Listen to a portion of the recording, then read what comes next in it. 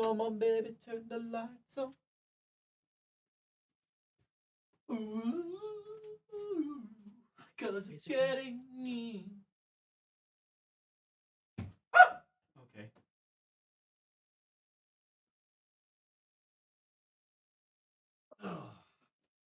I said, ooh, come on, baby, turn the lights on. Ah, shit. Oh, fuck.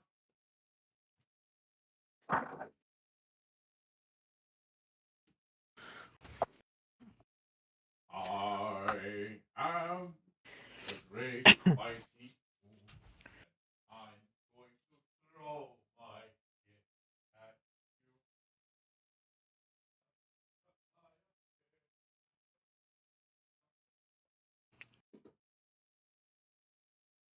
How about some scat, you little twat?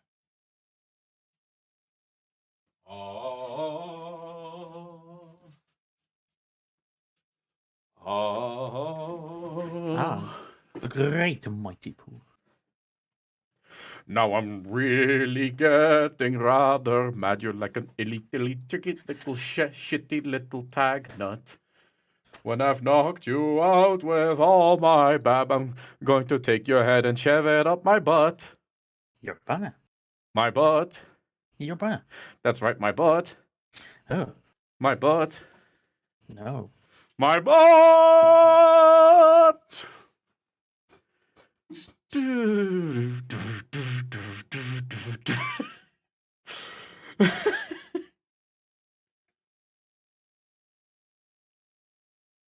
I don't know, Hoovy. I see like some occasional videos where like power washing is actually kind of considered fun. Oh, right.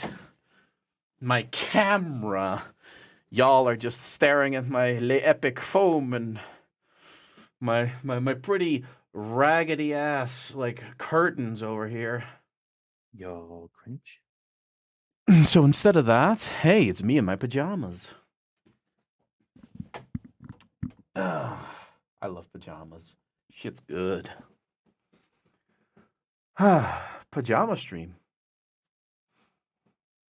All right, career. Continue the career mode. Is it just me or is there like no sound in the game at the moment? You looking small now. Oh, small, really. Hello, Norris Kogan on YouTube chat. I see you there. Let's see. Co-op hosting available once a job is started. Oh, okay. So vintage car, forest cottage, or motorbike and sidecar. What do you say, Wald? Whatever, I'm still setting up. Where the fuck is... Where's power wash? I'm pretty okay. Vintage car. All right, Ailshin. Yeah, actually, chat. Go ahead, vote. Which of these three?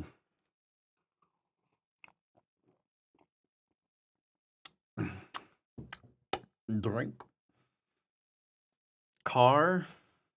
Car. All right, I think that speaks for itself. Car. Also need to like turn on the sound effects and like everything in the game because I'm pretty sure everything is like nerfed to hell.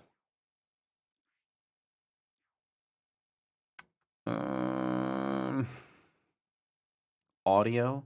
Yeah, there you go. All right, let's have a look. A gnome! It's a gnome!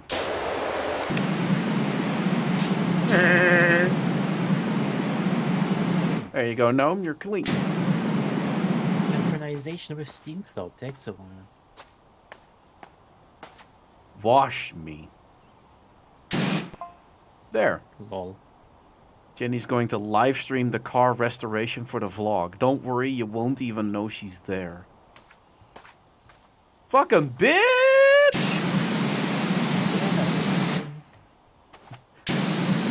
There's too many damn streamers and not enough watchers. Ooh, pretty. Actually, the game might be too loud now because the splasher noise is hell on the ears. Let's see, water volume. Oh my god, it's a separate slider. Water reverb mix. You know, just turn the water down. There. That's so much nicer. 1 minute. Drive if you press tab.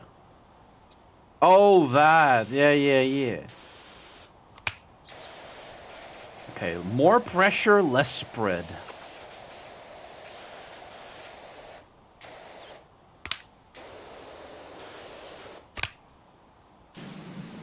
You have to actually hard force focus this. Let's do one side of the car and then like look at the other side and how dirty it is. Like it just has an additional bit of satisfaction.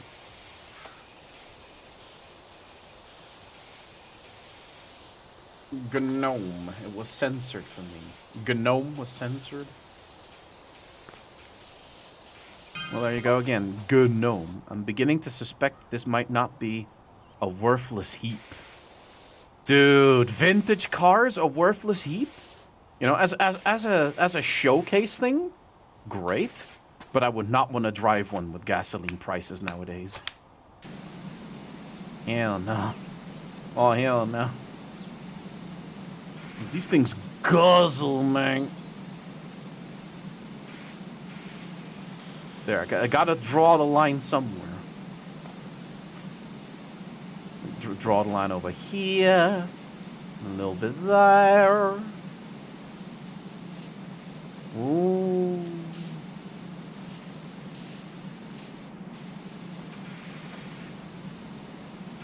All right. So everybody, how y'all doing? Why Waldy not washing with you? He's doing setup. He'll be here in a bit. Don't worry about it. He's got his own setup to do. Like I just press the button, wait in the game's main menu for a while, give you guys like a minute or two, and then I start.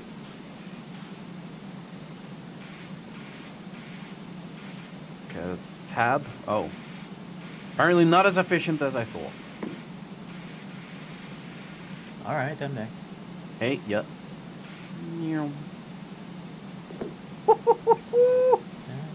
All of that water. Put this into that corner and Oh. oh. Oh. Cling! Join court game. Okay, now I need to like co-op as friends only. Yeah. But wasn't there like a code that I had to get from somewhere? Oh yeah, because you're cross-platform. You're not on Steam, right? Friends playing, cross-platform play. That's the Yeah. join button. But where's the? Yeah, you had a room code somewhere. I think it's in the menu then. Options. Yeah. General. Mouse, camera. Graphics. Oh, I gotta do this. Yeah, allow other players to join. Invite friend. Ah. Oh, geez.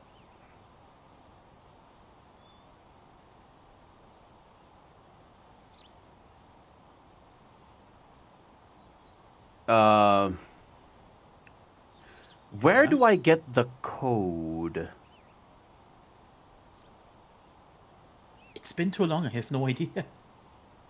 It's been way too long. Yeah, Besh is in my friends list. No, really. Where in the shit do I go for, Okay, wait, can I just turn it off? Crossplay, there it is. Okay, now tick it on. Yeah. Invite friendo? Ah, I got it. 04? Wait, hold up. Okay. 800? Yeah. 10.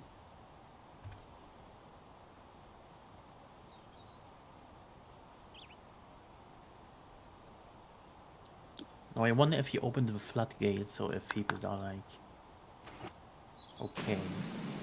I don't think so. So the plan is, right? We start with one side of the car, which is this one, and then like look at the other side to like see how much of a difference it is. See how bad things really are in this thing. Have you heard of the Final Fantasy DLC? Yes, I have, and if I see it, it's definitely on the to-do list. I think you have to download it from the site, and like whatever. Oh. Yeah. Like I have to download it from the Steam shop page, I think. It's like the Lara Croft one, which I had like download separately.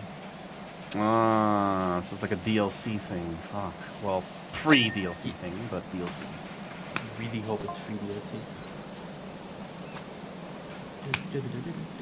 Just gonna wash that filthy rust off. Oh my god, this thing is becoming a beauty. I've not looked into Mankind yet, no. I will keep it real with you as I always do, because yesterday after the stream, I didn't actually do much. Because, like, I made some dinner, right, with, like, some schnitzels, and got halfway through eating them, and then another account of mine was almost compromised. So yeah, fun times. Then I had to be in contact with Microsoft for a bit, like, yo, my shit might be stolen again, but this time on this platform.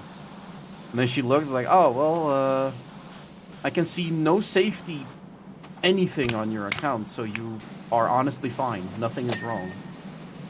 And then she taught me a trick that if anybody tries to log into your email, you can do a thing to it, and then anybody that tries to log in can't log in anymore because your account credentials are changed. But you still have the same email address. So I didn't even have to make a new one. Like, shit's great, dude.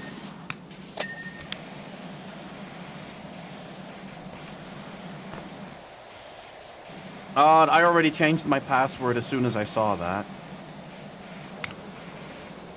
Like, trust me, I changed my password right away because I already changed it. And apparently someone in China, I'm sure it's a VPN, guessed it.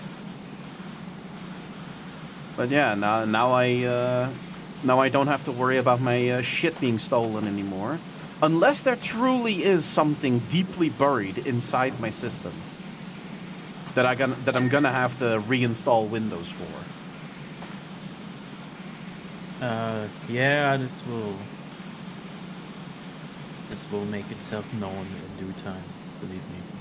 Oh yeah, like if I see even more sign-in attempts on that same email now, then I know something is still there. Yeah, then you need to like factory reset everything. And like literally make a new email. I'm not gonna lie, that would make me really angry. Ooh, but it's more like an annoyance thing than anything. Well, yeah, like, but it's a waste like, of time. Oh, now we have to go through all of it, but you know, Yeah. It's like a waste of time that honestly shouldn't even be necessary. Yeah, but Just buy your own shit, no, so you don't have to steal.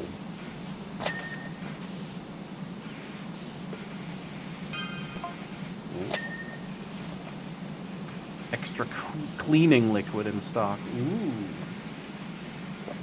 You started playing Humankind. All right, all right.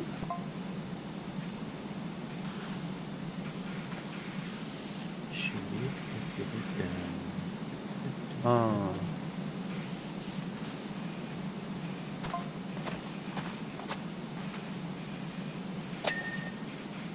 All right. Looks like okay, let's have a look at this other half. Oh my god, it's like fucking night and day, dude. Holy shit.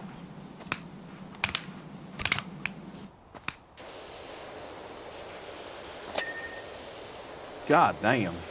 See, that's why this job ASMR thing works. Also, I don't even have to press Q or E or whatever button it is to switch through hoses. I just scroll the mouse wheel up and boom, equip. Yep. Shit's great.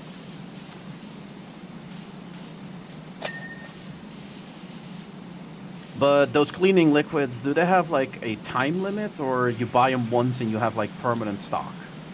Nope, you buy a liter. And the stock you have is a stock like that is buyable, not you have. So it's like now you can buy 5 liters and then you can use up 5 liters and then you have nothing left. It's a very rare, it's for very specific cases. Yeah. Most dirt is just cleanable via water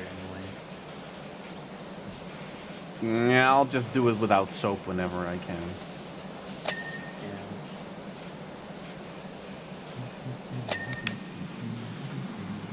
Alright, Rusty's cleaning time.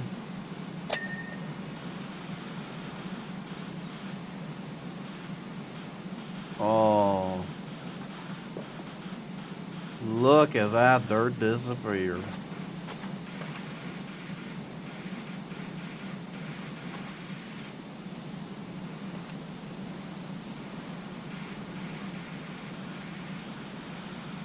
What things they said on release for Mankind?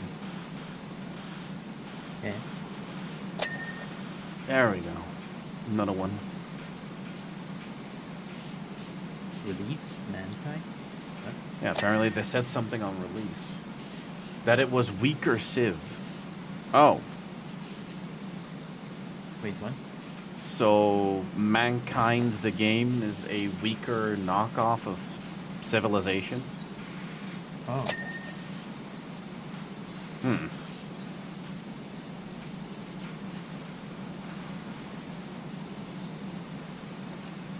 Nah, I honest opinion it's better.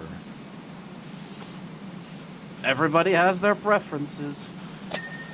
Well, then I guess it's a good alternative if for some reason you don't wanna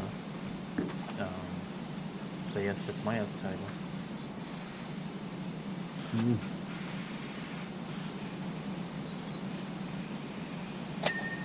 I honestly, any way that I can dodge Uplay's fucking connection, I'll take it. Fucking hate that shit, dude. Yeah.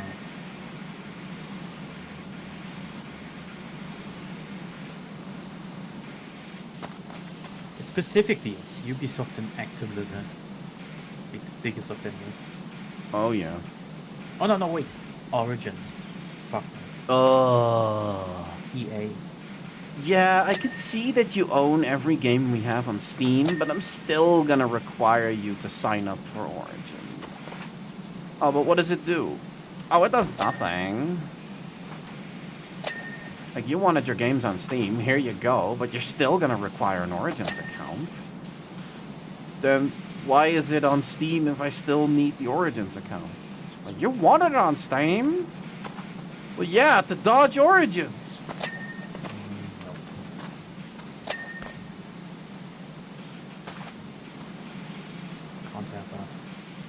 Nah, I'm gonna make this as anti-consumer friendly as possible.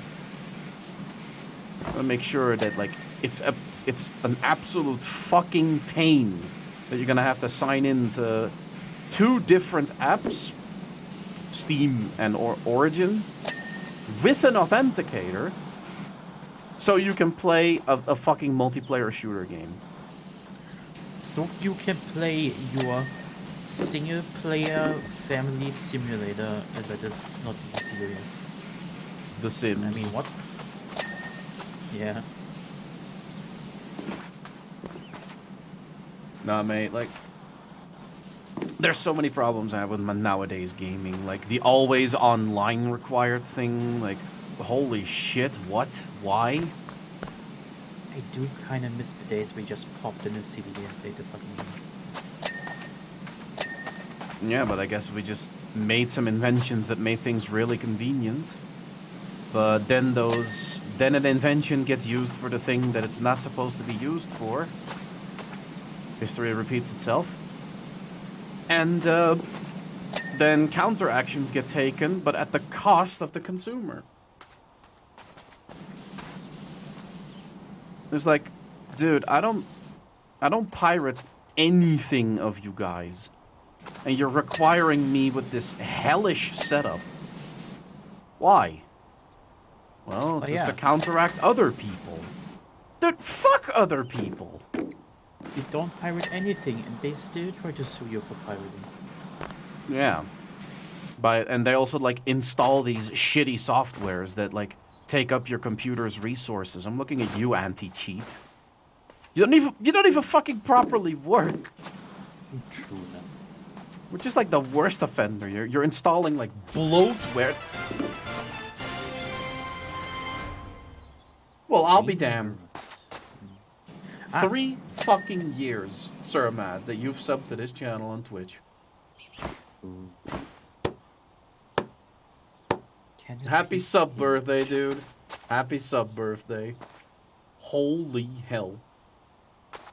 A big YouTuber was winning that gaming industry, has not grown or up nor innovated on mechanics while talking shit about indie games, saying they are boring and one-trick ponies.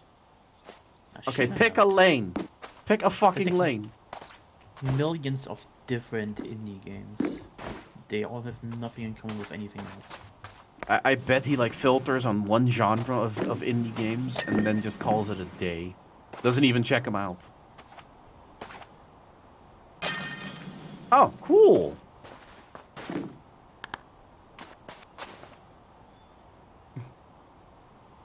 All right.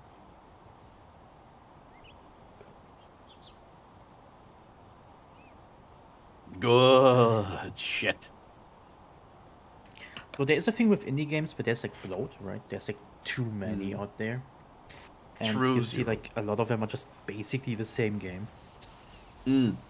Kind of like how PT Teaser on PS4 became so popular and then the game never came out. And then a bunch of indie developers just decided upon themselves, let's do it ourselves then. And then you got like this whole subgenre of PT clones. I mean, yeah, there's PT clones, but there's generally I'm a huge fan of non-Euclidean room games. Where you go around the corner 4 times so you don't end up where you were. Love that shit. It's like, oh, I should be at the starting point, but I'm not, so how the fuck did that happen? It's great, I love it.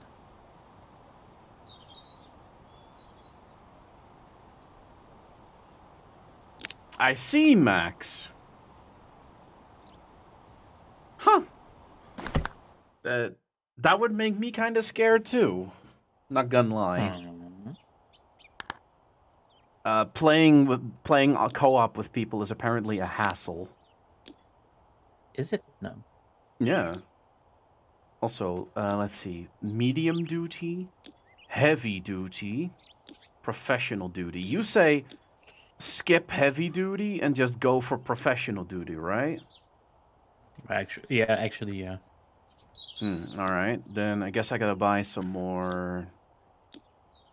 Just get the 90 stars. What about equipment? Like a better hose? Turbo nozzles. Soap nozzle. Prime Vista. Yeah, you can.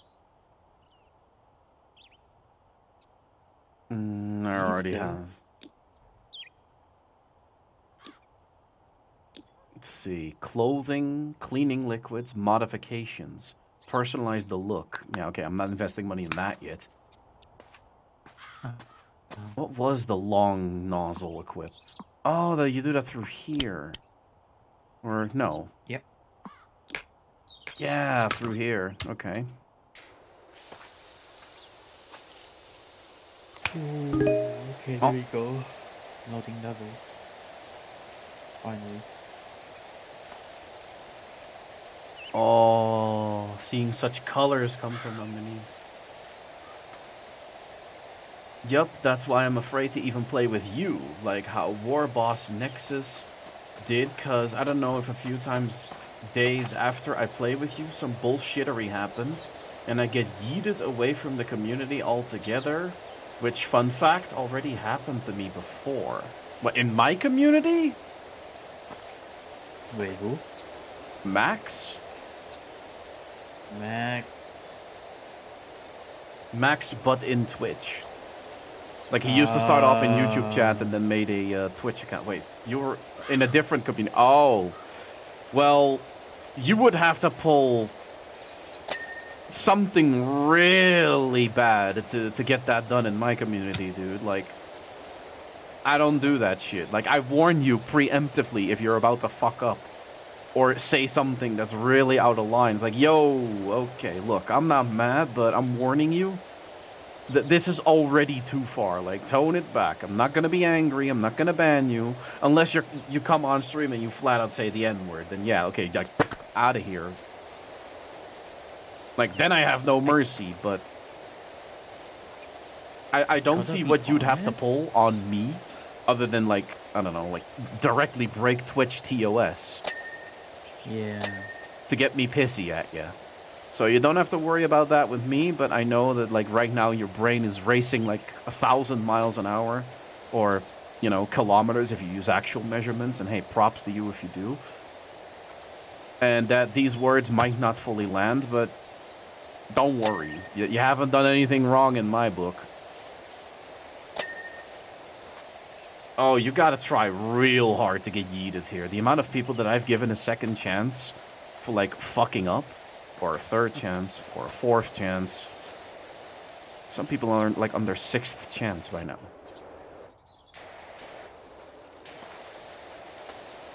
That's the thing, I'm half brain dead, so I don't realize until, like, a solid hour later. Oh no, trust me, if you fuck up, and I tell you, I'm gonna make sure you're paying attention. Like, hey! You don't do that! No, you don't do that! Like, stuff like that, right? Like, that catches your attention. I'm gonna raise my voice, like, yo! Nuh-uh! Oh, no, you don't.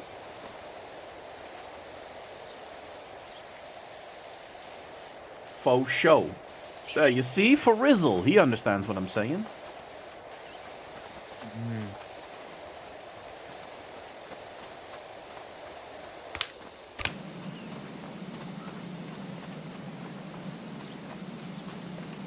But nah, Max. Like you'd have to pull something really bad. Oh god, spatula?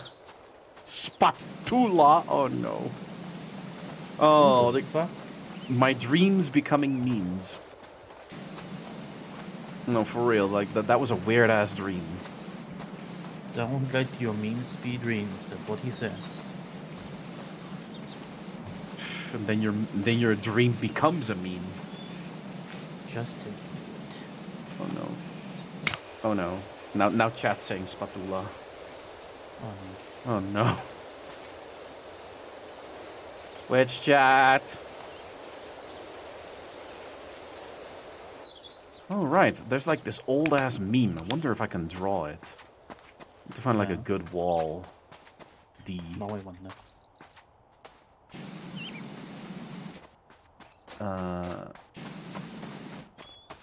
Oh, I already fucked up.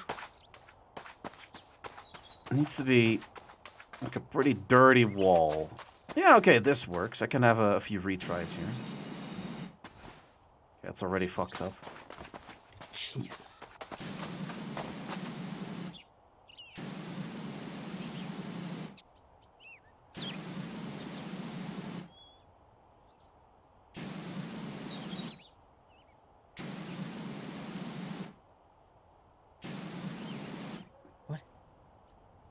Okay, I can't draw dick butt. I cannot draw dick butt. You try to draw dick butt? Dick butt. I can't draw dick butt.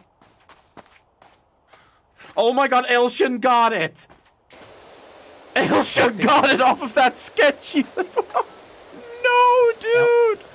Elshan would. Oh, of course, it's like his two favorite things, especially when combined.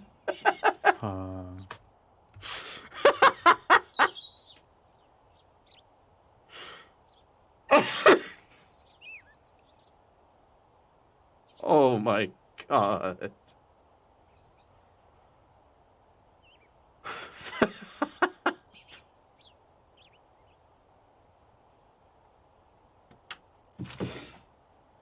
Oh my lord, dude.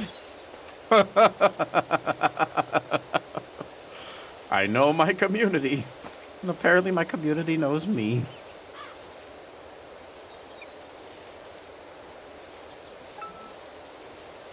And we'll get to that later. Yes.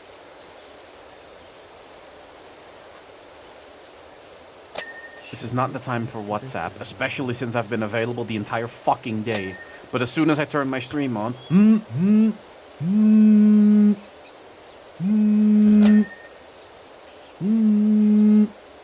It's like drives a me up. minute or something. It's like, all right, it's like they schedule it. Like, all right, we can only reach him when it's past 7.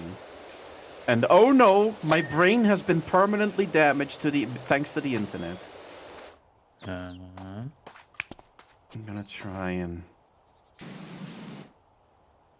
Permanently damaged. come to the front.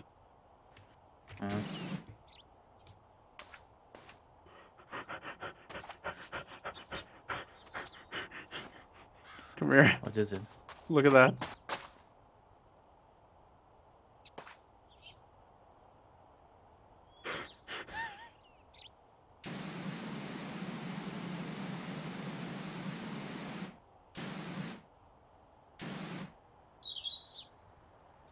Now he's facing you.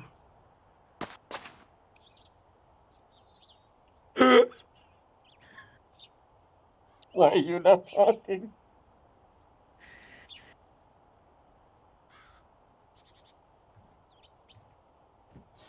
I'm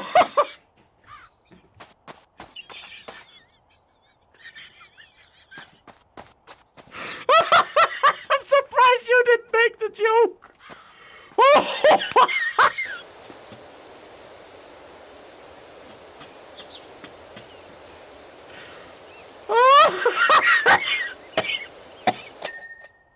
Oh my god, I'm saving that as a clip. That's gonna be a short on the YouTube channel. Oh. Great. Oh my god.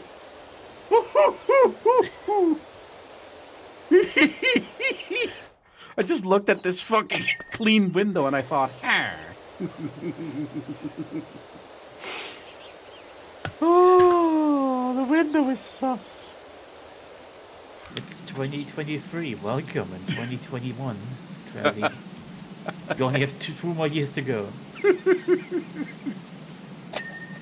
Oh. Oh my god.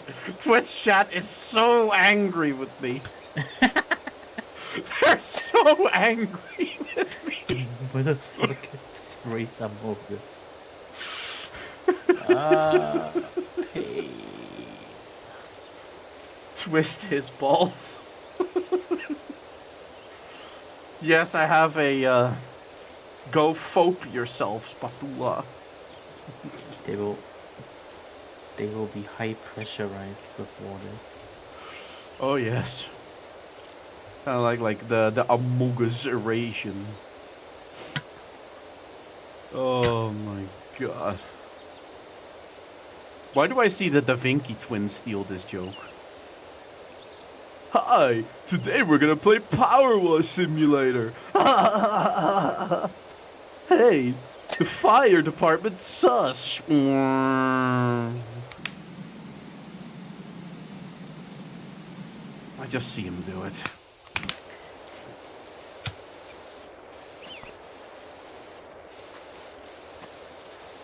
What the fuck? I don't want to think about these guys. I actually don't want to think about these guys. Holy The shit. worst part of it, it took me a second to realize it was a Moog. Was it the second drawing or the first that did it? For me, it was the first, and I was like, no way, he did do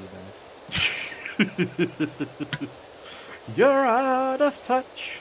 You're out of You town. are out of touch, okay? It was the window. You The also man. looked at the window and thought, "Ah." Oh my god, no. I take pride in this one. Sure thing, buddy. You do that. The best part is I heard you like snickering under your breath, like you were laughing at it, but you didn't want to let me know. But I heard it. It was disbelief. That I made an Amogus joke. That's the best part. Not on this day and age.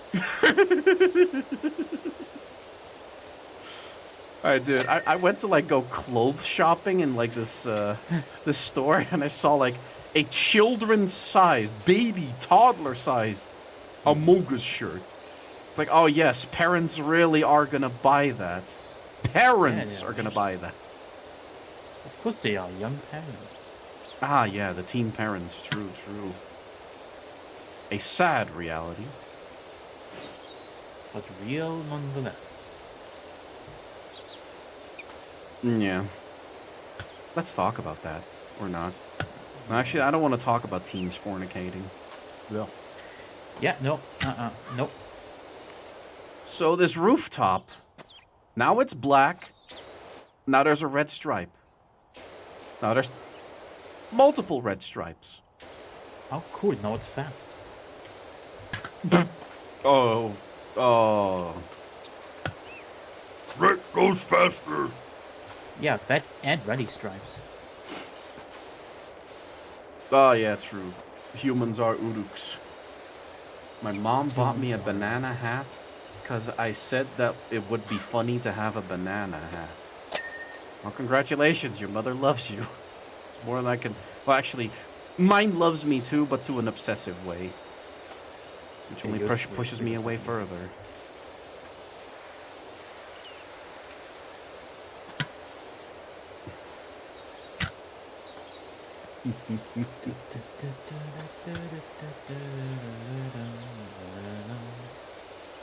You're out of touch. You're... God damn it, now it's stuck. Oh? Okay. I'm streaming, alright? Whatever it is, it can wait. It's hilarious. As soon as you stream, it's just the entire world wants something from you. It's like, yo, you would not believe what happened last month. But why now? I don't know. The universe told me it was now or never. Ah. I see. So Travi, I'm turning my camera on because I really want to talk about why I'm making this video for my... Shut the fuck up. I've actually had people do that. Yeah? The other day. Yeah. Not saying Travi, names. But if Travi, you know, look at you know. Look at this.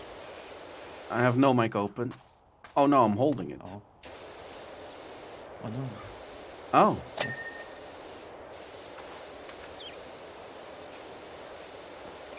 It was like, oh, What you doing? cleaning the front selectively. Amazing.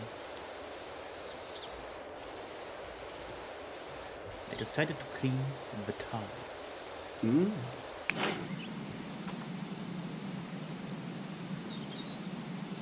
I have no idea why this tower exists. It has no purpose. Artificial banana flavor tastes different from actual bananas. Yeah, like those sugar-covered banana candies. Love those things. Sugar. Okay. So here I was thinking about, like, you know, banana Milkshake. flavored milk and milk drink. Yeah. You know those? From, Yeah. From gas stations and shit like that. We have them in grocery stores here, but yeah. Yeah, you have them on grocery stores, yeah, but we mainly have them in um, Gas stations. Yeah. and they sit there for like 5 months, and like the entire, it just, all the stuff is on the ground of the bottle. So when you buy it, you have to shake it, Yeah, yeah. and Oh. that's like the artificial banana milk flavor. And if you make your own banana milkshake, it tastes completely different. Because it's real banana rather than like some extract that's been manipulated to taste like banana. Yeah. Yeah, that's pretty true. But the fun thing is, it tastes more like banana than the actual banana. And I hate it. Yeah. It's like So you. yeah, but definitely that is the banana flavor, but for some reason the actual banana tastes less like banana.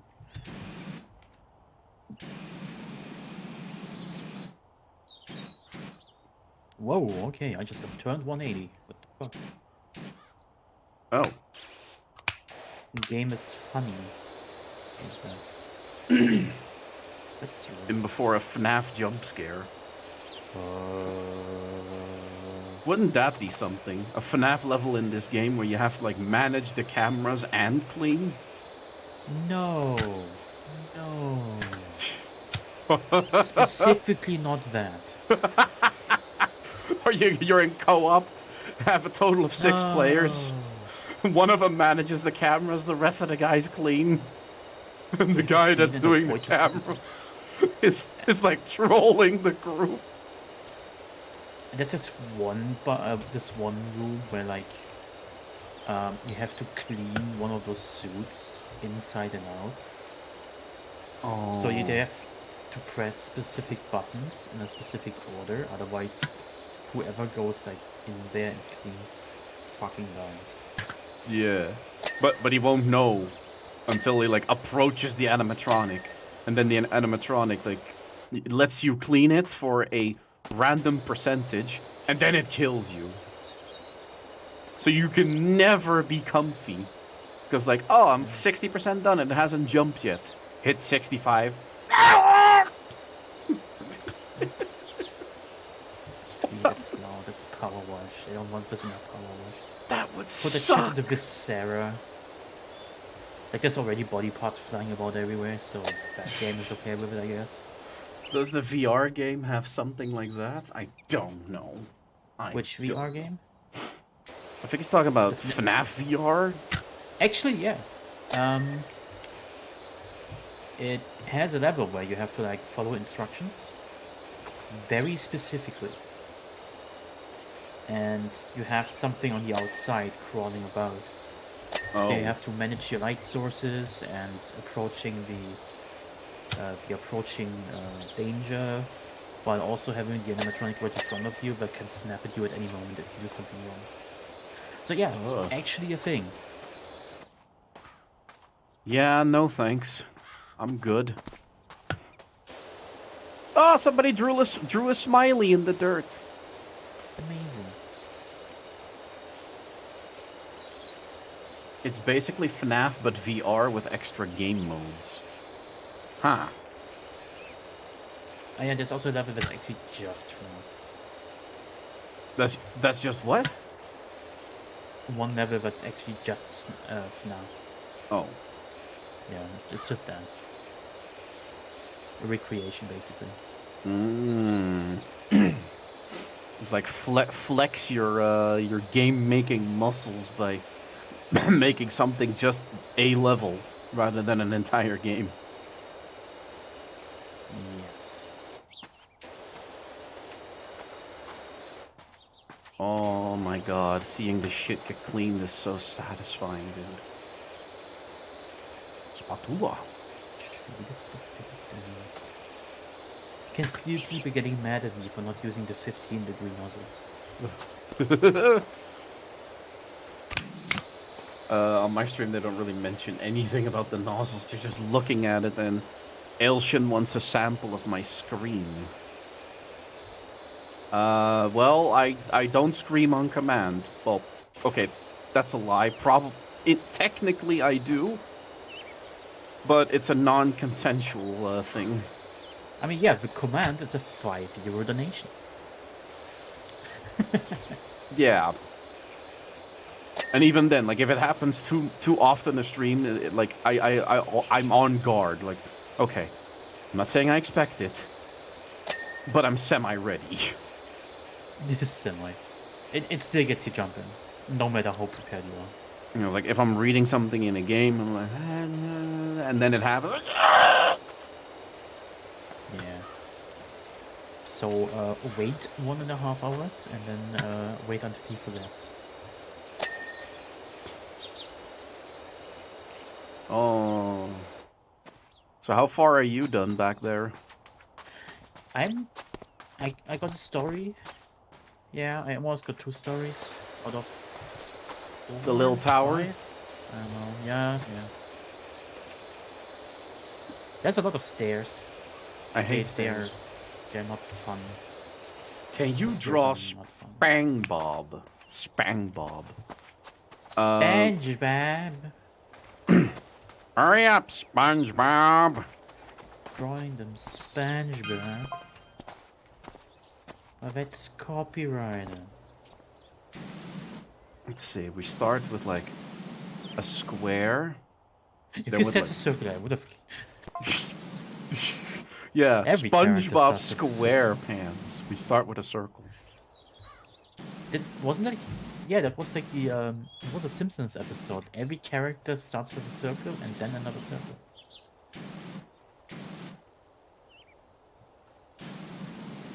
I'm accidentally drawing like the SpongeBob doodle. Oh no, it's Doodle Bob. I actually drew Doodle Bob. We can erase him because he comes alive with some shit. On it. A menace to society. Art stream there. The eraser. Spoilers for the episode. Yeah.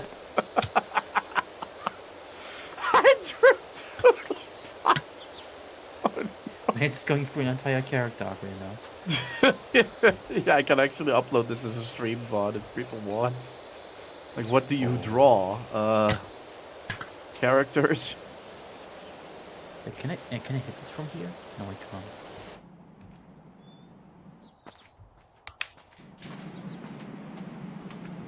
How far does the stream actually go? Like, if I... Right.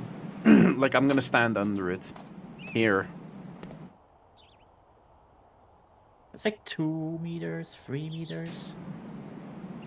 Yeah? Crazy. And then it doesn't, like, die down or anything. No, it just dissipates. Like, it's gone. Special water. Yeah. Oh no, I left home too far. Could pick up a yes. big ass ladder. Yeah, I'm gonna go upstairs later. Oh, Oh, definitely. like of course I wanna like stand up high and clean job.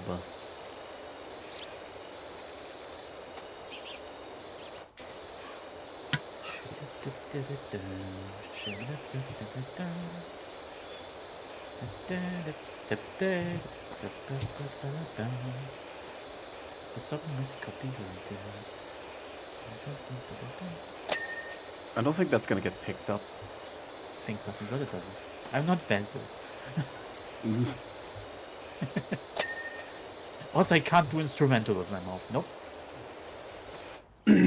Oh. But it's the I think Super Mario World music. I have that in my head right now. Oh. You want a Yeah. worse one for Mario? Oh, which one? Do it. Do do do do do do do do do do do do do do do. Ah, okay. Yeah. New Athletic. Super Mario Bros. Yeah. Athletic theme, yeah. It got so many iterations, but it still works. Also, hiya, Karon.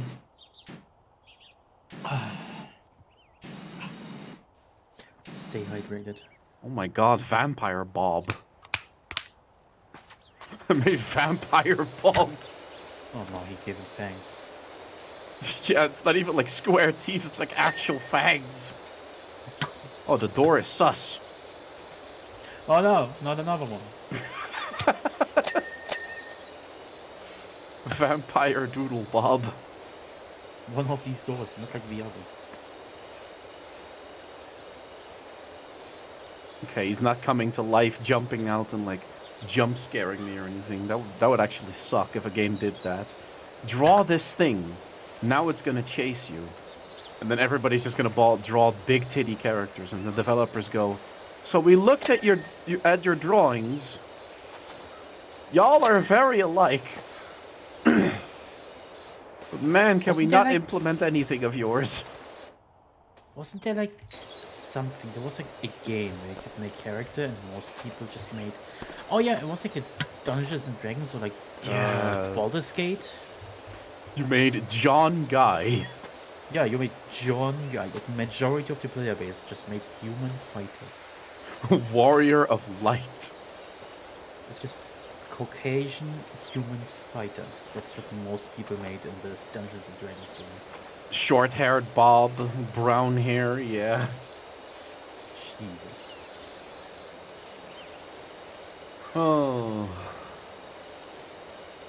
But man, SpongeBob, that is a show that, like, even though I stopped watching cartoons, like, if I know SpongeBob would come on and I have nothing to watch on the TV, I'd just go over there and watch me some SpongeBob. Cool. I would. You would not? I would not. Is it because the German dub is bad, or did you just find SpongeBob Oh no, it's actually really pretty annoying? good. Oh. It's exceedingly good. But I just don't like SpongeBob. Yeah, I get it. It's like, it can get There's a lot of- grating.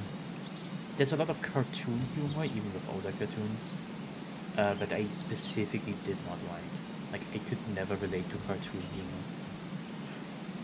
I have that with certain cartoons, like I guess this is a trope SpongeBob also really like killed off for me, and it's the terrible best friend, Patrick, specifically the Yeah. shit that he pulls. Like, There's Patrick, there's the one guy from the Beaver Brothers. There's always like the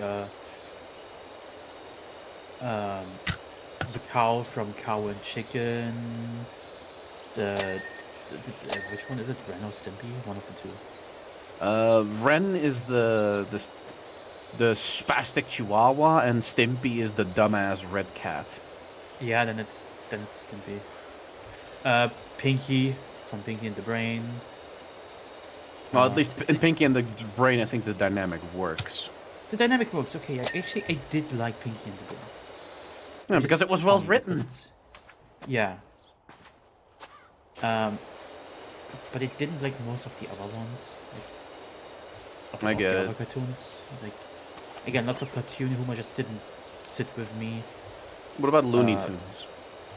No, rarely, sometimes.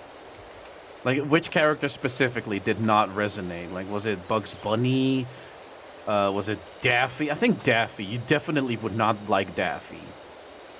I kind of like Daffy to a degree. Bugs was pretty good. I think it's the characters Bugs interact with. Like Yosemite Sam, Elmer Fudd, Elmer Fudd, yeah, the Martian. Marvin the They were Martian. basically all like, yeah. They were all like kind of weird. It was like always the same thing. They would hunt them for some reason. This was interfering with the plans. It's always weird. Then they, no, I just can't. But even I think you cannot deny like how great of an episode duck season, rabbit season, duck season, rabbit season, and then human season, and then both of them look at Elmer and like, oh. Yeah.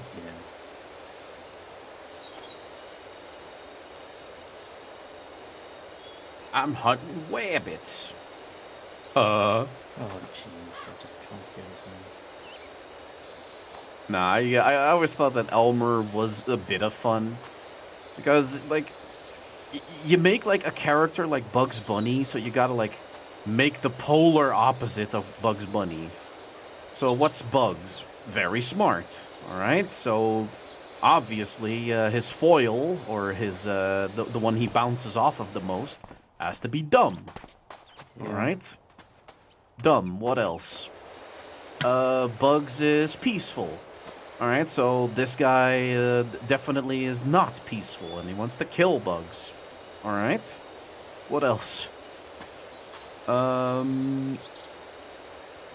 yeah, the big Chungus version of Elmer Fudd that they had early on, and then eventually they like slimmed him down to like his hunter design, which is definitely the better design. Yeah. And then there's Yosemite Sam, also falls under the is like how Bugs is like soft and well spoken most of the time. Yosemite Sam is like a dumb little loudmouth. Yeah. And when he shoots his guns at the floor, he propels himself upwards with the force of the guns. Daffy is dumb sometimes. Most of the What's time. Daffy? Like, and that's kind of like why I liked Daffy way back when. It's like, he's dumb, energetic, and like fucks with people. But the people he fucks with are even dumber than he is. Well, until they figure him out. Yeah. Like, the Like, World there's War one II thing- episode, that was, Yeah. There's like always like one thing he does where he fucks up, and then people figure him out, and then he is in trouble. And it's Yeah. usually where the episode ends. And then you have, like, the Looney Tunes show, right? Like, where it's a sitcom all of a sudden. Kind of like a very Seinfeld-esque way of storytelling. The new one? New one? Nah. This is like late 2000s, early 2010s. Like the Looney Tunes show, like where it was a sitcom where Daffy and Bugs are like housemates, even though like Daffy's just mooching off of Bugs. But they repeated that with like the more angular art style. Oh, well that's a shame because I think that the art style really doesn't work. I like the angular art style. It looks actually pretty fun. It simplifies them to a degree. They're still very iconic, but Mhm. they're clean enough that they can be in digital animation, which helps production just a lot. I like that. Yeah, that's I don't know. Like I really liked the designs of the Looney Tunes show. Like it was very. It was flash animation, sure, but they had an iconic art style, and then you get like what was it? That like just like that art style that they did for Scooby Doo that apparently had good writing, but because it was like Family Guy art style, people just dodged it because it was also very angular. Be Cool Scooby Doo, was that it? I don't know. There was There's so many iterations of Scooby Doo, it's hard to Where pinpoint You, it. there was Hey You, there's Be Cool, there's I think it was Be Mystery Inc., there's some others. I don't fucking know at this point.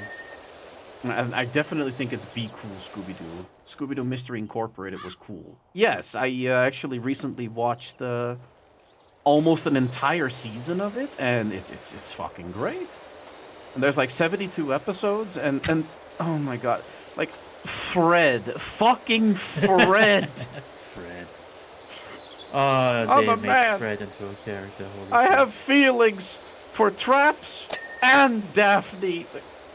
No, not with the modern context. No. Lip it and ship it. Was like what?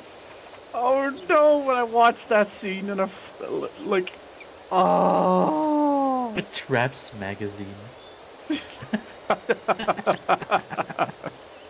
Or his father walking up to him. I've noticed that you're very into traps.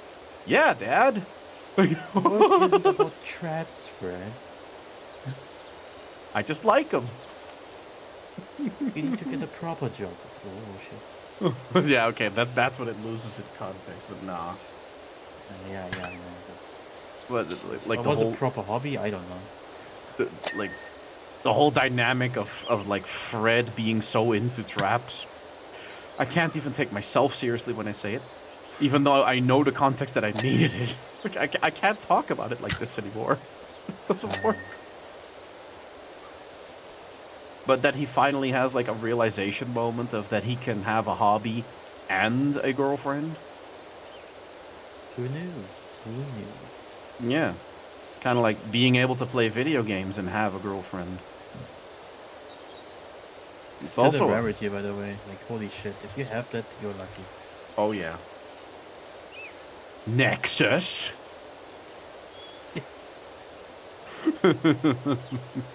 Yeah, actually. Trav, how are you feeling today? I'm alright. Like, it feels good sitting in the saddle again and streaming and, you know, even talking about random shit. Like, I'm sure you guys are just listening and it's like, what the fuck are they talking about? Going here and there and, there's Hitler. Ah, yes. Every conversation. That is true. Every conversation eventually loops back to Hitler. I even do it on purpose sometimes, like thinking, So anyway, Hitler. What a character, eh? Character need. What the fuck? What happened again? Have you guys seen this one wall is segmented into like each story. Yeah. So it just got auto cleaned, and some of the dirt just got cut off because it was part of the lower story. Oh. Sheesh, that looked weird. Can we actually say the name of the funny mustache man on Twitch chat? Sure, you can wait on Twitch chat. I don't know. Like we're not. Nobody is endorsing Hitler. Like, doink, no. right? Like nobody's doing that. Like that's a no-brainer moment. And if I see anybody do that, then guess what? This is your last time in my Twitch chat. Even as a joke, don't do that. If it's like for argument purposes, right? If an argument needs to be made and there's like an extreme example being brought up that involves the man, I would say, yeah, whatever. Yeah. But there again, there's no endorsement. Yeah. Well, I guess like if you want an endorsement about talking about Hitler in a positive manner, you could talk about how Kanye apparently is like you know the whole Kanye thing, right? No, not really. I don't follow that shit. Oh well, this is Kanye's words, not mine. Hitler was Quote. not so bad. Whoa, that is one hell of a quote. All right. He said that on fucking national TV. Like, with his face out and everything. The host lost his shit, by the way. Like, yo, what? You're on my show saying this? You kidding me? You're saying this at all? Here's the thing. Say what you want about the drip and the Autobahn and the economy at the time. Yeah. If this man was a fucking nutcase. Yeah, yeah. Antagonize an entire group of people like that and wanting to exterminate them, like, bro. Yeah, not a fan. Not a fan. Like, I get that, like, Germany was like in the worst spot it's been in a long ass time thanks to World War I and can't really get back on its feet, but is this the only way? No, it's not. Like, because you don't have an alternative option, I guess you grasp at anything, but even then, like, hell no.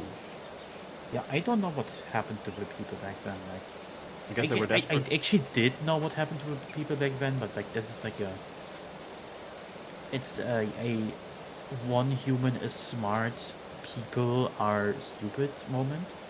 You don't even have to be smart in this case. Like, all you have to have is charisma and a microphone, and then you get people for whatever cause you have if they're like gullible enough.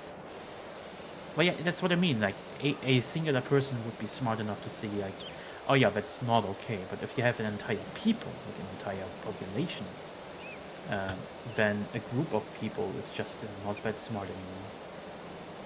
Well, that- Especially if it's like a group of people on the precipice of falling into despair. Yes. Then anything that you offer them that supposedly solves their problems will be like, yeah, sure. If that means I don't have to worry about going to the grocery store and fight some random grandma over a loaf of bread, yes, sure, let's do that. It's like, no. If it means my children won't starve to death all the time, then yeah, let's do that. Like, And I think that it's very easy to fall into that trap nowadays. It's been 80 years. People kind of start forgetting what the fuck went wrong. see It's that actually this. scary. I see this kind of cult behavior happen more and more, like with like videos on Twitter, where specifically male guilt, white guilt, all that bullshit in America. I saw a video of like an entire like plaza of people bowing down, and like one guy with a megaphone was chanting something about racism, and like all of them were like saying it after him. It's like, repeat after me. Blah blah blah, white people bad. Blah blah blah, white people bad. We are the guilty. We are the guilty. It's all our fault. It's all our fault. And those that say it isn't are racist and the problem. It's like an entire plaza of people. What? That sounds like a bit. Not gonna lie, this is so surreal. It was 100% legit. And I just looked at it and I said, "Yo, this is the start of something." And if I start seeing this in my country, then I'm gonna have to take action because, hey, yo, what the fuck are you talking about slavery? Did you ever own a slave? No. Well, then shut the fuck up. What are you guilty of? Do you approve of it? No. All right. Are you racist towards black people at all? No. What the fuck are you shouting white guilt bullshit for? Get on your feet, dumbass. Now, if you find me somebody that is like in favor of that shit, then yeah, okay, then we have a problem. But Oh yeah, definitely. If somebody's actively promoting slavery, human trafficking, treating a group of people worse because they are who they are, instead of treating individuals on the basis of their actions. yeah, Yeah, definitely. Shun that. Well, not shun that person, but do not interact with that person. It's like the lowest circle of hell, where the devil is frozen in isolation forever. Right? Dante's Inferno. chewing on Jesus. Yeah. That's like the best thing you can do with these people, not giving them the platform, not by canceling them, by ignoring them. Exactly. Because when you ignore them, they feel like, this whole thing isn't working. Nobody's buying it. And what do I do now? Now here's the problem, because on default not everybody will ignore them. Some will listen, some will be persuaded, then some will be swayed, and then the entire thing grows. So there has to be lessons made. It's important that history is not forgotten, so it doesn't repeat. Exactly. That's why I always advocate for proper education at schools. Yes. Like, by all means, show humanity's fuck-ups. Definitely. Always. But then here's a problem that we have nowadays. Like, the access to a cellular phone with a camera on it means that cults of these people are now to be filmed and posted on social media, which draws attention to them. Like, I don't interact with these posts unless like something really like when I draw the line of like, okay, this is getting out of hand, then I speak up. But I see so many people interact with those kind of posts. Well, yeah, Dank Vader, but we didn't have social media as widespread and available as it is now. And Oh therefore, yeah, it definitely grew in the last decade. It grew like a lot. and therefore now, like, people just, like, if you see a fight happening, like, the amount of fights that you see people get in, like people's first response is, oh, grab my phone. I gotta film that shit. Like, this is the age that we live in now. Like, even where, like, seeing someone get into a car crash, like, what do? You help them, right? No, some people get their fucking phones out and start filming that shit. This is the world we live in. Oh. A argument can be made that you, as a civilian, should not put yourself in danger. Well, if it's So not... you kind of have to, like, if you don't put yourself in danger, then by helping, then by all means, please help. But Yes. if it's like some first aid bullshit and shit, the first thing you should do is always call an ambulance. Just call emergency. Yeah, like, The walk second up... thing is assess the situation, and the third thing is if you cannot definitely, if you are not certain that you can help, please just stay there and just make sure nobody else rams the fucking car into it. Yeah, like talk to the victim, like, yo, you good? Let me have a look at you. You're bleeding from this position. All right. Hi, hospital. So he's bleeding from here. Should I worry? No? All right. Well, when can you get here? Do I apply pressure? What do I do?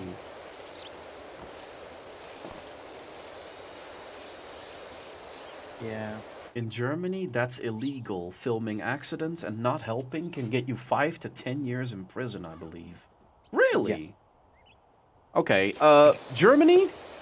Good call. Yeah, but of course helping has its limits, as I just stated. Yeah. If you help without proper education and certification, and then you are actually a threat to the person. Yes, like if somebody's in a car accident and his guts are hanging out, don't drag him out of the car. Leave him there. Yeah. No, if the car is burning, that might be like an emergency case, like Yeah, okay. Okay, there are exceptions to be made, once again. It's a case-by-case basis, basically. Mm-hmm. Generally, if it's everything medical and you don't have medical education, keep your fucking hands from it. Exactly. Like, if you're on the phone with actual people that know what the fuck they're doing, and it's like a simple thing of like, hey, he's bleeding from that. Okay, apply pressure to the wound. Like, yeah, sure, I can hold my hand on that.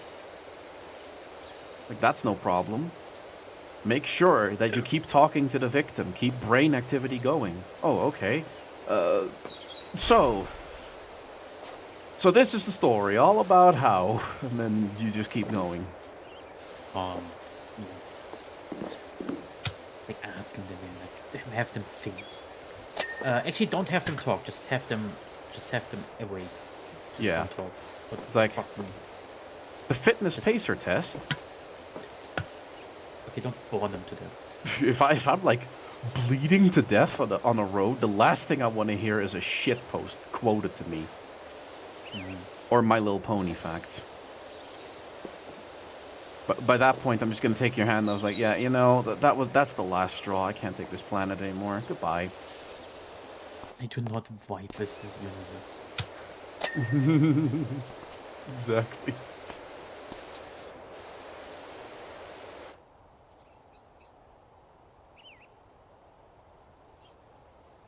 Oh, really, Ailshun? Shoo-ba-doo, shoo-ba-doo. You're a shotgun doctor. Ah. Shotgun and doctor. Mm-hmm. Like, oh, this body part's a problem. Ah, of course. Amputation. Amputation by gun. It's a rumor. I was like, all right, I did my job. Now you're gonna have to move over to the next room or wait for the next doctor. There's 10 patients with limbs blown off before you, so try not to bleed to death. And here's a free coffee. I guess. Patch him up, boys. Patch him up. Mm-hmm. My brother is a .45 surgeon. Ah. Man, so many doctors. You know what? I already feel safer with you in the world.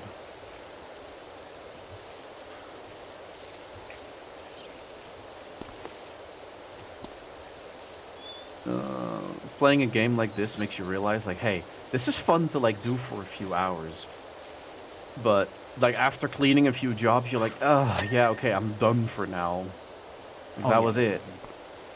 That's the fun part about doing this in a game. You definitely find your threshold on, oh yeah, no, I'm done. Yeah. Like, I wonder, like, how many people, like, out of hyper-focus, play a game that's about a job and think, yo, this shit fire! I want to make my bread like that. Then do it for, like, a week, and they're like, yo, about that doing this for life. Nah. Winchester 1873 doctor. I just remembered okay, no, you're fucking with me. I just remembered a shit from my country's history. It's more of a story, but still I want to tell it. Basically, when the Spanish first tried to take this land, Chile, back in the medieval ages, a warrior of the natives that originally lived here had no hands, and he just strapped swords to his handless arms with ropes and just threw hands, or rather, swords with the Spanish colonists. I don't remember a lot of my country's history, but I do remember a fair bit. Okay. Ooh, okay. That's a mad lad. That is, okay, now I see where that Evil Dead inspiration comes from. My god. Ooh, with the chainsaw on the arm stump. Yeah. Yeah. My name is Dr. Fister. Oh. I Well, guess, like, I think a few enemies in some video games also had the thing where they had, like, instead of hands, they had just swords. Even, like, what was it? Chucky in, like, Child's Play 2 had it, where, like, one of his hands, like, gets lost in the movie, and then he, like, through a bank screw, like, shoves a knife directly into the stump, and he's, like, screaming, I'm bleeding, but then he has a knife hand. Oh, Child's Play. One of my earlier childhood classics that I watched. Like, my mom introduced me to Jaws as a first horror movie. It was like, That's whoa. pretty good. That's pretty good. Mm-hmm. Just your imagination going haywire because there's a giant shark. And then eventually you see the thing, it's like, ah! That's the thing, like, the first 15 minutes of the movie or some shit like that, you don't see that thing. And then out of nowhere. And then out of nowhere, in a scene you don't even expect it, there he is. It's like this, it's like Predator, the first Predator, where you have all these fucking war veterans waking up in the jungle, right? Yeah. And suddenly they disappear one by one. For like an hour, you have no fucking idea what's going on. You're figuring it out with the characters, and then out of nowhere, there he is. And then you have this insane cat and mouse thing with the Predator. With Arnold. Turn around the tides. Yeah. Yeah, it's really good. So I'll be right back. Right out. Just a minute here. Yeah.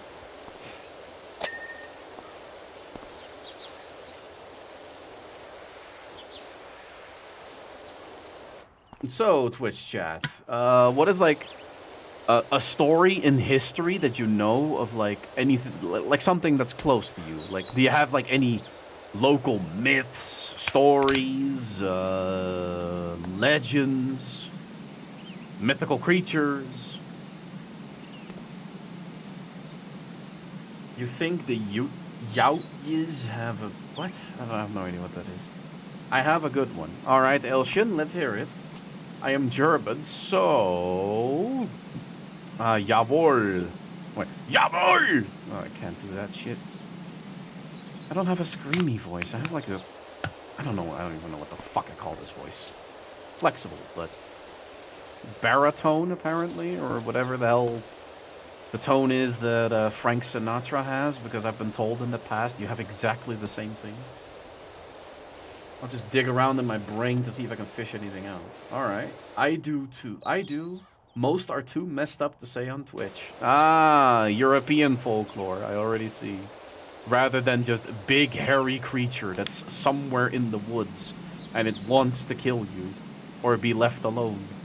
Or abduct your children. Was like a widow. I'm talking about La Llorona, but that's not even American. That's Mexican. It's entirely different. Made a really shitty movie, by the way, La Llorona. Ugh. The guy that invented mayo chip here was going out with the homies eating seafood when he asked the owner, who was a friend of his, if he had mayo and ketchup. He mixed it up and boom, new sauce. Huh. Yeah, we definitely know the mayo ketchup combo here, because it's like, no wait, I think that's mayo curry. Yeah, we also have like this sauce called curry. Okay, I'm back. Hey, yeah. I just find it funny that a Curry's random something ass different. doctor made mayo chup, which is one of the 4th most eaten sauces in Argentina. Mayo chup? Mayonnaise and ketchup combined as a sauce. Here's a life hack. Combine that Onions. with mustard. Oh. Yeah. I think the biggest part about the sauce would be the mayonnaise. The second would be the mustard, and the third would be the ketchup for like a little bit of sweetness. Mm-hmm. And you have a really good sauce. And what's this? Now you can add onions on top of whatever the fuck you're eating when you use that, so that's pretty good. During the early days of my country's independence, the KGA, as well as the CIA, tried to blackmail the first president. The KGB bait the president with a Russian airlines staff, and the CIA record the president during the thing. When the president was called by the CIA about the video, the guy asks for a copy so he can flex on his friends. Okay, question mark. The president Weird. asks for a copy to flex on his friends. For what? What did he do? I still don't get it. Blackmailed. Because they baited him with supposed, like, a Russian guy speaking to him. But, I see. He flexed with getting blackmailed? That's a weird one. Flex that he got gotcha'd. That's not a flex. That's not something you flex. No, it's like an you got me moment. Yeah, that's like the opposite of flexing. It's like taking you out. But we had it from folklore, right? The bait was a Russian chick. The CIA make a porno of the first president. That's why he wanted to flex! Oh my god, what a guy! What a guy! Now everything makes sense. Oh my god, what a guy! Nexus, what's going on? But yeah, Oh. He made a porno with Svetlana and he wanted a copy. Or Olga. I don't know what her name is. yeah, I have no idea. On the War of Malvinas, or Falkland Islands, an old bomber from the 60s was sent to my country as a help from the US, but the pilots knew the British had radars and anti-airs, so what's the idea they had? Yeah? Follow up on it?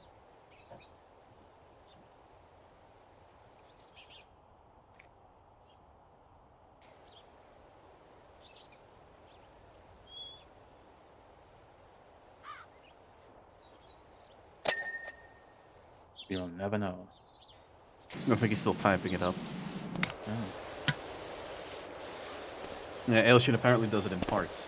They decided to fly literally under the radar at sea level and sunk 11 British destroyers with old bombs from France. Fly under the radar. Huh. That's one way to gotcha 'em. Ah, yeah. That was a risky move because if you fly too low, you might lose out on aerodynamics. So yeah, that was a risk move right there. Ballsy, but risky.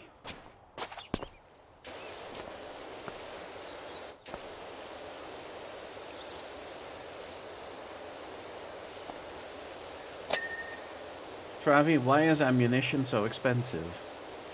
Let me ask you this. How much is a human life worth? A bullet. And how much is the bullet worth? Not too much, actually. There's your answer. If we talk like in logistics, a human life is like, how much was it? 400k, 450k dollars?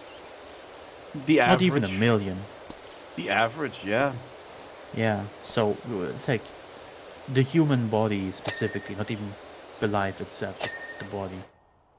If we like were to fully use all the parts and there were no sicknesses and no illnesses recorded. Yeah, at least our organs are worth a lot. So, you know, like technically speaking, if you could save the life of a millionaire with your organs, then then congratulations, your life is officially worth something. Isn't that depressing? That in the state that you are, you're worth less than what you are if you give up your organs to save a millionaire or a billionaire. Oh yeah, yeah, because of the money you keep in circulation. Yep. Yeah. Crazy, huh? When it comes to military, my country has a hands me down from allies, but damn, we get creative with shit. We bombed the presidential building here 'cause military. Bombed? Oh, yeah, okay, sure. Because military. That's not a reason. Yeah. What do you mean military? Who greenlit that shit? It was on the 70s. Another creepy critter? It's the creepy critter? It's the African Ninki Nanka. Can we talk about folklore creatures? Yeah. With Ninki Nanka meaning demon dragon. It's supposed to be a long-necked crocodile that snatches up people and drags them underwater. It's around 12 or even 20 meters in length, with the size changing fucking constantly between sightings. Amazing. A long-necked crocodile? You mean a snake? So they had their own Loch Ness monster. Great. Like, I heard about, like, that there's apparently African, like, tribes and, like, cities that make up folklore to draw in stupid, tourists so that they hope that they can catch a glimpse of the said thing. Yeah. Actually saw a documentary on that. It's like, so, is the thing real? And then the thing says, oh no, we just do it for tourism. It's not real. But people come here thinking it's real. And by the time they're here, we already win. Yeah. You sneaky fucks. You're more crafty than you mostly let on. Never let them know your next move. Huh? I would think humans would be smarter than that. Oh no, humans are gullible. Just look at the way the humans consume the news. I mean, us humans consume the news. Hello, fellow humans. How you doing? Gotta make sure I stay in it. Here we have tales of forest spirit ladies that will lure males into the woods. fornicate and eat them alive, mostly at the same Get- time. You Wow. got me at Spirit Lady. Uh-oh, Travi. Remember that I talked about the cursed letter that kills people who read it? Okay, I'm gonna keep it real with you, Chief. I have no fucking idea. Yeah, no. I know of, like, Japanese curses and shit, because there's, like, this YouTube channel that I occasionally watch of, like, lost media and, like, different culture stuff. If folklore I can remember in my head is a story of a shark and an alligator fighting. Yeah, that's entirely possible. There are saltwater crocs or like I guess regular water sharks that that can in fact encounter them. This is true. This can happen. But it's never going to be a great white in Sweetwater because they fucking die if they go there. Yeah, it's also rather rare that you see them fight. Yeah. Because usually they take too much effort for each other. For the meat on the bones. Like, they're not fatty. Like, they want to make sure that they eat good whenever they spend energy. Especially sharks, because sharks constantly have to swim to breathe. Therefore, they require a lot of energy. If you want horror shit, just read up on Japanese folklore. True, true. Asians got horror down to a T, dude. Like, the Westerners have definitely dropped the ball with, like, bleh! Haha, you're scared? There's a lot of Japanese that do it too. Specifically, like, in movies. Japanese horror movies are, like, rich in jump scares. I still feel like it's more earned in those because they do atmosphere first and then, like, actually build up to something, whereas in, like, Western horror movies, the sound fades out. The music gets quiet. And then... Yeah, it's superficial. It's like, come on. Like, I even talked about it earlier, like how La Llorona. Like, I saw that in theaters, and I was like, okay, you know, this is folklore. Like, there's a lot of story behind it. Like, it's not dead on arrival. You could make a movie out of this. Then I watch and I'm like, wow. They play this off as any other, like, any other shitty horror movie villain. There is some creative shots.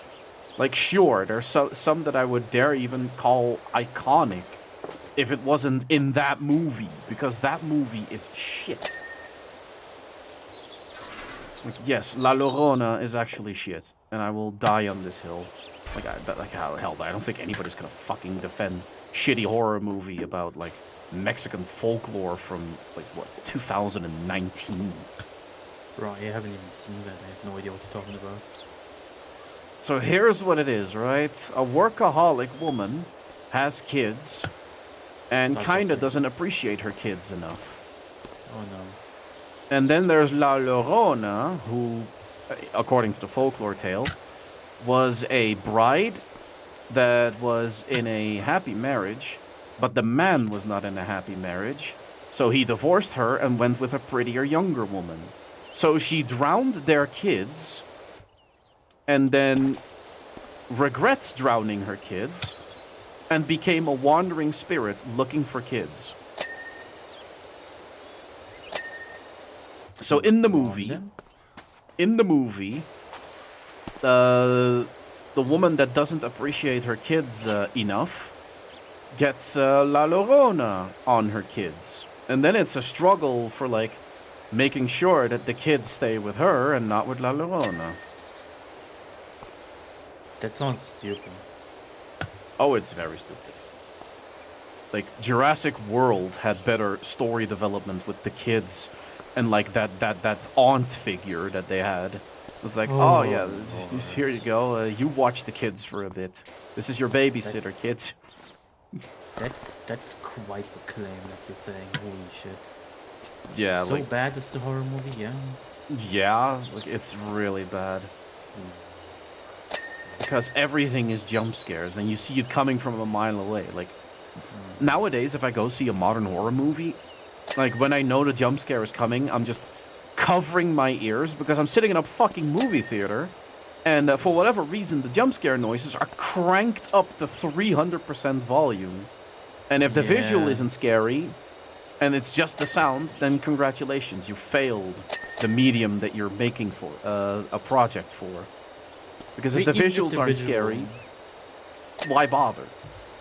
Even if the visuals are scary, it's still like cheap. Yes, because it's literally like a reflex that humans can't help. Yeah, you don't get scared, you just get startled. And startled in a horror movie is like worth nothing. Absolutely, because as soon as that moment is over, like the jump scare is over, you get back to reality, and it's like, ugh. Or, haha, you got me again! Like, I get startled, like, in daily life when I go home in the dark and some dude comes around the corner, okay? Like some 2-meter guy. It's like, wow, that's startling. Great, now I go on. And then it's like in a movie, right? It's like loud noise, person that's suddenly in your face. Oh no, it startled me. Go on. Now explain to me why I should be worried about this creature on the camera. Please. There's nothing, like, jump scares need investment beforehand. Actually, Yeah. normal scares need investment. They need emotional investment, story investment, and like the character themselves need to be in a state where even without a jump scare, the confrontation with the monster sends uneasiness down the viewer's spine. Jurassic Park in 1996 pulled it off better with the buildup of the T-Rex with like the water cup going. Water cup, or like, or the raptors in the kitchen. Yeah, where the kid is like breathing heavy, and you see that thing closing in, and you're like, You see it in the reflection, like, okay, I just fell. Yeah. Yeah, that's like, this is some good shit. This is suspense, and then the scary monster appears. Like, oh shit! You don't have this anymore. No, it's all about showing off your monster as much as possible now, but in a flash, and with a loud key hit. Yeah, in a stream if possible. Like the jump happens and it's fade out, and that's your scene. I even saw like a movie. Like the protagonist character screams like for like 10 seconds. It's like, oh, calm down. La Llorona has a shit ton of interpretations in Latin America. One is that La Llorona was a victim of sexism and hunts males on abandoned roads. Some say that is a cursed witch that hates man due to one killing his only child. Okay, that definitely isn't the iteration that I saw in the movie, because she was like searching for her children, but because she couldn't find them, like other people's kids will do, then find out that those aren't the kids, and then kill the kids. Which is like the workaholic mom in the movie. Like, she is a cop, so she's directly involved with like, so there's murders of children. Then she goes to a site with one of her kids in the car. Doesn't lock the car, by the way. Like, the kid is free to go out at any point. And then the kid leaves the car, goes around the crime scene, goes into a back alley because the child has to take a piss. And then La Llorona is around and, like, just roaming. The kid hears La Llorona, and rather than be freaked out because you're on a murder scene and there is somebody unsupervised walking around very shadily, no. What is the kid's thought? What does the child do? Check La Llorona out. Walks up to like the fence really closely and like stares because he sees like a faded image of a woman. And then the woman, like in a like a sped up edit, approaches the thing and grabs him by the hand. And as he screams, He runs back to the car, but now he's branded by La Llorona and is gonna get hunted. Okay, I just uncrouched. That's some Davy Jones shit, like when you went. And yeah, then the child was branded. And then, like, over time, La Llorona draws closer to eventually claim the child, supposedly. And then the mother, like, digs into it, like, who this bitch? Who this manless bitch? And then finds out. And it's like, oh, okay. So if I can find the child's, if I can find her actual children's bones, then maybe I can set the spirit to rest. Because, you know, that's how every horror movie goes nowadays. Upset spirit. Alright, find out why spirit is upset. Solve spirit's issue. I am free. And then everything is fine. Yeah. Fuck that shit, mate. Well, it's either that or exorcism, so... You know? I'll take exorcism. Like, do it in a creative way. That's fun. Like, by all means, do exorcism, but... Oh my god, don't bore me to death.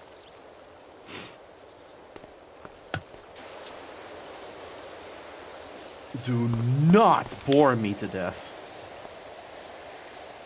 And that's the issue I have with modern horror movies. They're just boring as all hell. Formulaic, specifically. Oh, yeah.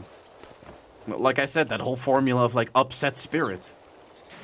Yeah.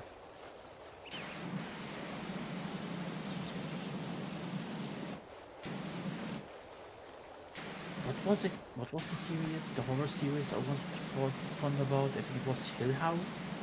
The Hauntings of Or- Hill House? Yeah, it was either Hill House or Bly Manor, one of the two. Where this entire family is involved because they lived there for a while. Mm-hmm. And, like, one of them has, like, visions. And the other one has, I don't know, like, run-ins with ghosts, you know? Yeah. And there is a very low amount of jump scares. Very low. It's like one or two in like 12 episodes. And there's a lot of build up. And sometimes you just see some ghosts standing in the background. They just stand there. You just see the action and then it's just something lingering in the background. Next shot it's not there anymore. It's great. But that actually sounds like, you know, world building. Like, the ghosts aren't just there to fuck with you. Like, they're actually there. And only when you, like, anger them, they do something. Or, like, if it's night and that's when they get a little, they get a little shifty. And then they start going about and doing shit. If you wander into a wrong room at a certain time of day, and it's like, hey, this is like my personal space at this time of hour, and I will not be disturbed. Yeah, something like that, right? The ghosts have a trigger. They try to bring like something across, or like they have their own wishes, so you have to like figure that shit out. But you don't like do it just because to lay the spirit to rest. You do it because your own family struggles from it. Yeah. Because everybody is still bound to this fucking mansion for some reason.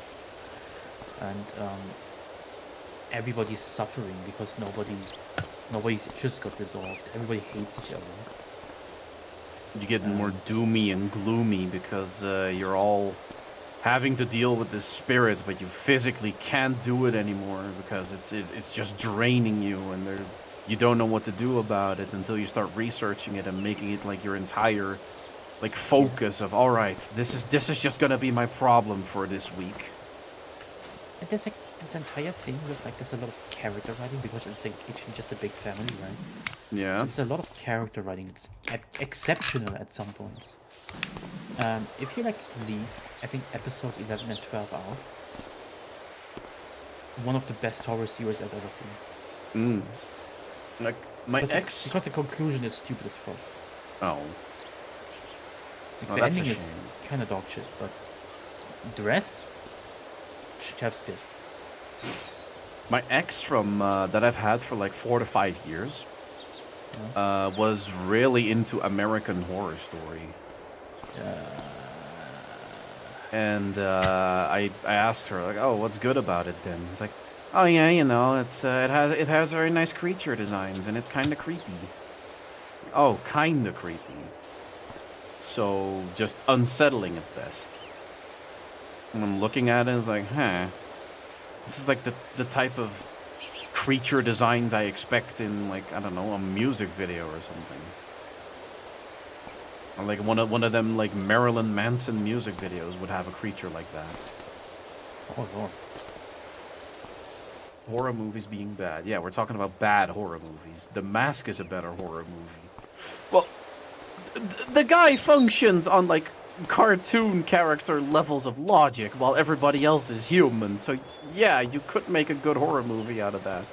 But a gory movie, unless you have like you make the character that wears the mask a horror obsessed freak that watched all horror movies up to date and then fucks with people. Funnily enough, in the first The Mask movie, because the second one doesn't exist, the protagonist, right, Ipkiss, Yeah. when he has the mask on, there's this creature that has all the comic logic. Kinda unsettling in some points. It's like, oof, like it strikes the uncanny valley, right? Yes. But then the villain gets the mask for like half an hour, and well, like not even half an hour, but like for a while, and it's just really bad. It's like this comical villain, but it's like not using all the comic stuff. I just want power and women. Yeah, it's really bad villain. It's a really bad villain. But what was it again?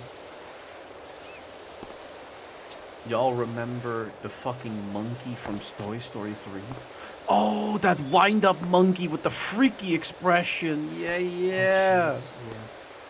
But what I wanted to say specifically, the villain of Roger Rabbit. When he got his cartoon souls and he can do some wacky shit, right? And he turned like his hand into like a hammer with this really weird CGI that was uncanny as fuck. Mm. And he mutilated these cartoon characters, right? And then he fell into this vat of, I don't even know what it was. It was like some Chemicals. stuff. Yeah, it was some chemical to like dissolve ink, right? Because they're cartoon characters. Yeah. So he like washes over him and then he melts away. That fucked me up as a child. I was not ready for that. I don't remember like something live action was like, okay, you can call me a pussy for this. Goosebumps the Mask episode. Whoa! Goosebumps. Goosebumps had quite a few episodes. I think the scariest shit about Goosebumps is that most of the stories happen during daytime. And their children, like just like you, like Just out in kid. the open, children get fucking cursed and abducted and die. It was crazy. yes. And nobody, like, it just could happen to you. Like, you step, like, away. Like, there was this one with, like, an armor, right? There was, like, armor in Yeah. one of those, old, what was it? I forgot the word for it. Basically, where they show off, like, old medieval stuff and in like, a Museum? offices. Not quite museum, but it was basically a museum, like. Oh, a LARPing spot or something. Not LARPing. No, it was museum-like, but it was not in a museum. It was in a fortress, recreation. basically. Yeah, It wasn't a yeah. recreation. They just had the stuff there, and there was like an out of bounds area where where you're not allowed to go, right? Because nobody's been there, and it's not safe there, and there's like this one piece of armor standing there, and two children go there, like a brother and a sister. They fuck around with the armor, and so a vengeful whisper just fucking makes them disappear. Oh. Oh. That It's is like you like fuck with my armor, I make you disappear. Like holy shit. All right. Like, I remember also like this YouTuber like YMS, Your Movie Sucks, like talking about like childhood trauma. And I actually thought about making my own video like that because the episode of like Goosebumps with the masks, like that was it for me as a kid. Like that was actually it. Like if it comes to live action and things that they shown on TV that I could like access any at like back then we didn't have like recordings of TV. No, if you missed it, you fucking missed it. You didn't use VHS recordings? No, I just watched everything like either live or not at all. Oh my god, okay. Like I had access to it, but like I could never like ask mom like, hey mom, I really want to record this week's episode of Dragon Ball Z or this day's episode of Dragon Ball Z. It's like no, like I don't even want you watching that show. Oh, okay. Yeah, I also never actively asked for recordings. I just know as a child we had some VHS recordings of like, what was it, Rescue Rangers, there was a few other videos.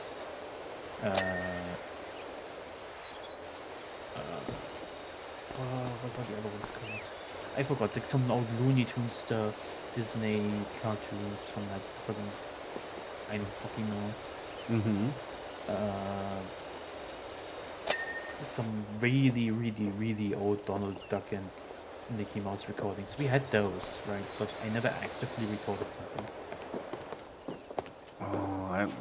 That just reminds me of like the safe haven that was my grandma's house because she had like this old VHS tape of like Mickey Mouse, Donald, and Goofy, and that specific collection of cartoons I haven't seen in like 20 years at this point. Yeah. And like that videotape always brought me like a sense of safety because it was like it's at grandma's house. You're safe from your mother. Like if your mother shows up at grandma's place, she will actually call the cops on her own daughter because hey, you're not okay. What you're doing to him is not okay. I will call the cops on you if you don't fucking disappear right now. I don't care that you're my daughter. Fuck off. And so mom fucked off. Yeah. A cartoon that springs to mind, like this is very vivid in my memory. Like a scene is where Donald, he had like one of those bee suits on, like where you wear when you like harvest honey, right? Yeah. And he would like make a taste test with the different honey colonies he has, bee colonies. Yeah. And he would like mark how much wine is in there. That's weird. Like he had these things on, and there's definitely bees there because like the bear would appear, like some bear would appear, and trying to steal that. And it's As like, bears. 70, 80, 100% wine. And I'm like, why is there wine and honey? Why? Good question. I never understood that scene. It puzzled me for years. What did he Because I mean by had no this? fucking idea. Yeah, specifically, what did he mean by this? Why is there 100% wine in this batch of bee honey? I never got an answer to that. Maybe he's just secretly making wine in a beehive. I don't know. It weirded me out. Oh, you're floating in midair. Yep. 2 letters. Who needs those? Pink Panther. Ah, Pink Panther. That is a That's a classic. good one. That is actually a good one. Like Popeye the Sailor Man. Yeah. So, what did you see? The comic has a rerun. Like a. Yep. You know how he's like the funny eye? Yeah, they revived it. They So, revived Popeye. Yeah, so basically they revived him to tell the origin story on how he lost his eye. But not as a cartoon, just exclusively as a comic, you can like read it online. Yeah, Popeye is back, dude. Oh yeah. And it looks amazing, by the way. It looks really good. That's a glow up, alright? So that's the last piece of Yes. I saved it. You're out of touch.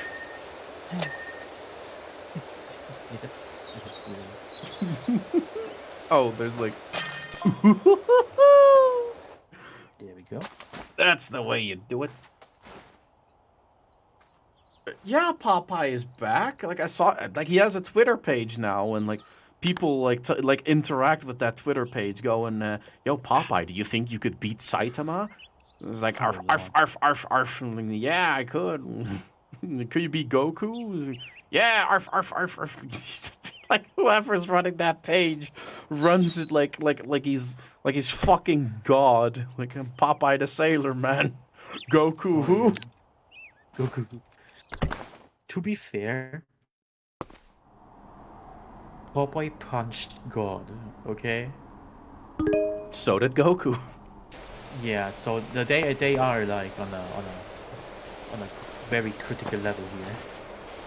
But Both of them. but then you see something like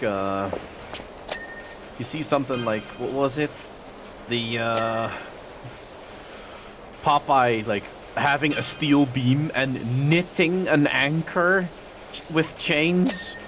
He knits Yeah. anchor chains with steel beams. That's Bruh. before he did.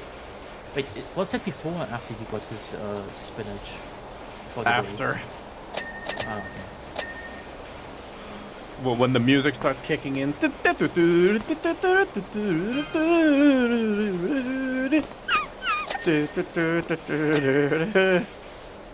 Yeah. And that's why so many kids in the future from that were healthy, because they'd eat the spinach, They ate the spinach. which is very rich in iron and good for you. Yeah, but the canned spinach is still another story, you know. Yeah. I have like deep freeze spinach a la creme that I just like put in the microwave for 8 minutes, and then I just like put up. No, it's actually really good. Okay. And then I like start up the gas stove and just cook myself some meat, Yeah. and just add that and like mix it up. if I'm really feeling really like I want to do a lot, like I can boot up the air fryer and put in like some potatoes and all that.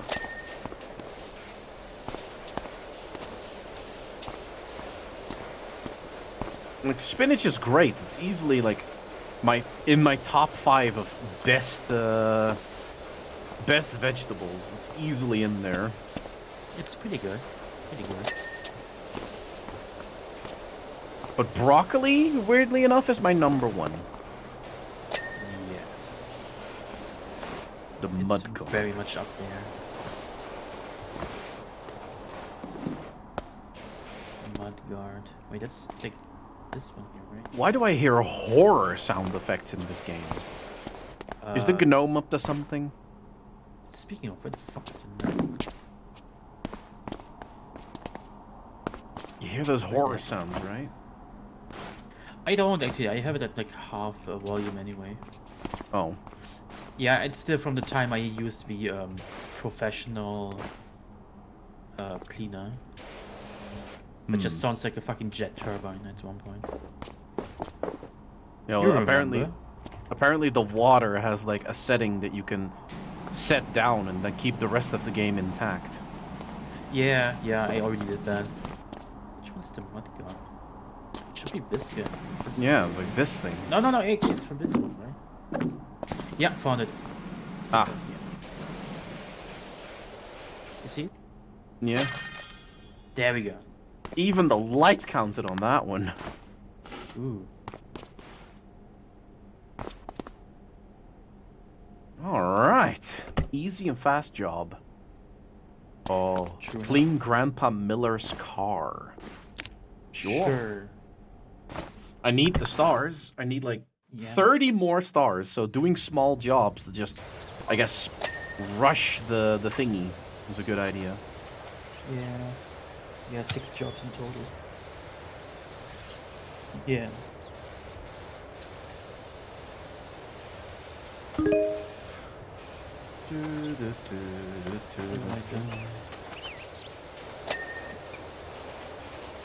People say broccoli is bad. Like, what the fuck? No, dude. Like, a well-made broccoli is very nice. Like with some molten cheese on top. A nice, I don't know, chicken fillet, something beef maybe, if you want that instead. Or, Potatoes. potatoes, of course, a good add-on. And I don't know, like, how many other countries do this, but way back then when I was a kid, I would, like, mash the broccoli, mash the potatoes, mix that shit up, sprinkle cheese over it, gravy, mix that shit up, and it's like heaven. Oh my god, I loved it. Gravy. Yeah, some gravy. Well, like I call it gravy, but it's like it's definitely not gravy. Like it's just the leftover juices from the meat that you pour over it. That's So good. that's gravy. Oh yeah. But if you make it with meat, yes, then yes, I can see that. Yeah. If you don't have meat for some reason, because you cannot afford it. Yeah. then you also don't have any gravy. True. Yeah. Ooh, okay. Let's see. Your ad here. Oh yeah. Any potato is good potato. I like the like I said back then. I would just have the potatoes boiled Yeah. and then just mash them together with the broccoli.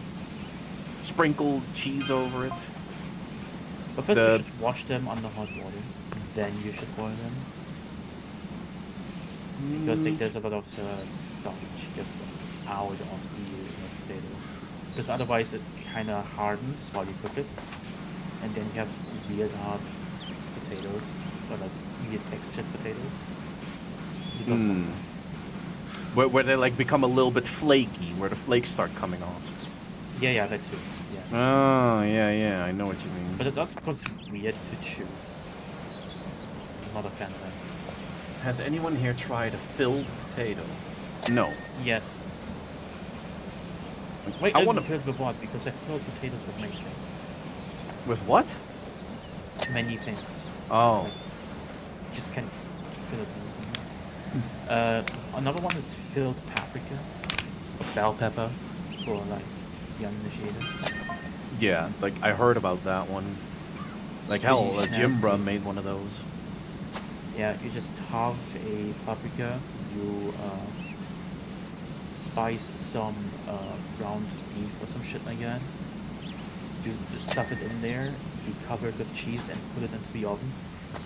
And instantly full meal. Yeah, that's your also put some- veggies. That's your You meat. can also put some, yeah, you can also put some extra veggies in for like more flavor. They're like massive risk of stomach ache. What? The potatoes? I think he's still talking about the potatoes. Yeah. Wait, if you don't wash them, yeah, it's actually a risk of something. On eating raw potatoes. Who eats them raw? Who the fuck eats a potato raw? Ew. Technically you can, but don't. Bruh. They have like stuff in them that if you don't cook them out, it's kind of like, it's low-key poisonous, depending on like how ripe the potato is. Raw And, or is if it already sprung, yeast. yeah, if it's already like growing apart, and the plant is, what's it called?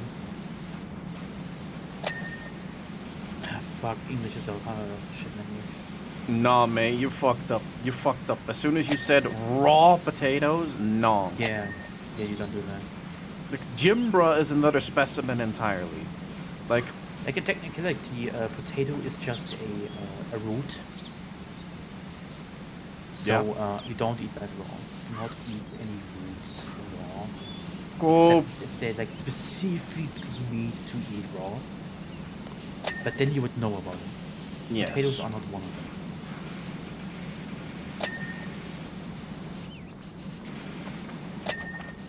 Well, rotten potatoes can release a gas that can kill you. Yeah, they can.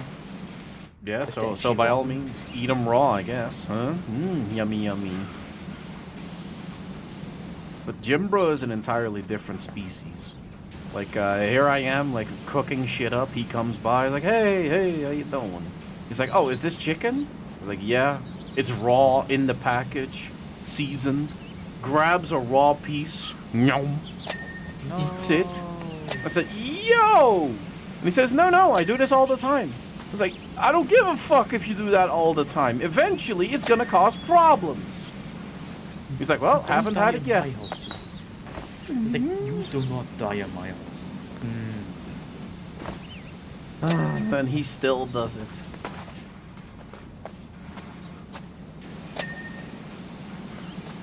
We make a joke in our family, like, if you actually fucking die in a house, we just throw you across the fence to the outside. Because it's your own fucking fault. Yeah, it's you don't fuck around because you find out. Boom, Yeah, baby. specifically.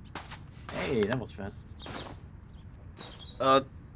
Potato skin you can actually just put in the air fryer if you like the inside of it. Since it's moist, you can just season that shit and it'll take that seasoning. Yeah. And when it gets like all like fried up in that oven, like the seasoning just goes into it. It's like good shit. Yeah, but then again, make sure to wash it first. And then skin it, and then season, then fry. Yes. There's nothing more valuable than just washing your ingredients beforehand. Not only because there could be anything in there, but also because, like, in the growing process, they use all kinds of pest Pesticides. stuff, like pesticides, yeah, and growth hormones and shit like that. True. Like with fruit, it's one thing. People say, like, with apples, for instance, most of the vitamins are in the skin, right? So are the Fruit- pesticides. So, yeah, exactly.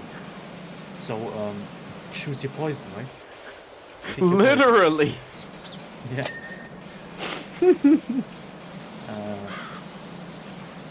But then be careful with too much fruit because they have a lot of sugar. I Travo, you have a tiger and you can augment any of the tiger's capabilities or appearance traits. What do you upgrade? Come up with that. What do you? How would I augment a tiger? I want to know how you come up with that. I am actually interested in how you come up with that. I'm pretty sure Like, he's what- playing a game where a tiger is involved, and he's like, "Huh? How do you aug a tiger?" Yes. I really want to know. Like that's also a thing in like that Jurassic Park park management game that I played, right?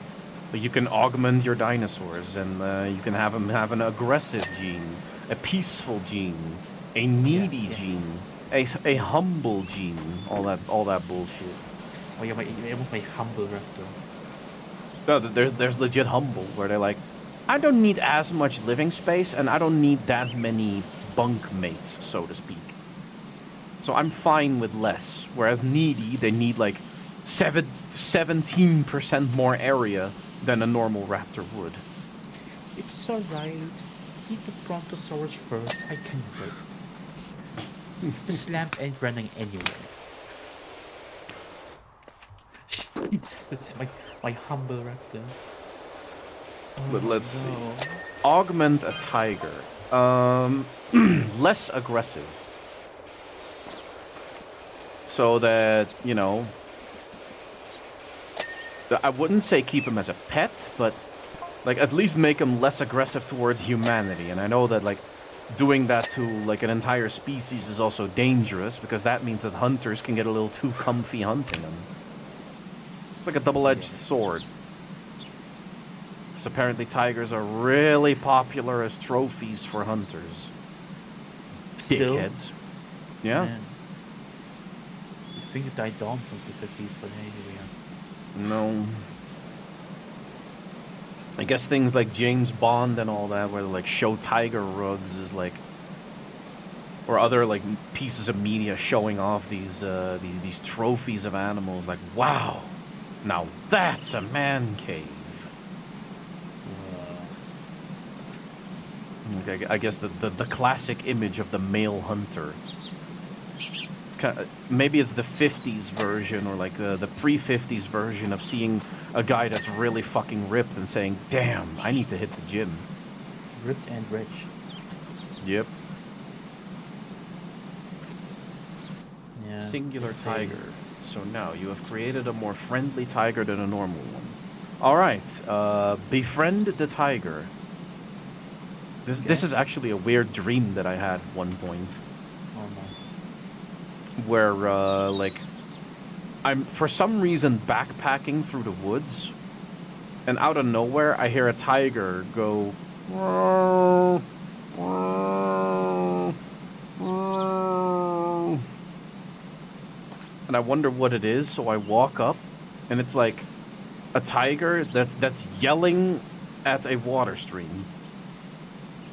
And then I walk up to the water stream, and I see like a tiger cub clutching to a rock in the middle of it.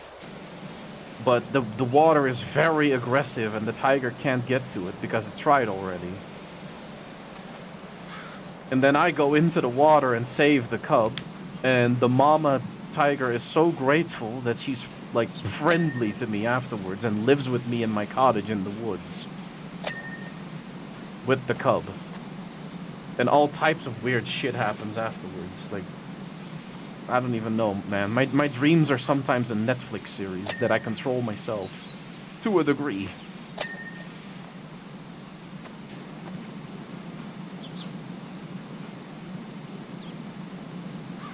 I even had a name for the tiger in the dream.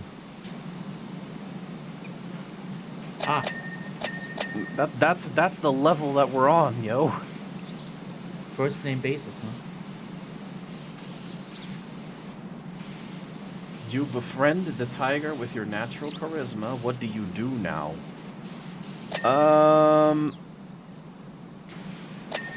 Make sure that it knows when it's feeding time. And what food is, and that I am definitely not food.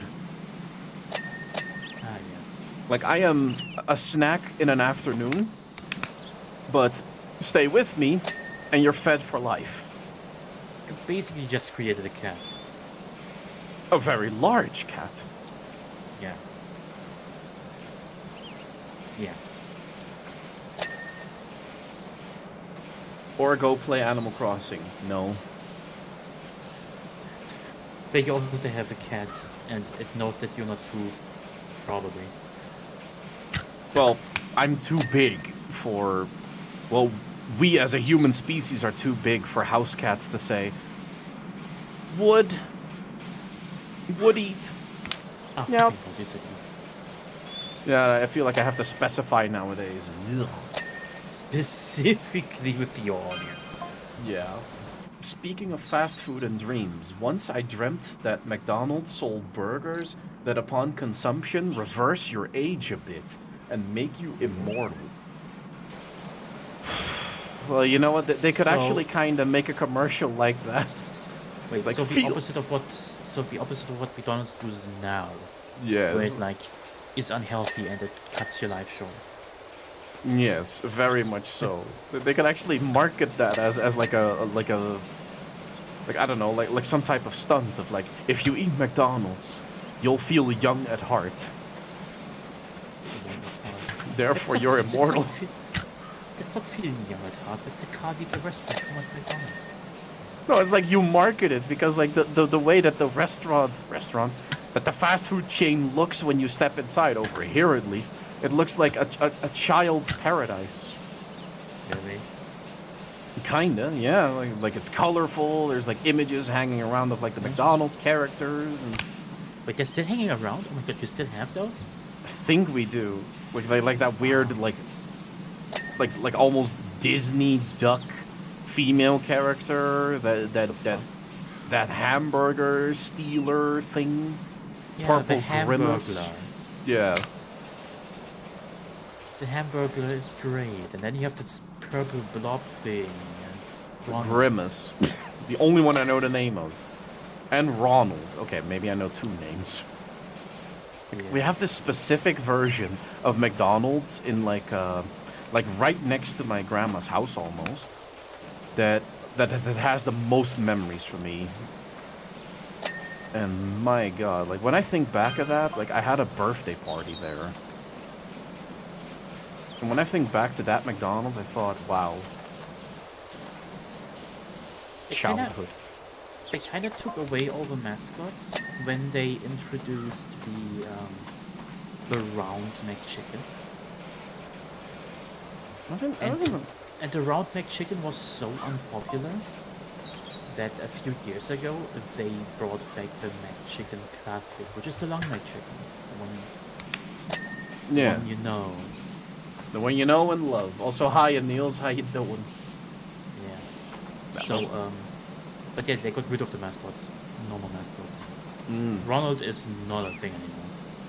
That's a shame too, because it was all right for marketing, and we are always gonna remember Ronald. Well, always, as in, if there's like, oh, does McDonald's have a mascot? Yeah, it's Ronald. Yeah. Like the skinny clown with red hair, a normal human nose but is also red. Yeah. But more than 2 meters tall for some reason. Red and yellow striped overalls. No, it has yellow overalls with like red accents, but the stripes are actually like his pants / socks, which are black and white. If I remember correctly. Yeah, sorry, Niels. I was like on a tangent about nostalgia. Yeah. I had to like finish that before I addressed anybody in chat. KFC Colonel is still my favorite. Oh, the guy that the fucking guy. That's like the icon of the KFC, but says he hated the chicken. That it was the most disgusting thing he ate. But no, Guy. that's no, wait. The story goes different. So KFC, Colonel Sanders, right? Has the recipe, the KFC recipe, and he went cross country and checked out the KFC places. And when he deemed the quality of the chicken subpar because they didn't follow the recipe, then he would like personally go into the kitchen. Like the entire fucking store would face repercussions. Ooh. Yeah.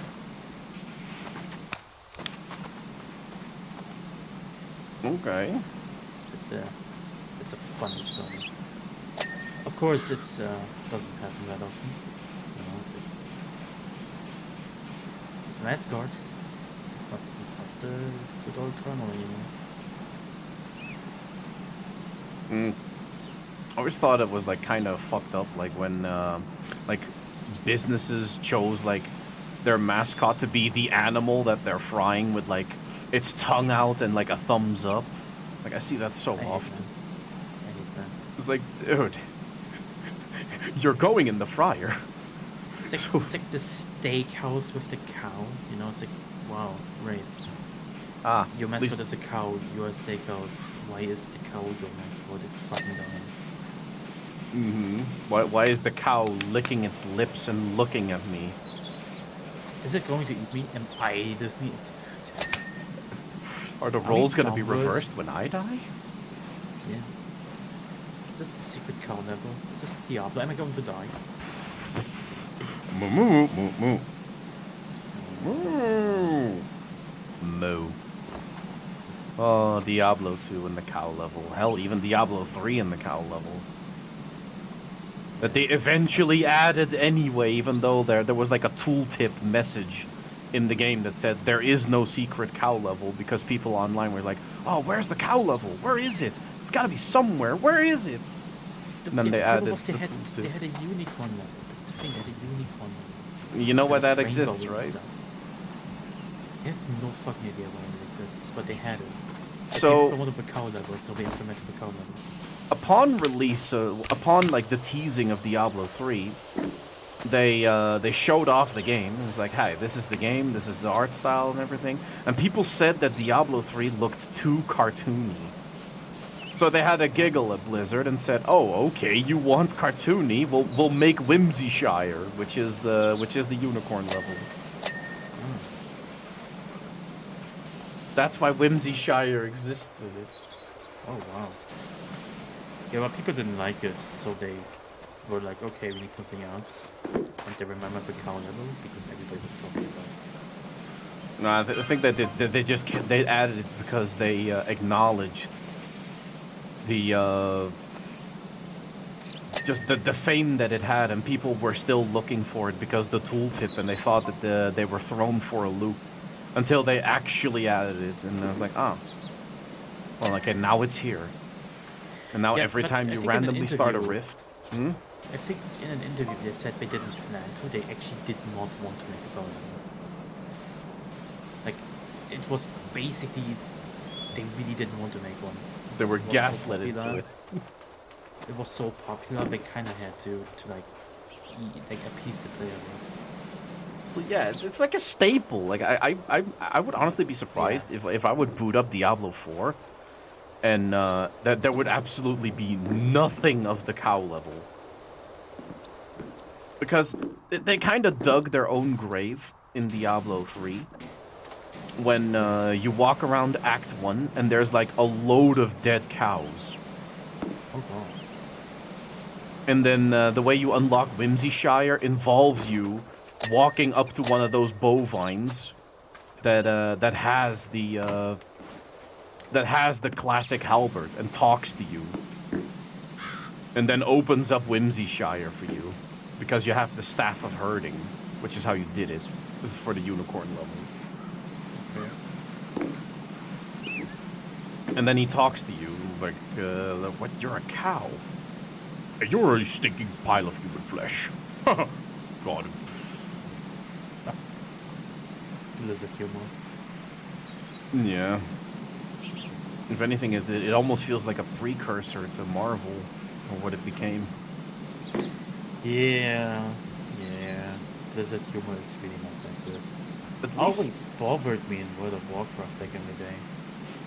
I wasn't too bothered by World of Warcraft's humor. Occasionally, like there were some good hits, like how they made a a tribute to the Muppets in like a Mists of Pandaria dungeon, where every time you go in, there's like a heckling set of like ghosts of pandas that are talking shit about you as you walk in. Like, I mean, that's neat. it's just like a little extra. It serves no purpose other than to breathe a little bit of life into the game. It's just something that happens.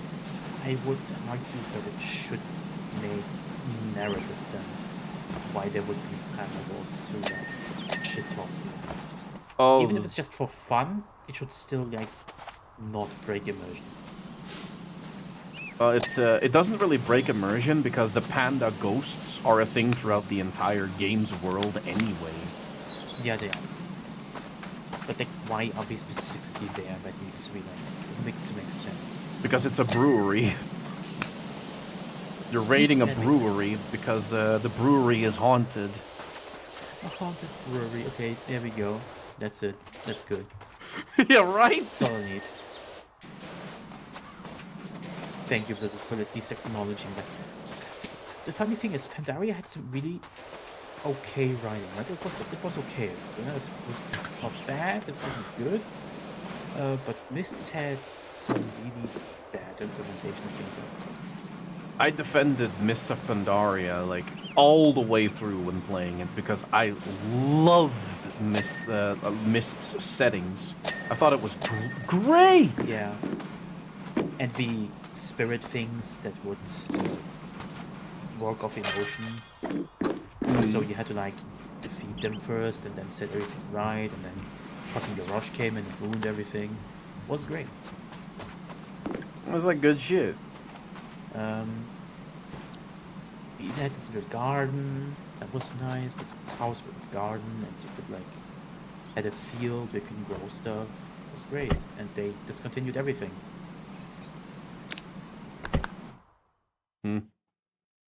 Would you rather cum buckets or shit buckets? Would I dehydrate? Like, If I just not, have? Do I have an infinite supply of it, or? Yeah.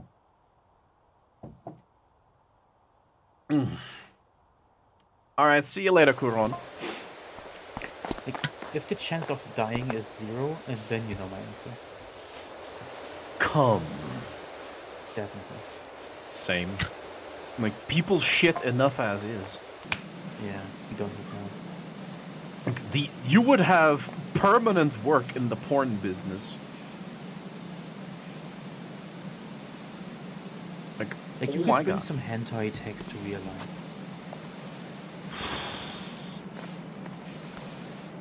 As long as a Life. woman like operates on cartoon physics, with if you don't do it, if you don't go outside. Yeah, you kinda have to limit yourself, yeah. Doing that. Nah, every time you shit or cum, it's a lot. Oh. But that's all there is to it, and I guess you have to drink a lot. I would definitely still choose cum. Yeah, I would Because just down a fucking liter of water beforehand. it requires a lot of energy to do that. So therefore, it's also a helpful weight loss thing. But wait a minute, every time you shit, it's a lot. Like, literally, how? Does that mean your digestive system is so advanced that just every bit of your food goes out? That's pretty nuts. You would have to like eat a lot to compensate, right? Yeah, Otherwise because like you just- nothing sticks. You'd Yeah. be anorexic. Yeah, you would basically get no vitamins into you and no minerals.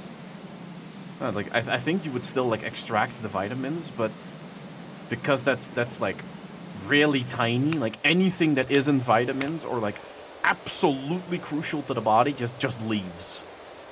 That's the Like only no way I storage. would- Yeah. If you live in a cold country, you will freeze. Yeah, when you give those choices, you kind of need to consider the logistics of it. I would still go for cum. Like, at least that's on Definitely. command. That's not something you necessarily need to do. But shit is a daily basis Yeah. thing, and you have Yeah, to. actually, yeah. So yeah, no. you have to eventually. Then you sit there and like explode one toilet after another. Yeah, and then the Not amount cool. of water, the amount of like the toilet paper, like probably clogging the shitter because you like a lot of shit. No, we're getting into the logistics of a would you rather. Yeah, but it's like definitely come. Yeah, let's actually think about it. But yeah, come, definitely come as you are, as you were, as I want you to be. As in would But no. If it comes down to like food and like mascots, like what even works anymore? Like the Colonel, that works. Like that's a recognizable face, a recognizable art style, or like Wendy's, that works. Don't have to change anything Smart about Wendy's was like the best PR thing they had in years. that. Which ones? The Smart Wendy's. Where they should, Oh, like, yeah, Twitter yeah, the Wendy's. social media pitch. Yeah, that was great. That was Oh, amazing. it's still going, by the way. Yeah, I love Less severe, but on release it was like, yo, it. It was so good. a brand account talking shit? And then other brand accounts started doing it. It's like, Wendy's. Yeah, definitely. Like the It's funny, I amount was of... like asking once, like, why the fuck we don't have Wendy's in Germany? It's like we had once, They dipped out. There's no Mm. plans on returning. It's like, oh man, maybe in like a decade or so. Mm. No 4 for 4? Damn.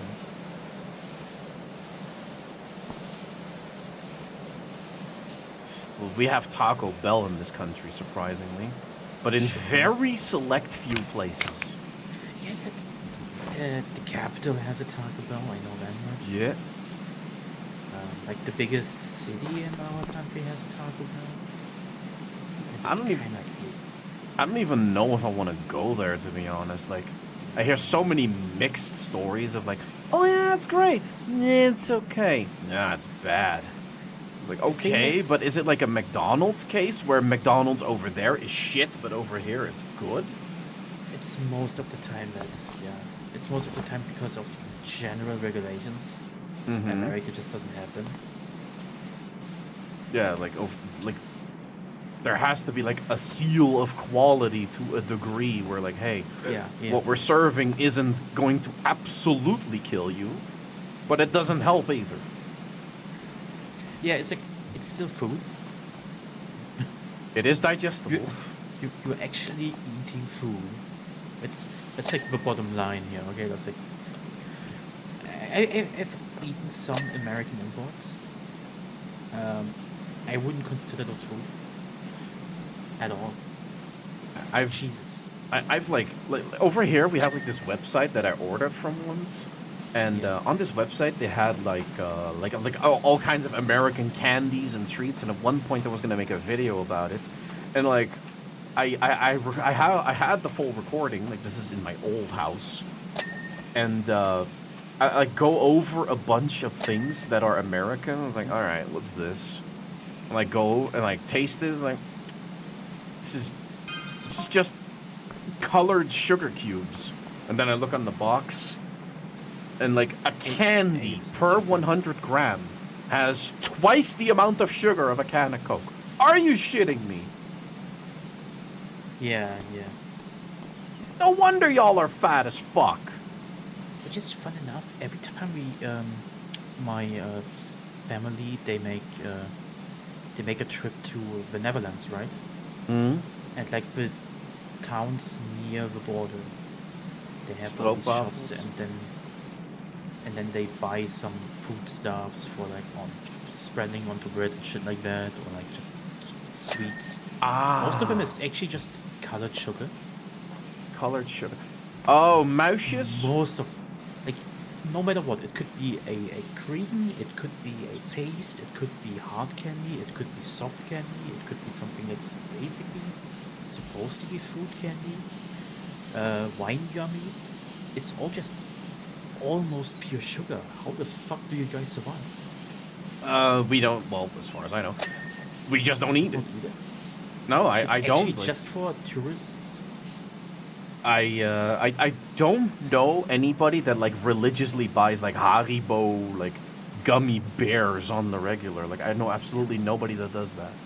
Yeah, specifically not Haribo. It's like, specifically like Dutch brands, like house brands from those shops. I would have to know what brand it is to tell you more about it, but I could, even if I had them right now and could read them, I probably couldn't pronounce them. So here we are. true. Oh yes, U.S. is a capitalist hellhole. Jeez, tell me about. No, actually, don't tell me about it. It's also It's depressing enough. it's already very poorly constructed all around cars, and then they wonder, huh, why is our pollution problem like so bad with everything else? Like, you need to have a car in this country, and like the air quality goes to shit. Like, yeah, I wonder why, dude. You went Canadian there. Yeah, I always say a boot.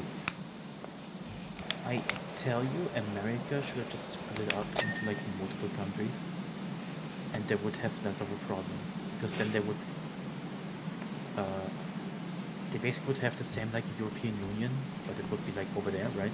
Basically American Union, and then they would have like countries, smaller countries that are easier to govern, proper infrastructure per country instead of having the states. And Yeah, because it would just be easier overall because everything would be easier to handle. Well, yeah, because that is something I never got. Like why they name themselves that. They call themselves the United States of America, but they're constantly fighting each other. It's like, Yeah, they're constantly fighting, bickering. Each state has their own fucking law system. yeah, and I like, guess there's like one overarching set of laws that every fucking state has to follow, and everything that's not crucial, each state has their own set of laws. yeah, like I What's specifically wrong? remember how every state individually slowly started allowing gay marriage and like other rules. I'm just kind of sitting there like, huh. It's not okay. Like, I don't even remember when we allowed gay marriage in my country. I think it was like the 80s. Yeah. Was like when the Euro came out, like 2001, 2002, some shit like that. I actually cannot remember. Might have been a little bit later. Because I know in the 90s people still got shunned for being gay. Specifically high-profile people with like CEOs and shit like that. Mm-hmm. Their reputation got fucking destroyed whenever it came out that they were gay. But like at one point it just fucking stopped, and it's nice now. Apparently 2003 is what I hear. You were the first country officially to allow gay marriage. Well, okay. Like, I guess we'll stick that on a tile to put in your bathroom. But I guess like the politicians back then were just as lax as me. Like, what? People want to marry?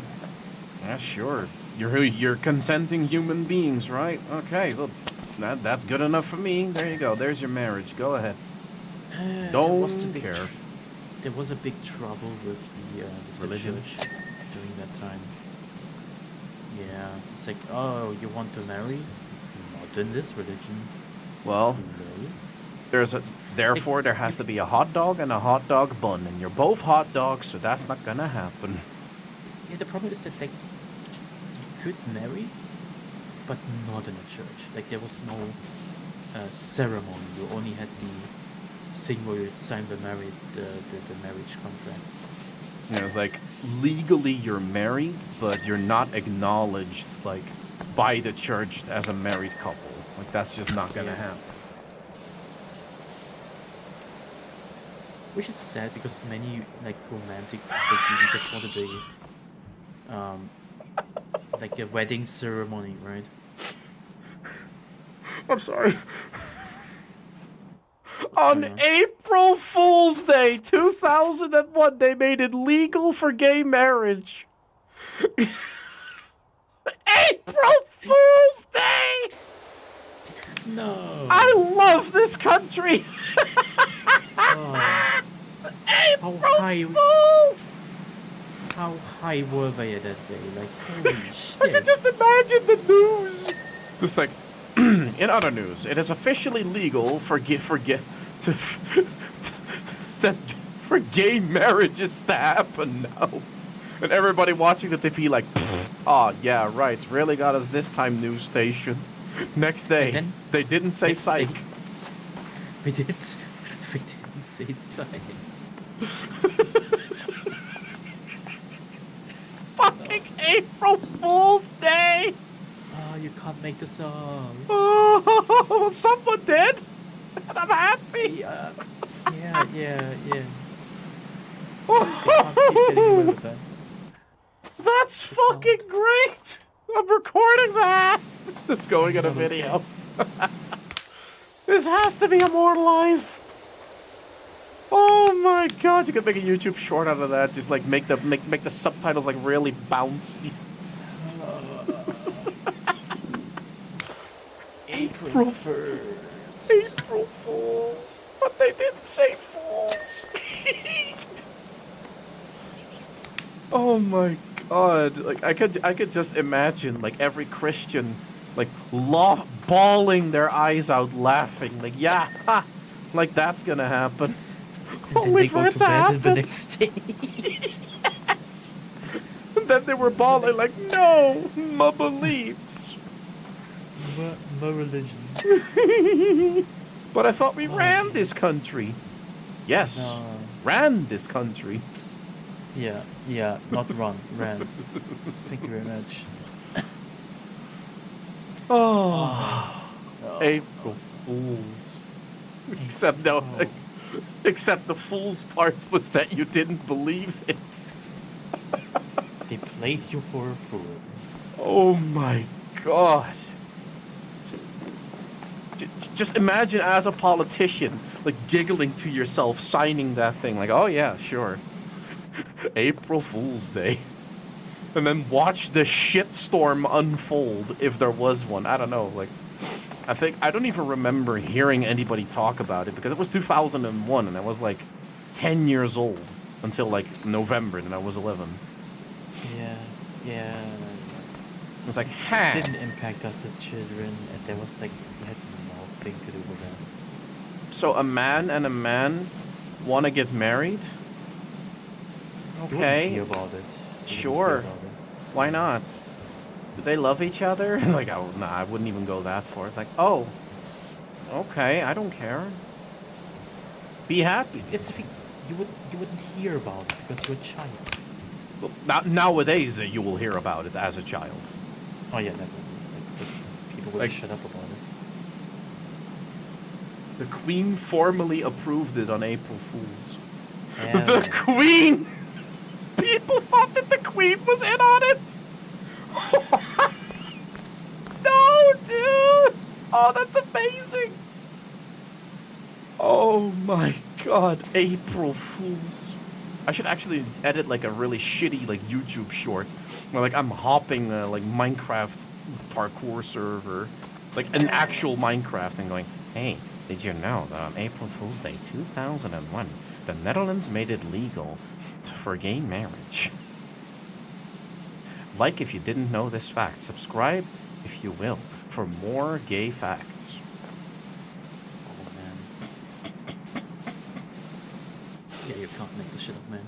You can't. Except for that politician. I want to know. I want to know who. I want to know who said that April Fools was the day to do it. I want to hear who. I want to Somebody said shake that. the hand. There was a mastermind involved. There was a master prankster involved. Why didn't I get taught about this in history class? Oh right, it was the present. Yes. Never mind. Oh my It god. was fresh from the press. Just turn on the TV, bro. You would have found out. Well, I was 11. I didn't even know what a gay was. Yeah.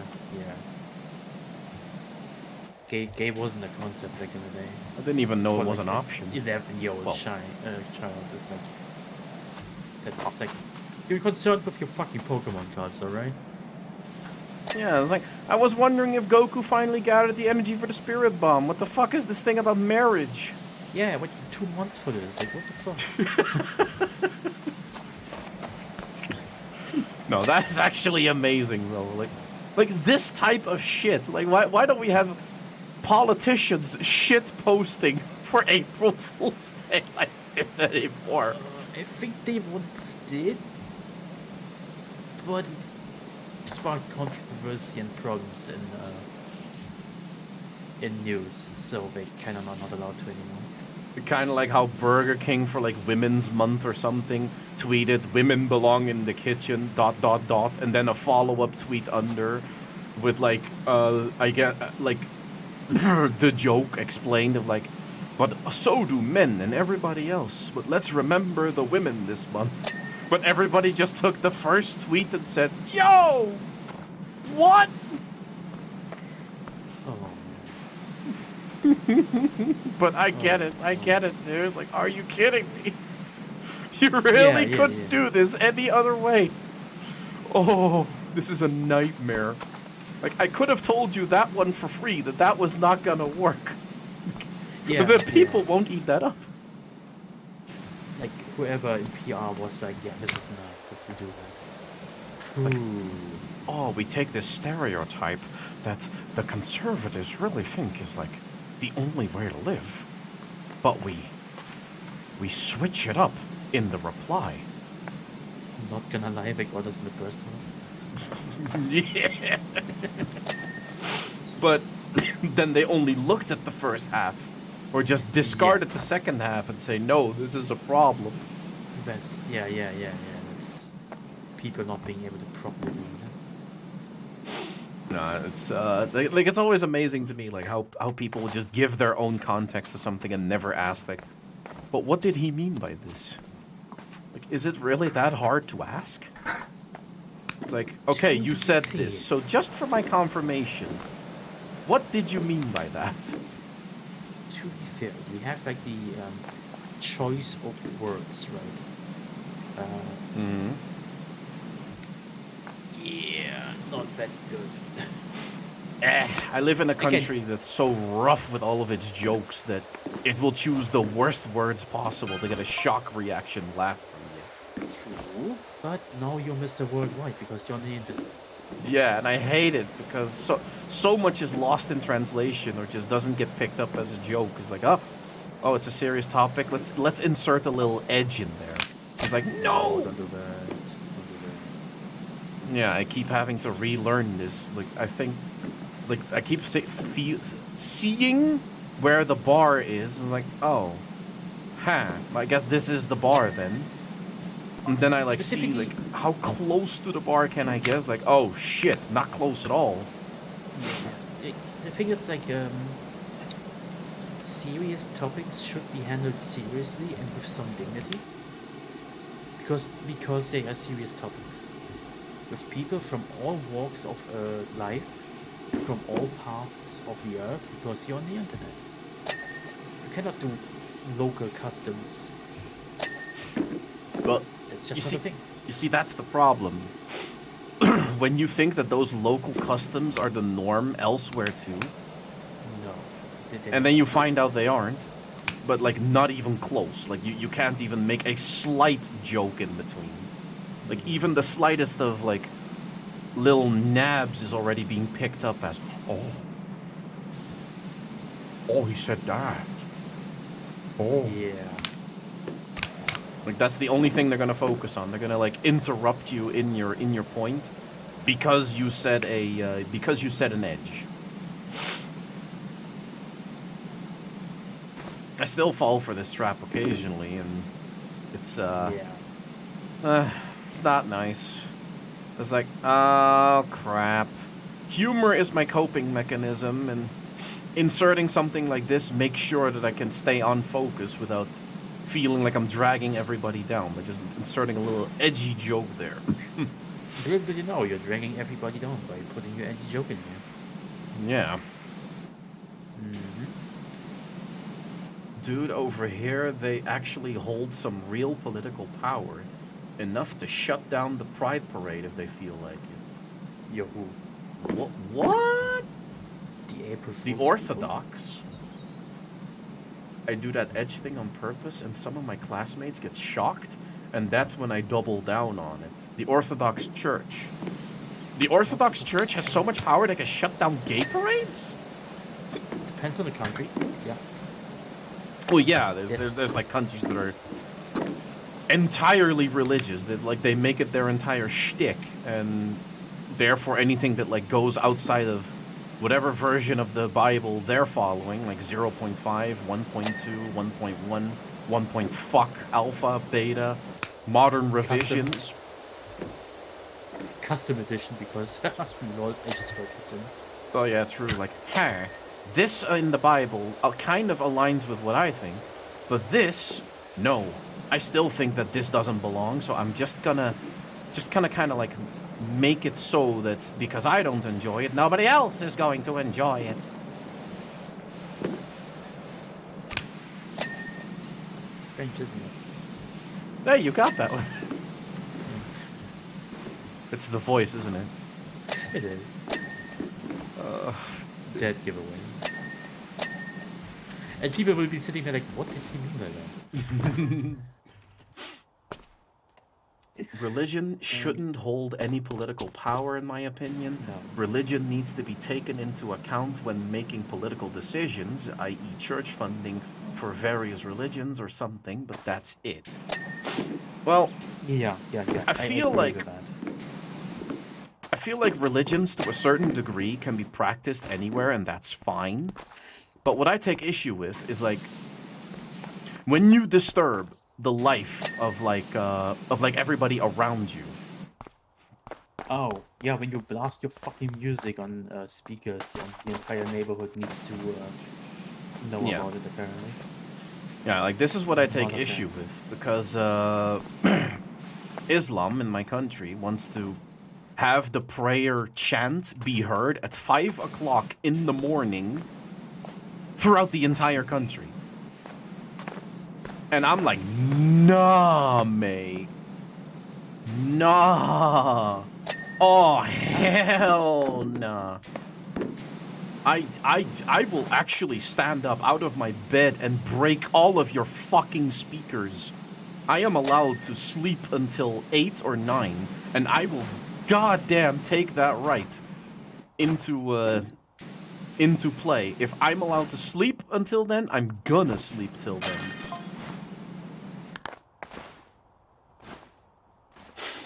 Like, I'm accepting of religion to a certain degree, but as soon as you go to extreme where it like interrupts, interferes, bullshits around with life, that's when I say no.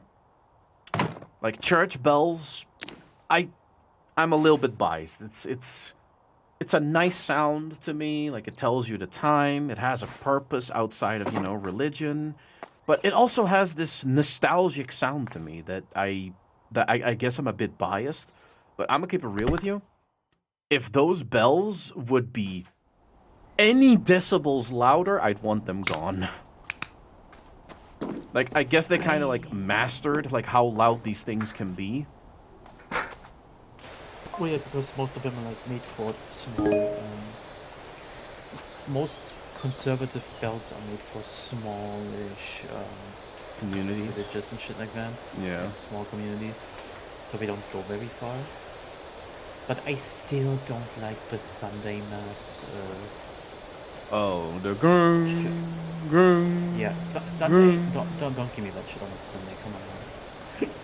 Yeah, like I get it for like telling time with like the hours, but even that concept nowadays doesn't entirely make sense anymore because everybody has a fucking phone. Everybody has a phone. There's digital clocks everywhere. Yeah, there's no shortage of ways of knowing what the time is. Like hell, even then, there's ATMs nearby. There's like some stores have a clock hanging from their display. Each station, each tram station, each train station, each bus station. Yeah, again, stores. There's so many clocks everywhere. It's ridiculous. King of Shells actually makes a good point in chat. I think every half an hour is too much. I agree. Like actually, like every half an hour you get like this one gong. oh yeah, the half hour gong. Yeah, I think. Yeah, where the bell lets you know. Halfway there. Man, it's like 30 minutes into an hour. Which hour? Find out in half an hour. Exactly, find out in 30 minutes. Yeah. And it's 1:30. I didn't really pay attention or kind of forgot about the previous session of the bells, but so what is it? Yeah. And then you look up because you live like near a city, and then you look at the city bells and you're like, oh, okay, so it's like 8:30. Okay, cool. Nice. Y'all got clocks on the bus station? Yeah. Yeah, we have like this, like at least in this country, there's like these poles that have a digital clock on them with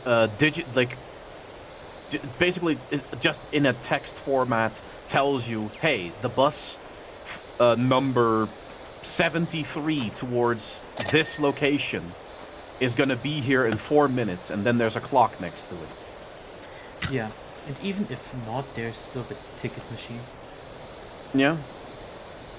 That one has a clock because it needs to like keep track of when the tickets were being bought. Me, I'm You near a can't tell me hospital. because I hear the ambulances most of the time. Same. Oh, Well, yeah. I don't live near a hospital, but I hear the ambulances here because I live pretty close to a highway road. So whenever an accident happens, guess where they're gonna zoom by to get to the highway? My house. Yeah. Let's be honest, each half hour fucking ambulance sirens is too much. Well, that's kind of where they went semi big brain with the house design here. They lol. they they made it very thick glass where barely any sound comes through. Like if you have a TV on with like the volume set at something where if you're standing in the kitchen you can still fairly hear it, you won't hear a peep from outside. Unless the ambulance is like under your window, then you'll hear it. But even like a TV at at like between minimal and medium volume settings, like kills all the sound outside here. Okay. With these windows, that is. Wow. And even then, I most of the time have like one window semi-open to like air the place out 24/7. And I still barely hear anything. Yeah.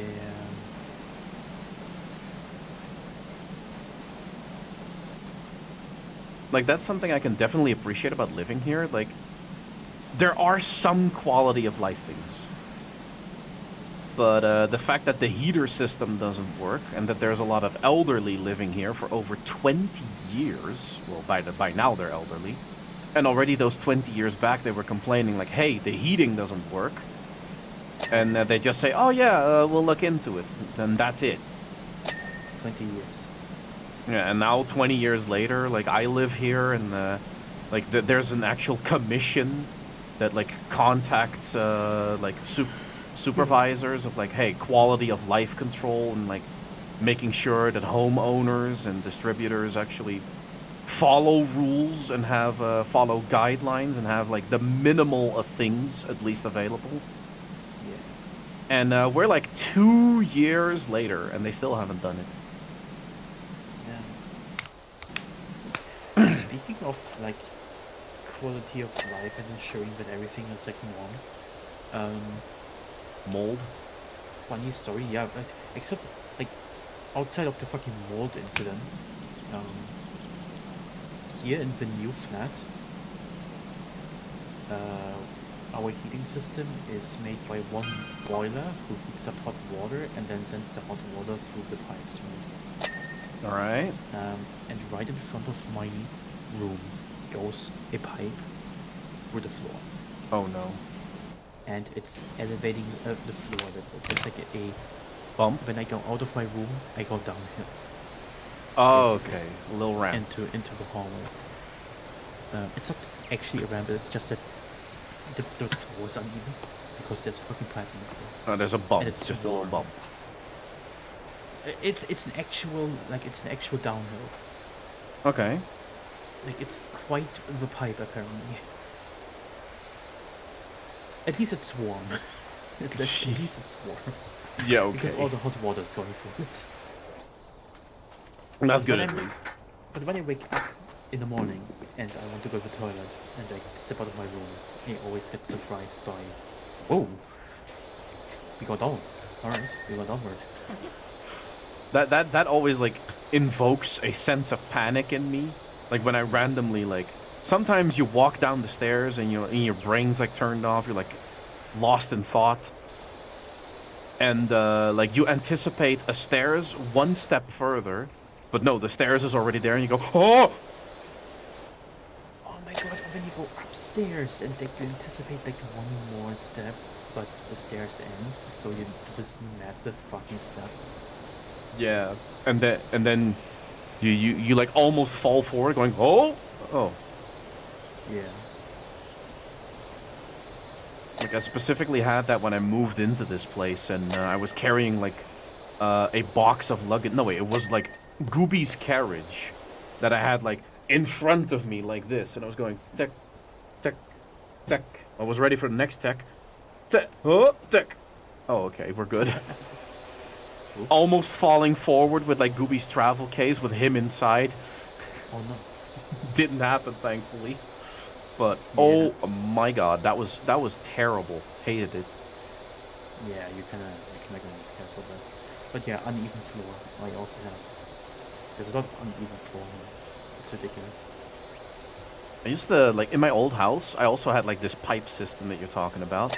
But for me, it was, like, an entire platform from between the bedroom to the living room. And there was, like, an elevated, like, platform. Because apparently, out of all the houses, mine was the one that had everybody upstairs' pipes run through my building. Oh. And Yeah. that's what I hated. Because at all fucking times, 24/7. Like, I think there was like people from a very warm country living above me, because they always had the heater on. Like, it could be 30 degrees in fucking summer, and the heater was blasting. Wow. And my house stunk because of it. Ew. Like, it was this Why? musty, disgusting, like elderly home warm smell. And it was Ew. terrible. Why? My mom keeps telling me to look for kittens to adopt. I don't see the downside in this. Just like Google Julia Laantje in Rijswijk. That's where I got Gooby. Does your mom want you to become a crazy cat person? Niels had a cat a while ago, and he like talked about the cat in chat, like that the cat passed away months ago. And Oh, you, my God. like, I even said, oh, are you considering getting a new pet? And then you said, yo, if you asked me that about my passed away dog, I would smack you. Oh yeah, that. Yeah, that. That story. Yeah, this is the same person. I forgot about that. Yeah, I can see why. It's not a good memory or a valuable one at that. Yeah, it's something you talk about once because it's not personal to me. So, and then like, after a few weeks you forget it ever happened. Yeah. We talk about it. Yeah, like you talk about it, close it off, forget. Yeah. It's a chapter, right? Mm-hmm. But like Niels, why are you looking down to that? Like, don't you want a new cat? That was 2 years ago. Yes, and I still remember. Wow, 2 years. No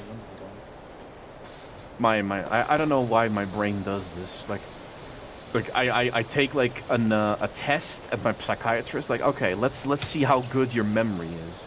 And then she lists off a bunch of numbers. And then I panic and try to remember as many as possible. Don't get many in. But like this random conversation from years ago to the detail is still in my head. Why, memory? Why?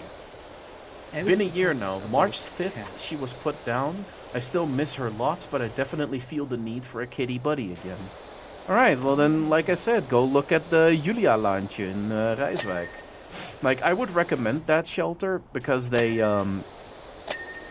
like how I got Gooby, right? Like, I was informed, like, okay, he's gonna have his injections done. He's gonna have, of course, his passport. And on top of that, he's had all his shots, and if you have him castrated by the time he is 6 months old, we'll give you 25 euros back to like population control the cats from not reproducing like crazy. And I respected that so much that even though I did get Gooby castrated when he was like 6 months old, because that's when you're legally allowed to do it, I didn't claim the 25 euros from them because it's a fucking pet shelter, and I feel like they need the money more than I do. So when I talked to them again, it's like, hey, yeah, like, yeah, he's castrated now. I was like, oh, okay, well, can you send us the receipt? I was like, no, you keep that. The animals needed more. And, like, the lady said, oh, that's so nice. Like, you're not the only one that does this. You're not the only one that tells us this, but it's always heartwarming to see that the people care about the shelter. But yeah, of course. Like, I got this little guy. I'm so happy with him. Of course I see that you do good work with the animals. I was like, well, if you ever need a cat again, then by all means let us know. And I will definitely go back when the eventuality when eventually Gooby's mortality catches up with him. Because I will keep it real with you folks. Gooby is, like, a pet is really important to my mental health. Like, I cannot overstate how important it is for me to have this little guy. Like, waking up, like, going to sleep even becomes nigh impossible unless he's, like, in between my knees. Nesting up, laying there, washing himself a bit, and then eventually purring himself to sleep, and then I slowly doze off. He is a family member. Oh yeah, I am hella noticing not having wee-wee in terms of mental health. There you go. There you go. You see? Pets are more than just an animal living in your house. They're an addition to your mental health, as long as you want the pet there. Like my mom, when I like moved back in with her for a bit after like social services tore me out of the household, had like this. She still has this dog. I wouldn't even call it a dog. It's more like a tuned-up rat. And she, like, we always had like these big dogs, right? Like, if I would have this dog right now, it would, like, its head would like reach up to here by it just standing next to me. Like, it would be up to like the top of my belly. Like, that's how big these dogs were that we had when I was a kid and teen. Now, mom has a dog that's like this big, like this fucking big, like a can of Coke, but maybe 10% added to it. That tall off the ground. Like, mom, you go from dog to like fucking ankle biter. What's wrong with you? He's like, oh, well, you know, a friend of mine, like, she can't have the dog anymore, and I was thinking about getting a dog anyway. Like, True. It's a bit of an... yeah, okay, you don't want to have it go back to the shelter, I guess, but... This ain't a dog, Mom. It's a rat. I have a cat. Well, oh no, at that time I didn't have. Small dogs can still be dogs. It depends on the breed. It was like, it is like this scruffy-looking, long, brown-haired dog. And whenever I visit, he's like barking at me because I never visit. Because you know my relationship with my mom. And whenever I'm there, it's always like,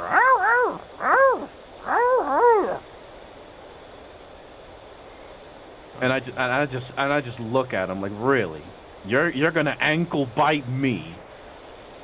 And then he like already like walks away like, okay, bro, okay.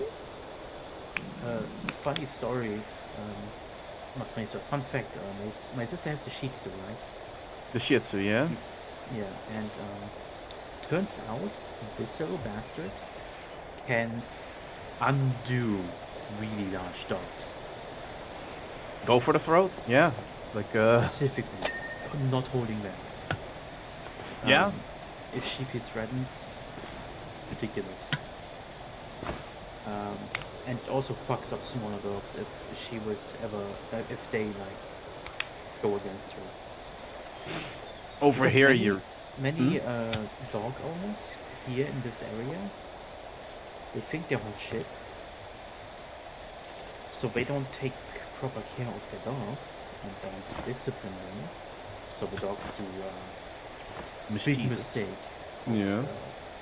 Trying to attack the Shih Tzu.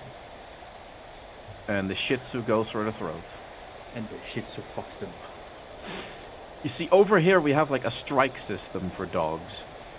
So, if you like are in a bite incident that draws blood and like it's pretty bad looking on another dog, like that's a strike. Like that's strike 1. If it happens again, strike 2. If it happens again, strike 3. But if it happens to a singular human, that's like strike 2.5, depending on how bad it is. Okay. And like it could just straight up count as like the dog having to be put down because it bit a child like really badly. If like whoever gets bitten presses charges, like this is like if you press charges against the animal, then yeah, okay, it can get like it can be put down. Yeah, this is why we usually make sure that nobody is pressing charges. I thought that in Germany, like, you guys didn't really give animals rights. Well, yeah, but like, yeah, those incidents don't happen with Germans. Got it. Yeah. So, most of the dogs are not in the system. So if it came ever out that these dogs were in a fight, and they get taken away immediately. So most of the dog owners here don't press charges because they don't want to be, taken up with the system. They don't want to be picked up because then they have to pay fees and taxes and more fees and even more fees because then it's like, yeah, you're a you're a dog owner for 20 years and now you didn't pay taxes for 20 years, now go to fucking jail. So most of the guys here, they don't press charges now. Because it's dogs biting other dog owners.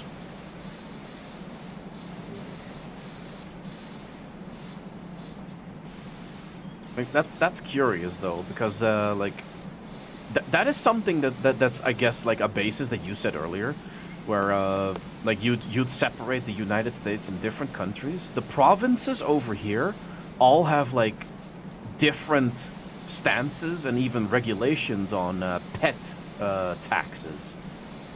Like there's cities here that like give you a tax for owning a dog because the dog shits outside, pisses outside, and then you have to pay a tax. In my city, it just so happens to not be the case. Like there's no dog tax, but there's been multiple attempts at trying to get dog tax in, and they never pulled through because the people were like actually throwing a shitstorm. Like, yo, what the hell? Tax for a dog? You nuts? Yeah, I think there's like certain areas where it's like no, it's countrywide because haha, bureaucracy. Yeah, Germany is like that. Where every dog has to be registered, and they have to have the dog tag, and you have to pay taxes, and you have to have them like go through certain training, customs, and the vet. No training. You don't need training. Which is a shame because they should go for training. Most dog owners. There should be mandatory like training for dogs so that they don't pull certain stunts that, you know, endanger people. But then there's this whole thing of like people taking dogs as a status symbol. Like, oh, this dog is known to be like people are afraid of this dog species. Let me just get one of those. I'm like, yeah, look at my dog. Don't look at me. No, be afraid of my dog. Meanwhile, the dog is like just a fucking synonym by. Oh yeah, like specifically Staffords. I think you know the breed. Probably. Like pit bulls, like those really big looking, like those medium dogs that are like just like really wide. Yeah. Like oftentimes like delinquents tend to gravitate towards those dogs because people are afraid of them and they have a stigma of like, hey, they're bad. Yeah. They look very scary at times. They can look scary, true, but I've met multiple like pit bulls, and they're like, they're just so nice. Oh, by the way, tie-in story. My upstairs neighbor, right, from last year, you know the one. Oh yeah, He yeah. had one of those. Of course he did. But It's sweetest girl ever. Like yeah. first time meeting this guy, like he was so nice. And then his dog like walks up to me, tail wagging back and forth, looking at me like, "Oh, new friend." I'm like, "Hey, girl." You know what you do when you see an animal that you just want to cuddle. Yeah, And then he raise your goes, "Huh. voice and Usually people are very afraid." I was like, "Yeah, I've been having dogs ever since I was little. I am not scared of your animal. I am not scared of your pet." He's like, "Well, good on you, because everybody else here in the street fears the dog." I was like, nah. And then I started talking to him, and yeah, he's a great guy, honestly. Well, back then, huh? except for the criminal. Really. Yeah, except for the murder. Like that was kind of, I don't know, dick move Yeah. on your own Kinda family ruins- member. Kind of ruins your reputation, not gonna lie. The fact that I was live streaming and catching that. Like, I recently went over, like, the VOD, because yes, I own the VOD on the alt channel. It is unlisted, no worries, nobody can see it except me. And I went over it, and, like, when I said, "Hey, I'm gonna look outside my window," I vividly remember you saying, "Oh, yeah, like, this is just being blown out of proportion, like, nothing's going on. It was like a simple fight." And then almost Yeah. comically timed, I come back. He's dead.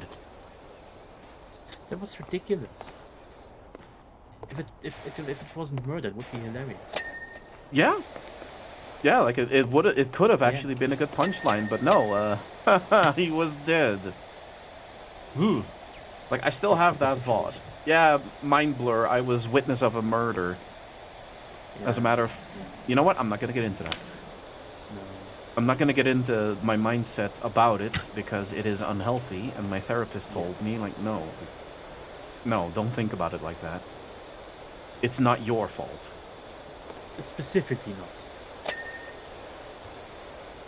Depending on how deep your dark humor pit goes. My dark humor pit is, an infinite void. I mean, yeah, but it was on screen, so... No, it was not on screen. Like, I didn't have my camera active. No, but audio, we were in a call, that's what I mean. Yeah, true. Yeah. So that was that. But like the most haunting thing about going over that VOD and having the knowledge, because I didn't go over the VOD at all, like after this whole thing. But when I went over the VOD this time, I was like listening to it, and it was I had the game sounds, I had myself talking, and eventually I stopped talking, going and then I hear in the distance, like it was dead quiet, and I hear.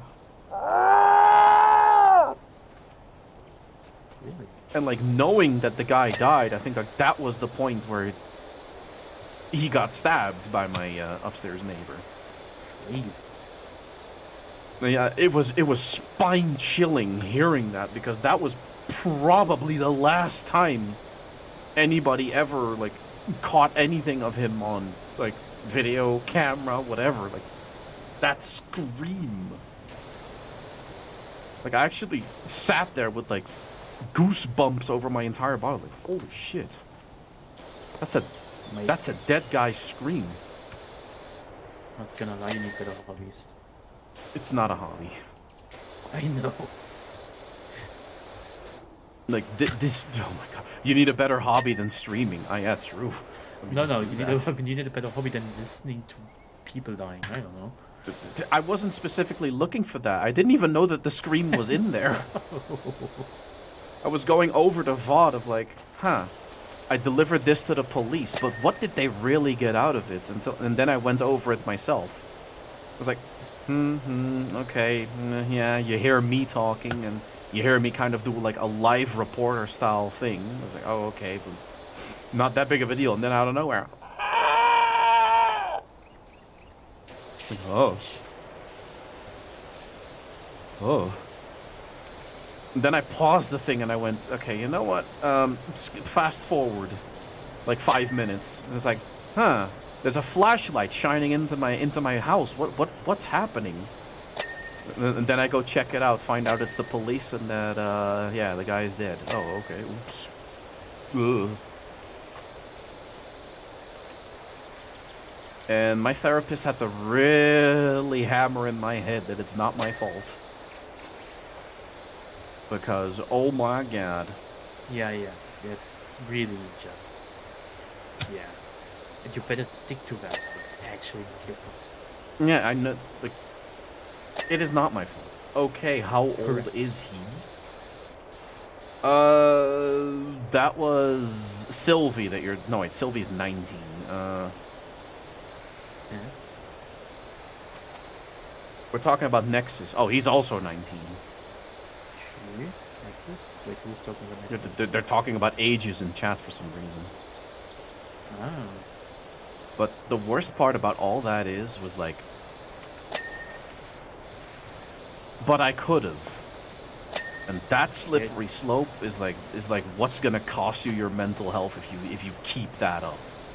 And yeah, it's like occasionally it still comes back like, but I could have. I could have just let him walk down the stairs and not go further in on it. But I had to ask. I had to find out. And then it happened. I could have just not asked. I could have called the cops right away as he was going upstairs because he had alcohol in his breath. Oh no, now I'm actually doing the thing. Yeah, stop right there.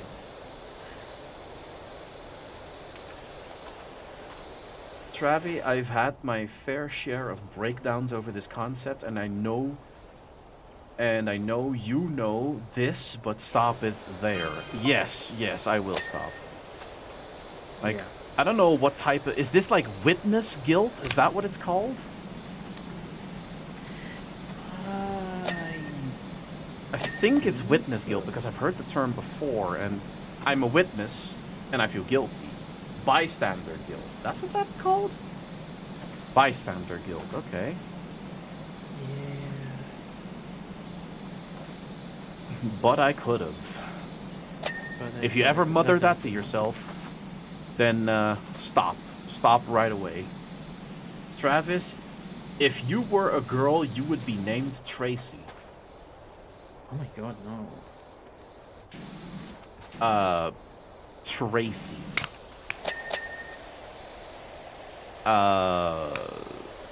Tracy.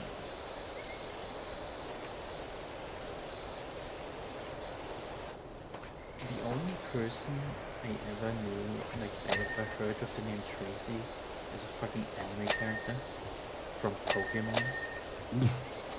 It's a guy, he draws Pokemon. Oh, is that like the guy with like the green shirt on and like that weird haircut? Yeah, it's Tracy. Yeah. Often misidentified as Todd, who is the camera guy. Who also appeared in the anime. I actually used to watch Pokemon and that guy was relevant back then. I hate TF2 crazy. right now. Okay, stop playing. Great, we're all in the same boat, thank you. Travi, will you play the Hogwarts Legacy game? I wanted to, like, when the game came out.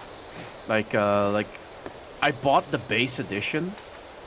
And then I got told by someone like, hey, if you own like the premium edition, you can play like 72 hours early, which would have been great for the channel, right? Playing like the most modern game that has all this publicity about it.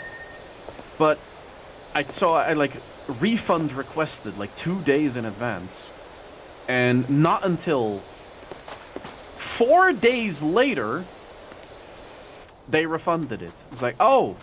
Wow, well, yeah, thanks for my money back, but now I'm not even interested in playing anymore. What's the... Actually, if I got my next PC, I would play it. I would have bought the premium edition if they refunded my purchase on like the day before or the same day even. Hell, with my internet speed I can do it, but they didn't. So I said, oh, all right, well I guess it's too late now to stream this game. Everybody already knows the ending, the paths probably, yada yada yada. Fuck it. Yeah, that doesn't matter. No more. And I'm not that passionate about Harry Potter anyway. Like I was It's true. legitimately curious. I like Lord of the Rings better, so if this was like a Lord of the Rings game that was made like that, yeah, like even 4 days after I would have rebought it.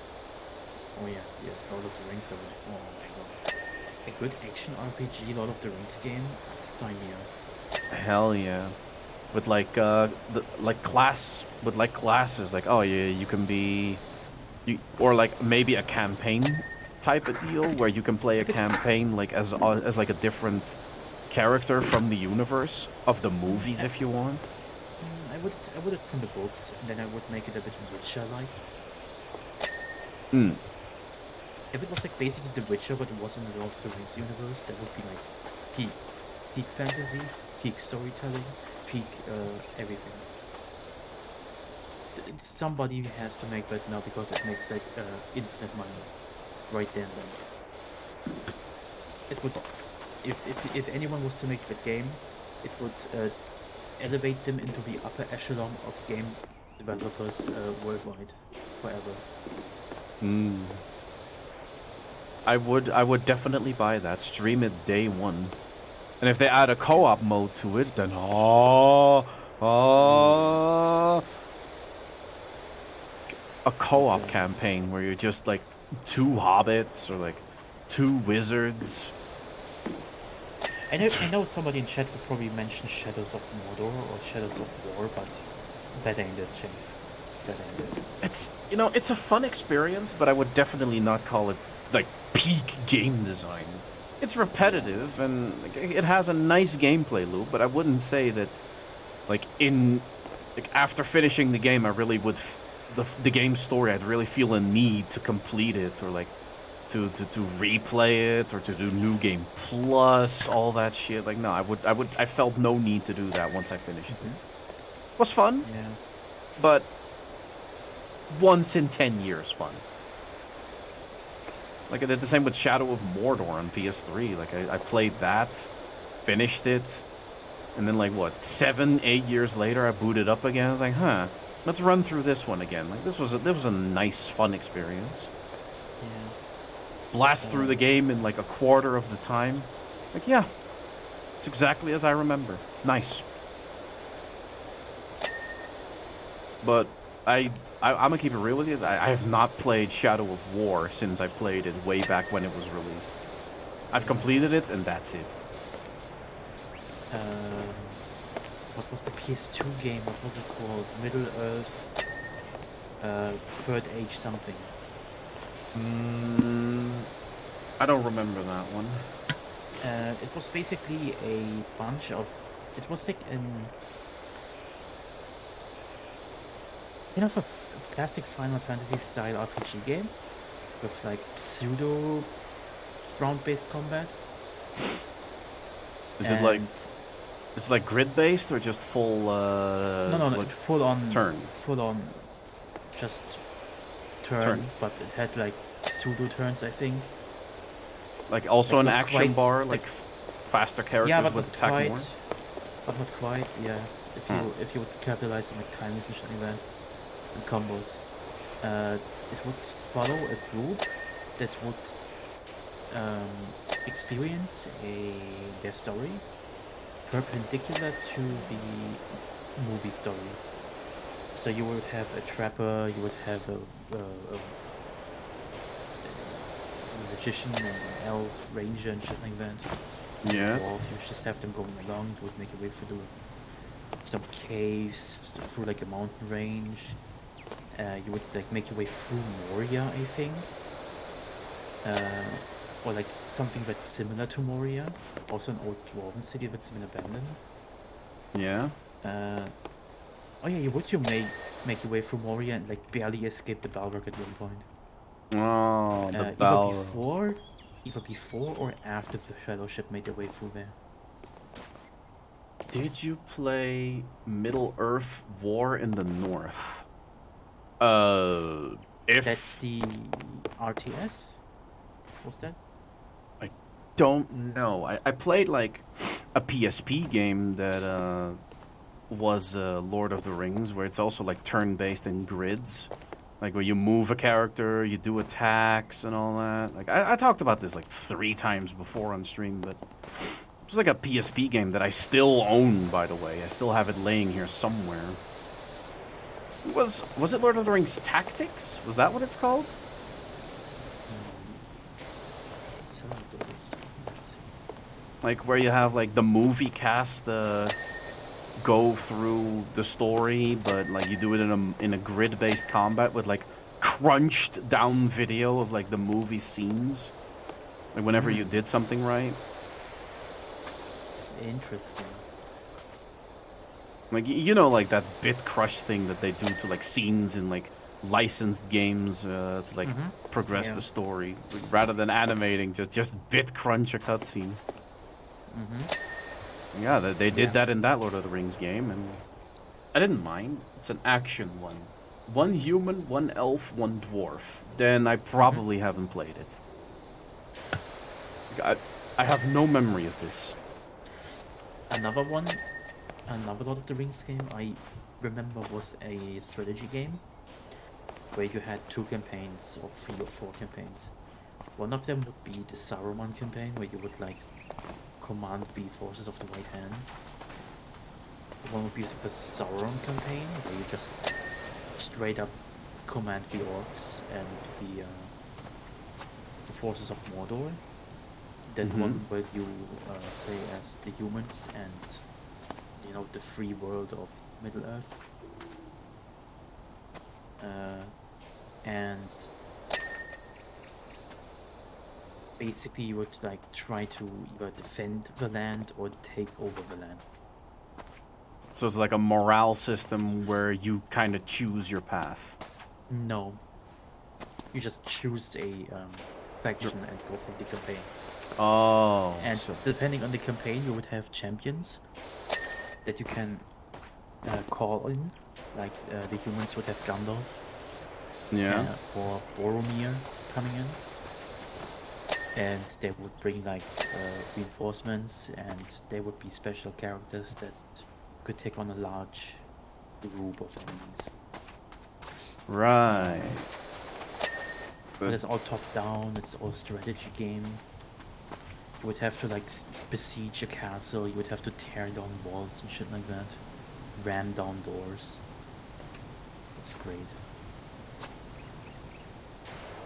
It's there's a lot of like those older licensed games that like so many shitty licensed games came out.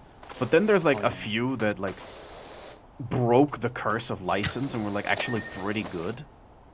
Like I know like whenever I talk about like licensed games, like this one comes up a lot, like the Wolverine game on PS3. Like that shit was ballin'. Like Wolverine, X-Men Origins Wolverine, the game was great. But I also know why it was great. Because Raven Studios, which is the ones that made it, were already making a Wolverine game. But then there was a movie revealed, and there was supposedly a need for a tie-in game. And because they were already working on it, they had to, like, make us, like, just replace Wolverine with Hugh Jackman. And that was it. Oh. Because they already had, like, a game figured out, which is why it doesn't really follow the movie all that well. Like, it's, like, Jack's in the movie to a degree, but it's still mostly original story. With like the fight with Deadpool, like Weapon X, like yeah, that's in there. Oh, yeah. But there are so many like enemy types, bosses, locations. that movie-wise don't make sense. But if they were in the movie, then maybe X-Men Origins Wolverine would have been a good movie. But no, like it had its fair share of action. Story was that movie's problem. Yeah. And then Logan came out. It was like, well, that was many years later, but licensed game just kind of died out. It's a shame, really. Like, you can make a good game on a license. Like, it's been done in the past. I don't see why all of a sudden game developers are, like, scared shitless of a licensed game because of the stigma that they've gotten. Like, if you put in the good effort for the game, then you can break the curse yourself that you're afraid of. But, like, nobody wants to take the risk. And then there's Hogwarts Legacy. The problem is that many franchise games are, like, kind of weird. Especially if they're, like, movie franchise games. You have, like, for instance, the Batman games. Like, or the Arkham games. Yeah. Hot take for many people, they were kind of mid. Specifically because they relied on 2-button gameplay. Yeah, they expanded it later on, where you also needed like another button to like deal with certain shield enemies. You had to like stun them with your cape, double tap your dodge button into them to like de-shield them, and then you can beat them up like normal. Yeah, but it didn't go beyond that. There were like gadgets that you could use, like you could throw down a smoke bomb and like have everybody go. You could True, implement but gel. But then you would, okay, you would incapacitate them, like you would make them not defend themselves, and then you would press your one button.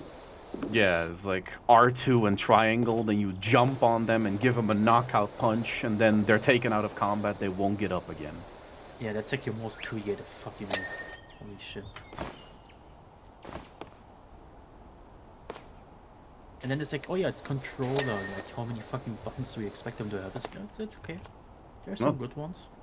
They combined it, and fuck, like, it's not like DC has no idea how to program buttons, because they have DC Universe Online, which is an MMO, and they implement button combinations where you hold L2 and then press another button, and then you hold R2 and press another button, and you press the same button, but they all have different... They all have, like, different outcomes. Like, a different skill is, like, hotkeyed onto it. And I guess, like, Final Fantasy looked at that and said, yeah, we'll take that control scheme.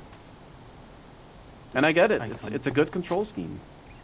I actually cannot wait for 16 to come out. Because it will have, like, some... If I see everything correctly, it will have some Devil May Cry inspired combat system. But, like, a little bit toned down. Because DMC is a little bit too flashy for like a FF style game. Yeah. Specifically after 15, holy shit. 15, like I played it for like one session twice, and the main drawing of that game is just the broship, of the characters. Like, yeah, that's why you going play. in the car, sitting in gas station. Campfire, lol, yeah. Yeah, like just I love these guys. the bro trip. That's why you play it. Yeah. You don't play it because you think the combat is amazing. Like, no, I played the combat for a bit. It's like, it's alright, a little button mashy, but Combat is flashy, but kind of mid. The story is in itself not that good. The world is not as big as it seems to be. Kind of misleading, not gonna lie. And the funny leveling system is too grindy for its own good for being a story-driven single-player game.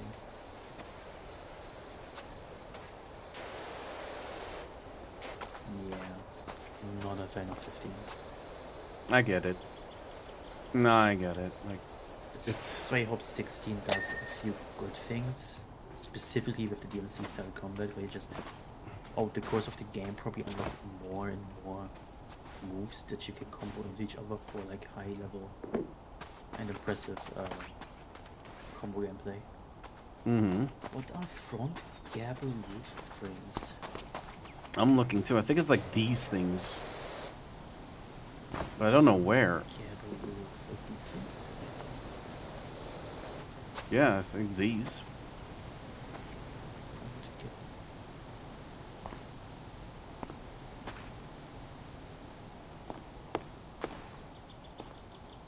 Ah, those. Okay. Which ones? Diagonal ones that connect with the roof. Oh, main roof. Now, main. Let's see. Front gable roof. Main roof. Front Oh, side. this thing is the main roof.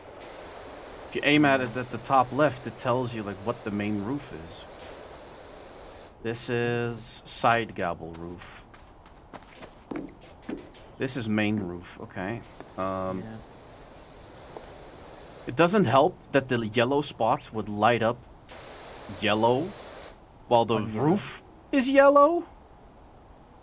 Yeah, it happens a lot in this game for some reason. There's like a lot of yellow areas with yellow lighting up. I think we can do another cleaning after this. I don't mind. Like it's easy to talk like this and just do this gameplay. Unless you guys are sick of it, then let's see. This is also counting as the main roof.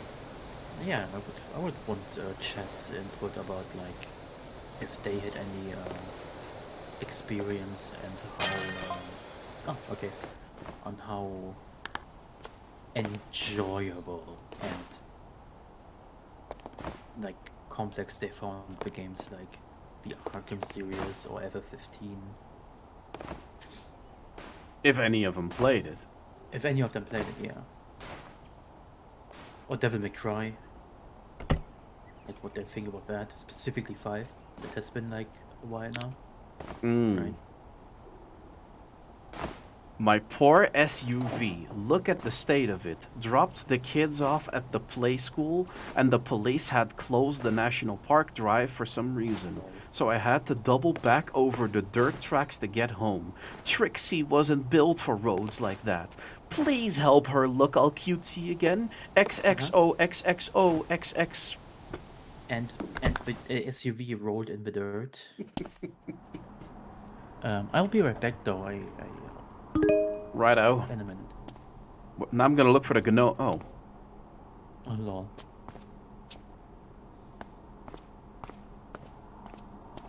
Gno homo.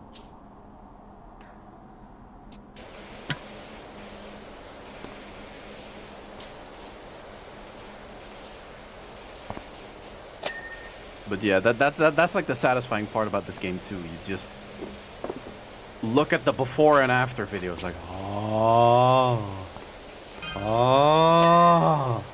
and then you see the area you had the most trouble with. Hate that. I'm just randomly spraying right now with like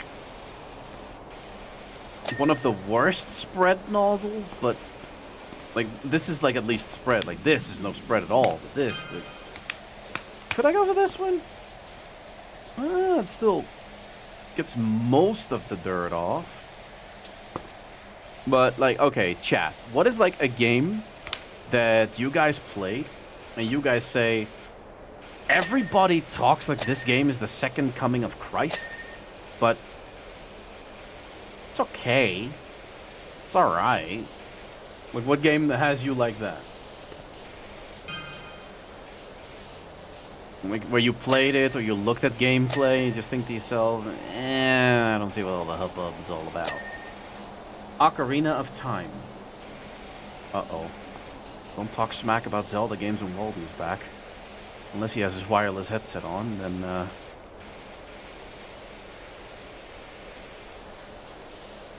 then maybe he's chanting an "Oh no, you didn't" right now in the living room or like in the kitchen, and the family members go, huh? What's the question again? Alright, here you go. What is a game that you've played or witnessed someone playing that everybody praises the shit, But you look at it and you think, it's alright. It's okay. Like, I don't see why people are treating this like the second coming of Christ, but it's alright. Like, what game has you like that? And oh, hey, Wally. Yeah. Niels said Ocarina of Time. I get that because it didn't age well. Not even the DS port? Not even with the DS port has a lot of improvements over the N64 version, but I get it. Like for its time, it was very good. Yeah, like Specifically, it's like one of the first ones in 3D. You know, it's like basically like the prototype guy. I have to say Twilight Princess. There's no Zelda Twilight Princess. Really? Too many people they praise it. It's mid at best, not even. Specifically, the best part about it is Midna. Is this the water jet people?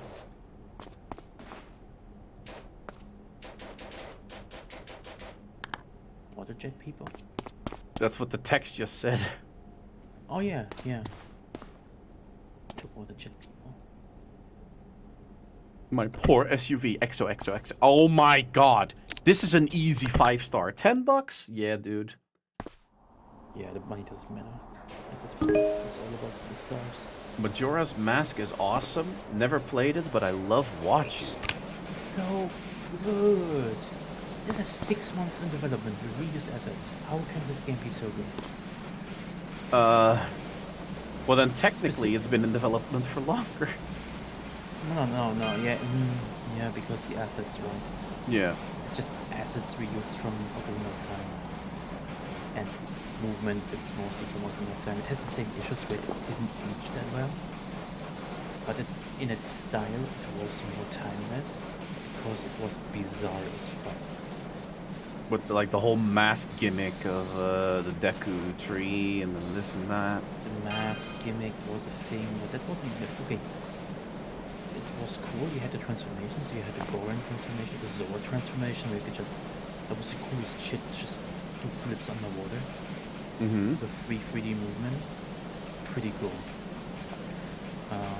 Quite the step up from pressing A to go down and then stop pressing A to go up again.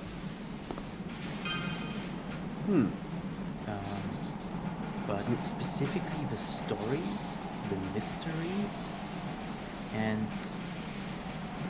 the bizarre nature of what the fuck you're going through and the entire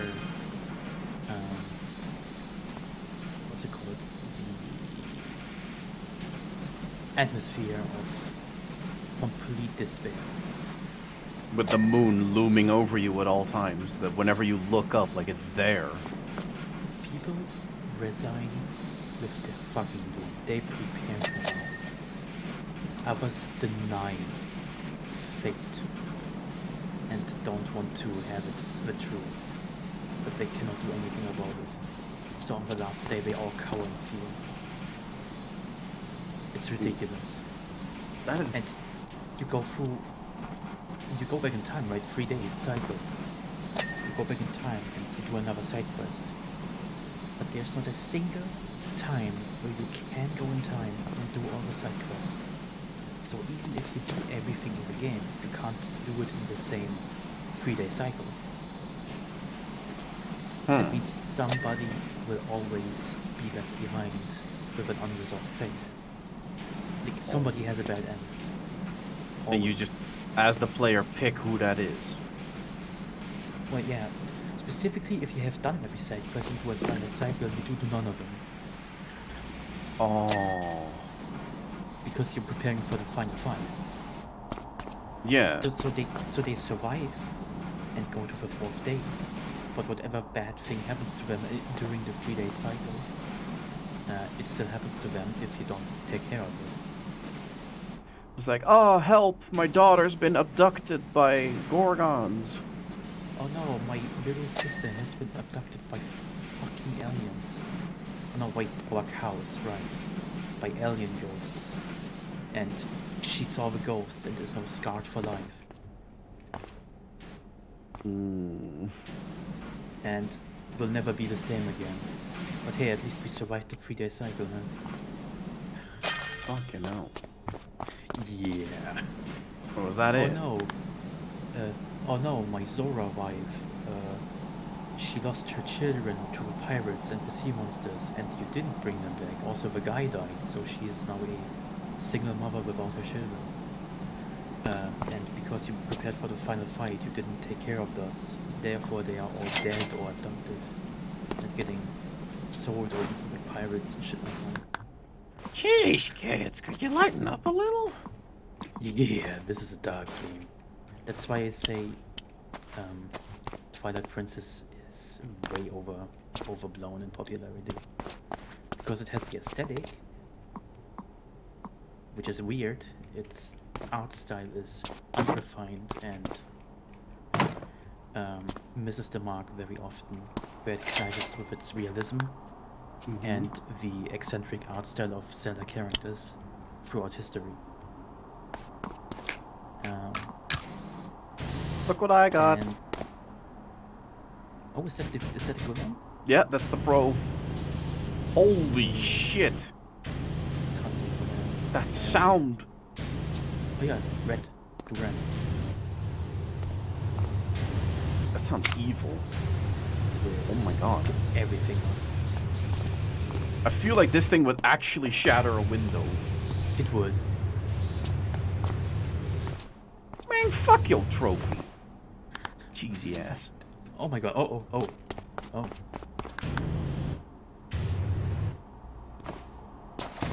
Can't fuck with it. What is it even for? Knapsville Best Kept Garden, 1996. Fuck yo trophy. Oh my god! Oh! What? It fell head side down and is standing on its own. Really? Because for me it's Yo! still on the What? shelf. Ah! This is like the modern bottle flip, yo! What the flip? Woohoo! Wait, there we go. Clean the fire so nice. helicopter. Oh god, the helicopter. Also, Twilight Princess has the problem where it is a GameCube game first.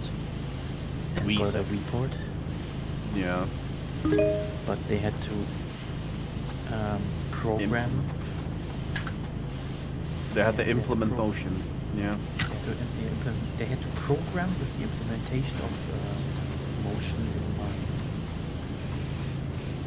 while mainly programming for GameCube. It's ridiculous. It's the worst thing they could have done.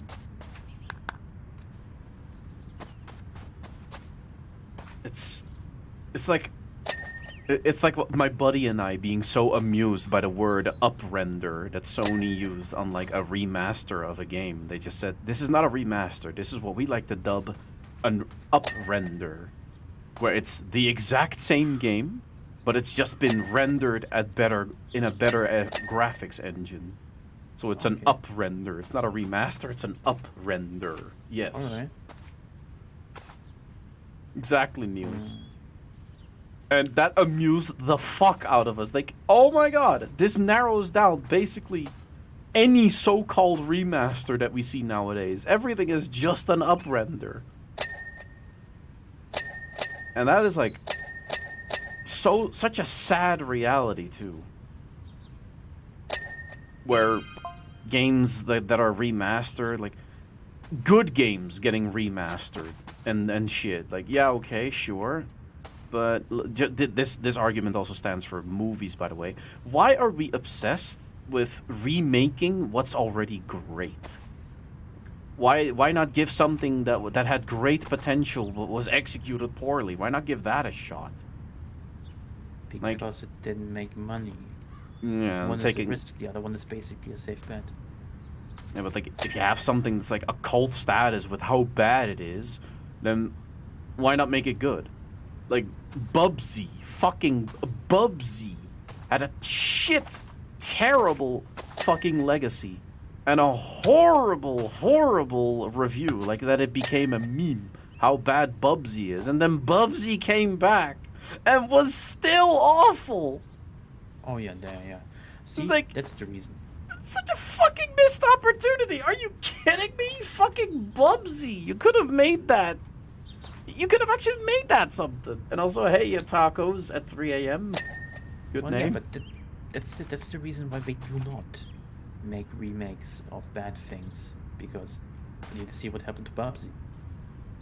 Well, yeah, that's like what happens if you do an uprender, a sequel to a dead franchise that was memed to death on how terrible it is, but you don't give a fuck while you're making it, so you're just doing the lazy Unity engine, like terribly made platformer game and call it a day. Like that's not how you do it, man. That's not how the Force Fuck works. the Disney live action remakes.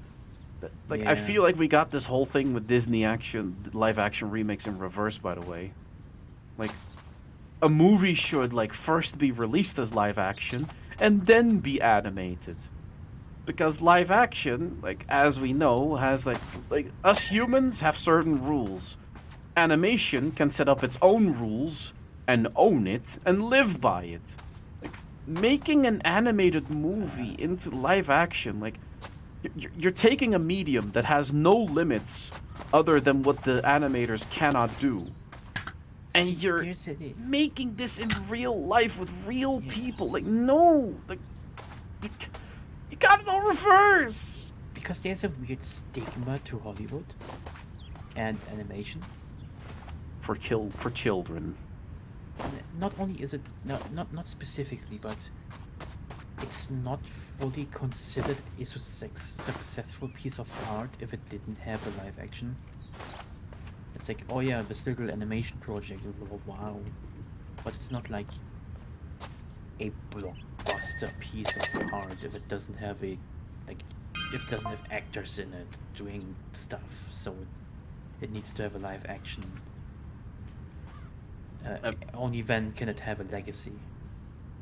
When it's live action, when it's actually like a movie with actors in it. It's crazy. I don't know why they think that.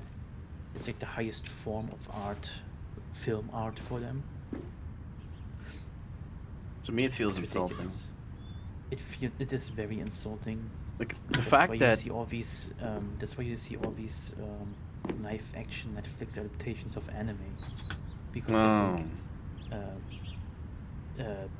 because of that, because they think live action is like the final. It's like the Final Magnus frontier. Opum version yeah. of any given media.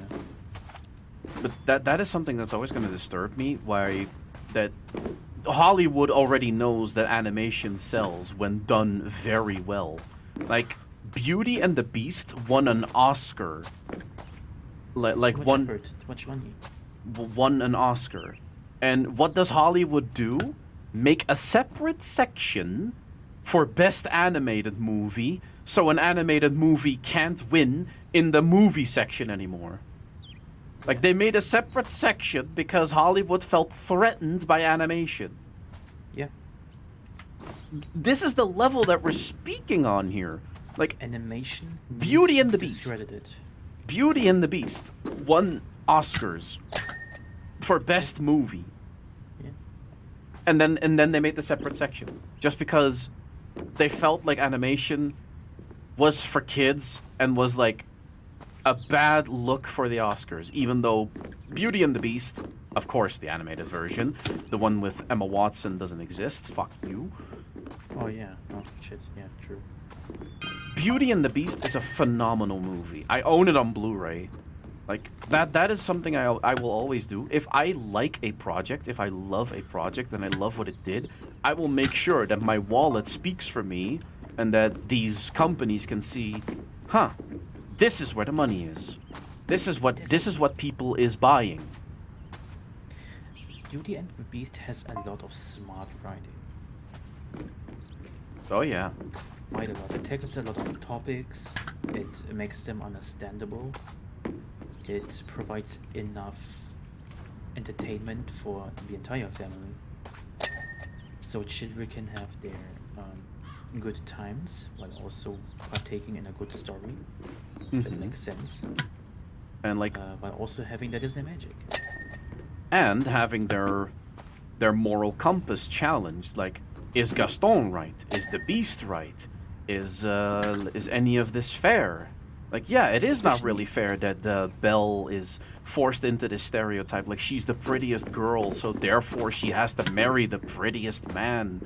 Like, and the way that the town is just kind of on board with it. Like, yeah, no, it makes sense to me. Like, he's Well, the yeah, most and then- handsome man. She's the most pretty girl. Yeah, of course they're gonna marry and fuck. And as you like grow up, right, as a child, as you grow up and you see the movie again, You're like, you just huh. get challenged. It's like, of course Gaston's like, he has everything. He worked for it. He got a lot of good genes, quite a lot of good genes, but he also worked his fucking ass off to get this body he has. But that doesn't his entitle him standards- to everything. That doesn't entitle him to everything, but like, he is not just an asshole per se. Like, he didn't just get everything handed to him. No. And then there's this woman that challenges his every belief in a time where women didn't really have a lot of rights. So there's that. And on top of that, there's this, now she's living with this beast and refusing to come home. Right? And Well, she wasn't allowed to. That was the Yeah, deal yeah. that she lived in the castle. well, yeah, that's the deal she made to save her father. Hmm. So he, that's how he found out, right, about the beast, through the father. And of course, from his perspective, he has every fucking right to fucking rescue her from the beast that has basically taken her prisoner. True. So there's that. Like, she does self-sacrifice, fully knowing what she's putting at stake there. That's And a her father very- even pleads for it, like, no, don't do it. Like, I'm old. Like, you have your entire life in front of you. Yeah, it's a very faceted story where each individual perspective has their own right to be on the right side of the story. I like how the story portrays love in so many different ways. Because the servants of the beast, they love him and they want to see him thrive. Of course, they also Yeah. want to be turned back into humans, but they're like his teachers. And then when they have Belle, they show him like, yeah, oh, you can't just force a woman to love you. Of course that doesn't happen. Are you stupid? Like, yeah, you're a prince and all, but she is feisty. She's not just gonna give you what you want because you told her that you wanted. She's not like us. She's not a servant. She won't be. You're gonna have to win her over somehow by being good to her. Treating her like a human being, perhaps.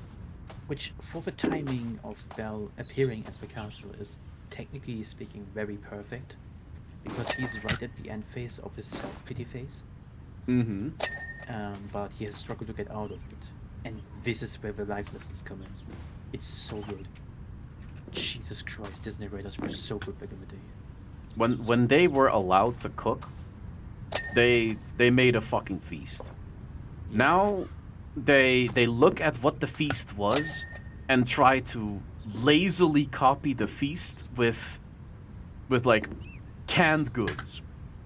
Yeah, they want to, like, they use canned goods, they want to overspice it. Yeah, and Like, they see a sweet and they put fucking 2 kilos of fucking citrus onto that shit, man. you see that's kind of a loaded statement, like the canned goods, because it comes out of a computer, and a computer is technically a can. Yeah. But there's also live action, so he has that. Live action elements, and this is what King of Shells like brought up, or Niels in chat earlier, like doing lifeless, soulless animation, Lion King, and calling it animation, just making it look as real as fucking possible. and just retelling a story that was told in such a phenomenally animated movie that you look at that and you go, whoa. And then you look at the 2019 animated version, it's not live action, and you go, but why? You're Well, yeah, it's telling the computer exact animated, same yeah. story, and you're purely banking on the nostalgia factor of a generation that is now grown up and potentially taking their kids to go see it. And the worst part is, it fucking worked. Yeah, first of all, the problem is it worked. People paid money for this shit. The second is, the Lion King 3D animation is basically just a story taken to promote a tech demo. Yeah? They just looked like, oh yeah, we have all this computer graphics, power, everything. Let's see how many animals with fur we can render at the same time. Mm-hmm. Do we have a story for it? Yeah, Lion King. There's a lot of fur in it. Perfect. I even saw on Twitter like how people made their own renditions of a more cartoon stylized version of the lions, yeah, where the faces that they had in the cartoon were like semi integrated, like kind of like a painted over art style that looked great. Like, hey, those are the characters. I mean, this movie still doesn't have to be made, but if you really want to make a stylistic statement or are holding a gun to my head telling me this movie is gonna get made, so how do you want it to look? Then that's how I would want it to look. Like, make it stylized. Yeah. Give it a reason. Like, making it look like a fucking documentary, like Nat Geo, is like, yeah, okay, you can do that, but why? The crux is that the Lion King is a character-driven story, specifically Simba.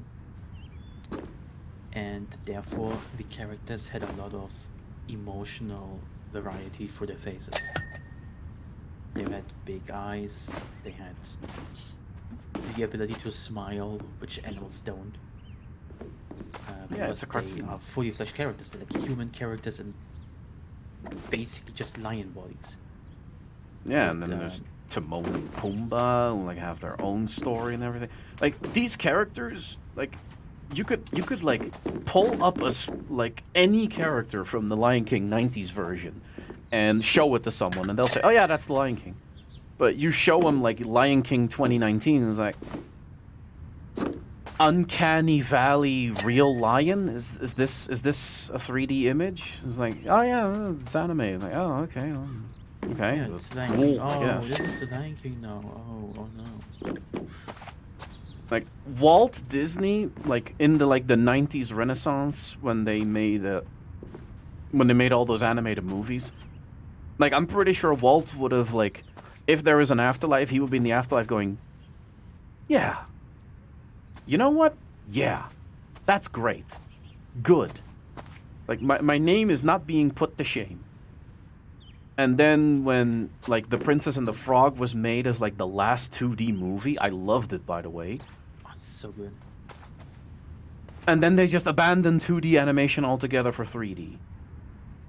Which could have worked. It could have worked. It could have worked, but it There was doesn't. so much promise. It doesn't work. They had Disney Pixar, they looked at DreamWorks, they had fucking Illumination, was it, I think. They had all these things to look towards, right? And they watched it. They fucking watched it. Mm-hmm. And then they went to live action, because 3D didn't work. Yeah, well, green screen. A lot of green screen. A lot of green screen and CGI. And then fucking Marvel happened, the Marvel acquisition, holy shit. Worst mistake of their life. It made It's them the a most lot of money. money and a lot of pop culture, but Killed a legacy, killed a franchise and 2 legacies. like, flat out, I feel like Marvel could have worked, but you need to take an L. And signing on actors for multi-stage super movies that are eventually gonna come together, and like you're setting up this entire cinematic universe. As soon as you let me know that you signed in Robert Downey Jr. as Iron Man for at least 7 movies, like for the entirety of like the run that I would watch it, I would not feel like this character is ever in danger. You've taken me out of the experience by letting me know, like, oh yeah, there's gonna be more. Like, okay, then is the story really so complicated that you can't just tell it like in 1, maybe 2 goes? Like, does this really need this many movies? Yeah. The thing is, the problem is they did let them know that Robert Downey Jr. was like for 7 movies, and if they didn't reveal that, the movie would have been like, oh, okay, no, there's actual suspense. If you have not read the comics, Well, because yes, all the movies more or less followed the stories of the comics of a comic. mm-hmm. They had a roll together of diverse character origin stories. They had the Civil War thing was a thing. Fun can tell you all about that. He is the comic book kid in our Yeah. group. That's true. For instance, how Civil War was in the comics supposed to be after Infinity War, and then there's also the Secret War, which may or may not happen. And Well- the thing is, there's nothing wrong with like mixing things up and having like the cinematic universe where all the heroes come together, because again, the comics did it. And it said like fucking hot cakes. You know, it's like, damn. So there's no reason not to do it. And if it's told well, it works. But after And then there's- Infinity War, they kind of dropped the ball. This is pre-Thanos, or is it like the Thanos kill movie? Is Infinity Or was War that the one with Endgame? Oh, Thanos it's one. Endgame. Endgame is where he died.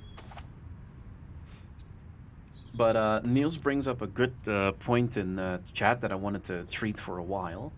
Uh-huh. You know what I realized? Animation looks better, looks amazing when it borrows from the other animation process. For example, 2D animation using 3D lighting.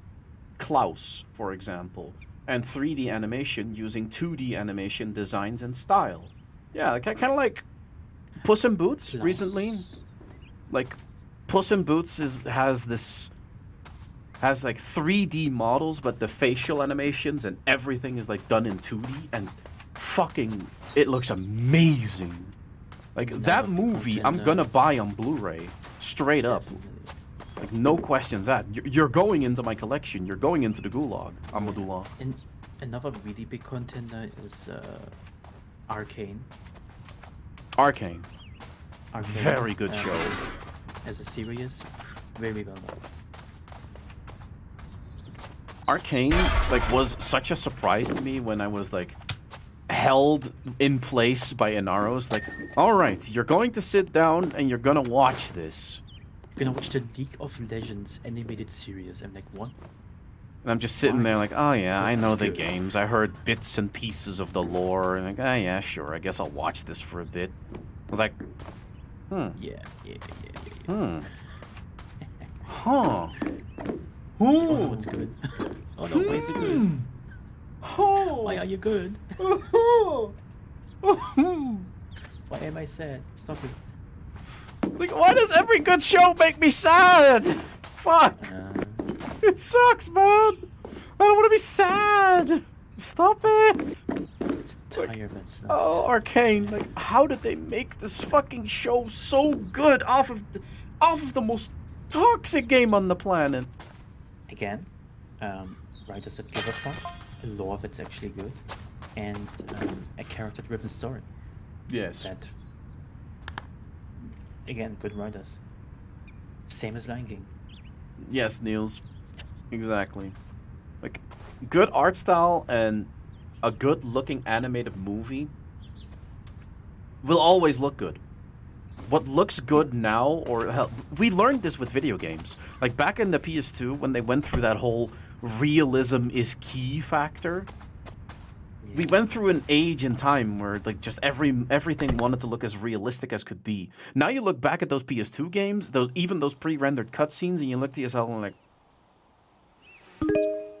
oh, ooh, that's rough. Ay. Speaking of rough, what the fuck, man? I guess I guess somebody didn't give the rights for gay marriage. Look at this Wait, fucking building. That's the what's it called? Mayor, Mayor, yeah. the mayor house. Somebody voted against trans rights, and you know what? Now I feel guilty. Now I feel guilty washing this. Well, it's not stinking. You don't want to stink up the neighborhood. There's like rottennecks and shit. Fair enough. Let's just call it good for business, but would endorse it happening again because hey, that means more money for us, and fuck, I'll even throw an egg or five to get rid of my guilt.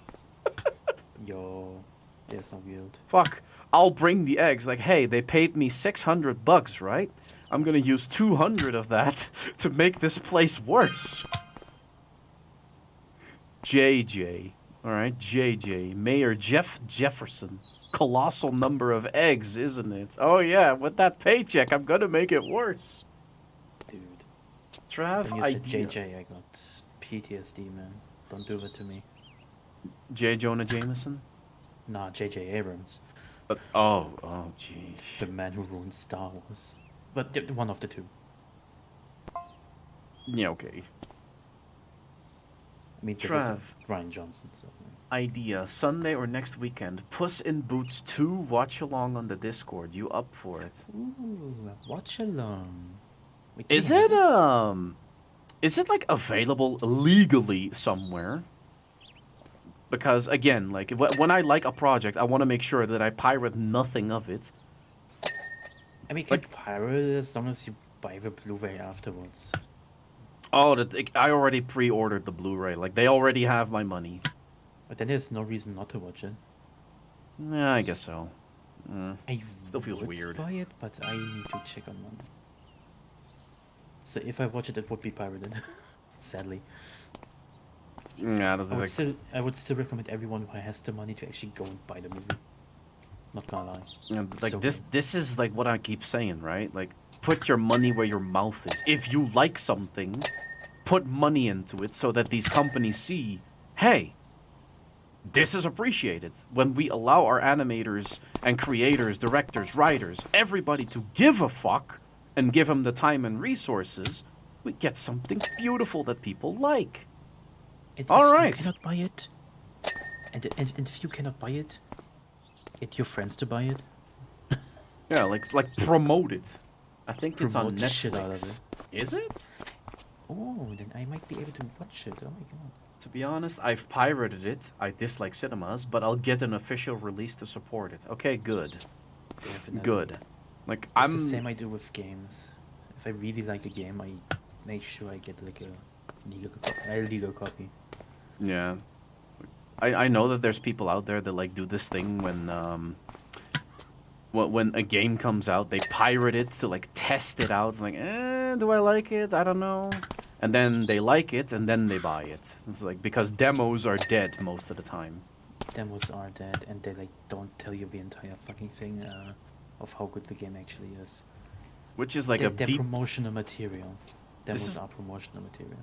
That's like a pitfall that we're entering nowadays, where companies don't have enough faith in their products anymore to let you try before you buy, and that's a shame. Because things like Monster Hunter like also allow you to like tech demo, like, does my system run this or not? But There's a tech demo, there's the play demo, like on the Switch, there was the play demo. on Steam too, it's still available. Like Monster Hunter World had a demo. The Rise has a demo. Fucking, they made a demo for the expansion that you could just download loosely from the game. That's how much faith they have in Monster Hunter. Because they know it's good. Yes, because they're allowed to cook. Yeah, they are. Which is sweet because it's fucking Capcom. Yeah, like with the business practices that they had in the past, with like this whole DLC fiasco where it was Marvel versus Capcom 3, and there was like Like the DLC was all on the disc, but they kept it gated away from people behind a paywall that they would pay later on. And for, what like, did you download when you buy it? 7 kilobytes, which was the unlock key to unlock the thing that was already on the disc. 7 KB. Which is funny because afterwards they made it different. Where like the 7 kilo unlock key was on the disc and you download the entire game through the store. Yeah, which makes physical media entirely worthless. It is. You can't just buy a CD anymore and just play offline. So we can't go in. So I guess we have to. What the fuck is that? Like you order people to come clean your shit, and then you don't let them in. I found a gnome. Oh, It's in the corner. yeet to the gnome. There. I'd get Monster Hunter, but I'm too impatient for a game like that. Yeah, okay. No, you save it, but Rise is the most accessible Monster Hunter to date. They give you a dog that you ride into battle. So you are faster, you have more movement in all 3 directions, like 3D movement into the air. You are faster, you fight faster, the monsters are faster. It's easier on the eyes, it doesn't require so much resources for your PC. Even I can run it at almost 60 FPS with my trash PC. So that's a thing. Yeah, like they give a shit about the optimization of their game, which is Yeah. definitely a step up from Iceborne. And the grind for base armor sets and weapon sets is heavily reduced compared to older Monster Hunter games. Yeah, but I think Niels, yeah, he says it. You sniping the pain, no? But it takes too long to take down anything. Well, you see, that's where skill comes into play. You, like, the better you are, the shorter it takes. Or if you're like, if you hunt online with friends, then hunts don't even take 10 minutes. Like, up until 10 minutes. If you're like, medium and semi-good. Okay, we recently took on the most difficult monster in the game so far. The hunt took almost 20 minutes in multiplayer. Mostly because our strongest DPS guy couldn't go full on out because the monster changed aggro all the time.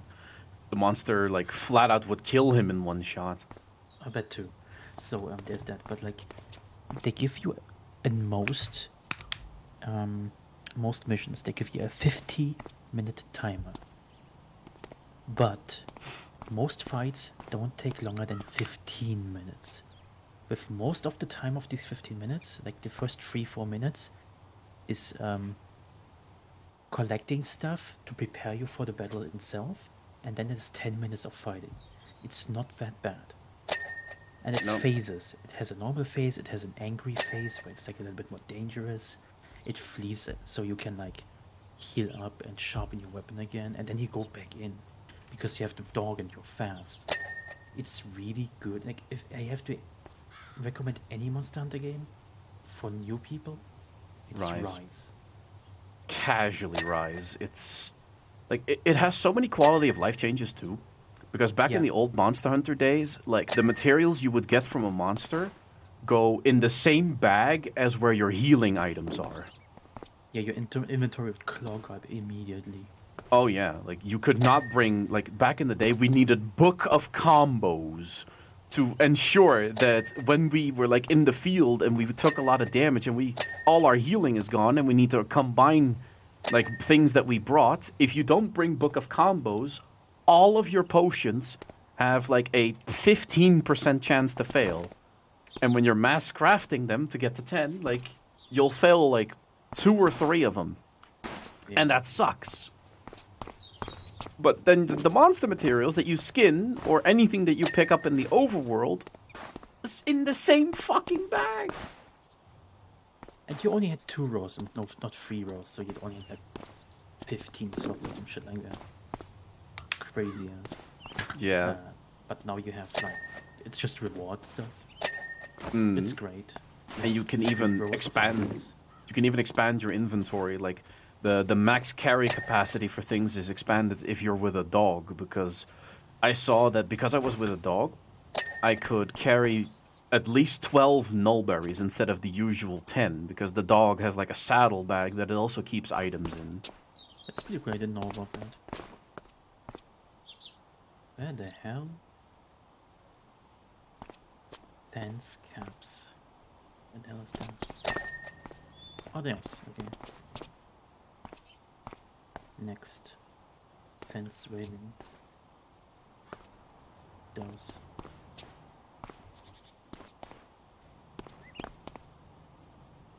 Hopefully you could throw this thing. Yeah, sadly not. Throw the You could throw a gnome. window. Catapult. But back on the topic of animation, I also saw Niels earlier talk about how it's a great idea to implement like more practical effects. Like we actually go back to using real things, like physical things that you can touch. Like a movie, like it's a horror movie. I know, chat, and you don't like horror movies, but I do. The Thing. Definitely the Thing. Oh my god, yes. Holy shit, the practical effects on that still have people shitting their pants. Looks still better than like a lot of CGI nowadays. Oh yeah.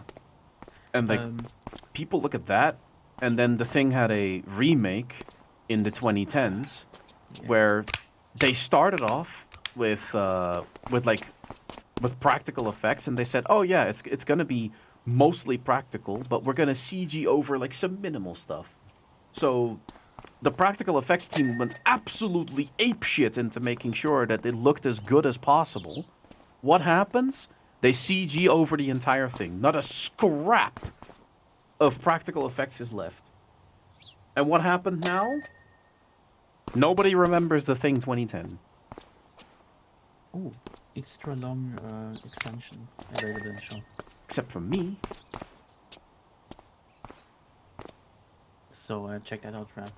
Extra long? Extra long extension, yeah. Would have Prime made Vista. this very easy. So now you can stand like another 3 meter further back. Oh my god, I just got it. Let's have a look. Prime Vista long? Wait, that's... Huh? Oh, I think I bought for the wrong thing. Maybe. But also, I think you need to buy between. Prime Like, Vista. buy it after we're done here. Bought it. Oh, I can equip it now. Oh, cool. Oh my fucking god. Yeah, you can just stand here and Jesus. still hit this window up here. Wow. Crazy.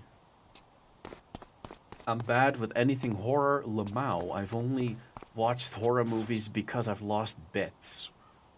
I don't like horror movies, but that's because like most of them don't get me invested. Yeah, That's it's why like... I like horror games a lot. I don't. But I'm really bad with horror. So I need somebody to like be with me when I play a horror game. Like somebody who watches, like I stream on Discord or some shit like that, who like urges me on to go forward. Right. But when it's like the time of my life. Nah. Yeah. Nah, straight up nah. Like people always like semi-bully me, right? Like they're always like teasing me and like, haha, this, that. It's like, oh no, yeah, sure, walk forward like 2 meters, you're good. You're not good. You're anything but good. Wait, that's the fun stuff, right? I'm usually the first one to play these games out of our group, so haha. So fence wall, which is these things. Is it? Yeah, Just like click on when you aim at it at the top left, it tells you what part of the map it is. Yeah, it is indeed this. Yeah, here, down here.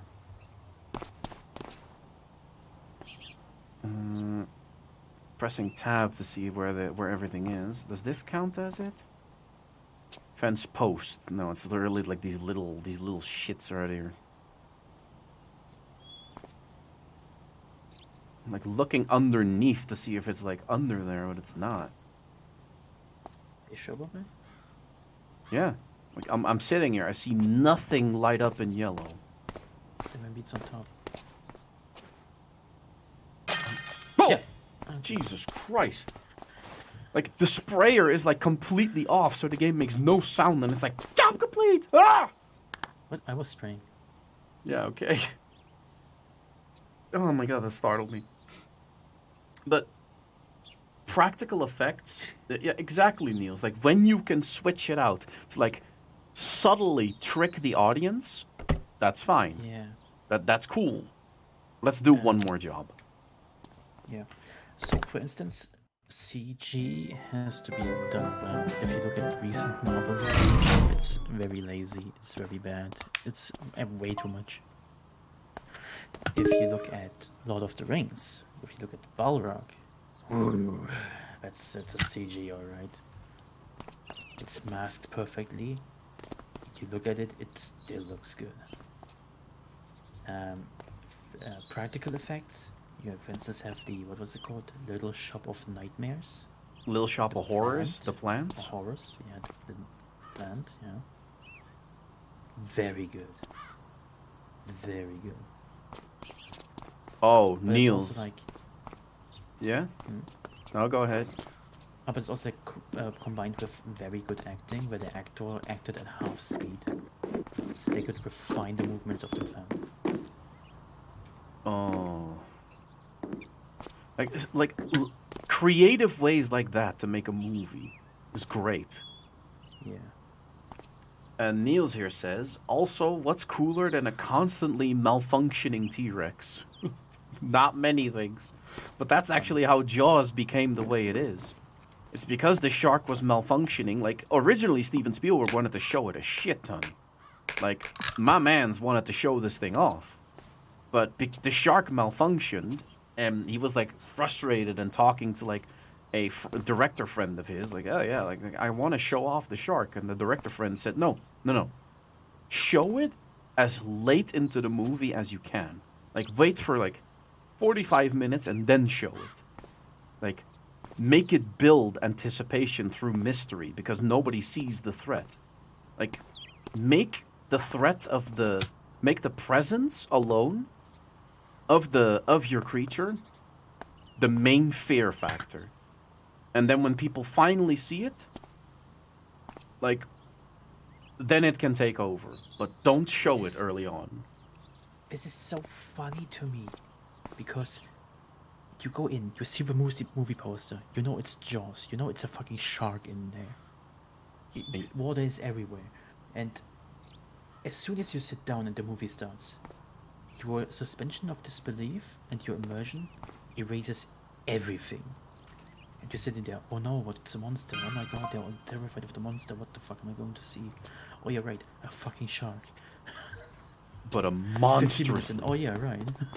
But a monstrously big shark. Yeah. And that's like... Cool thing about it. And that's like how...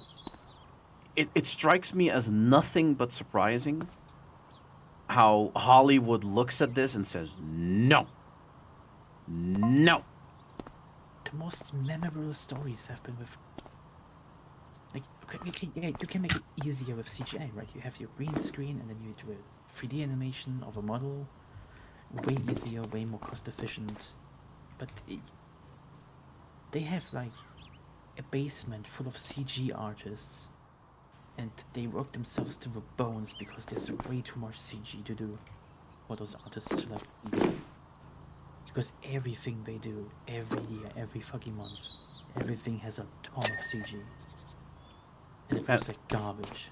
Oh, yeah. Yeah. Like, early on, when CG was, like, used to enhance a scene rather than replace, like, occasionally it was like, alright. Yeah, okay, you know what? This is fine. And then everything became green screen and, like, edited in. Like, fuck, even Jaws used green screen occasionally, where they filmed certain scenes, like, in a pool. Like, there are scenes like that. But Pirates of the Caribbean did that. yeah. It's a great movie. It looks amazing. That is like I think that's the only Disney property that I can think of that's live action first, but not even animated. Um, Is there anything there's a else? few, Like no, the no, no, Haunted no. Mansion? Does that have anything animated?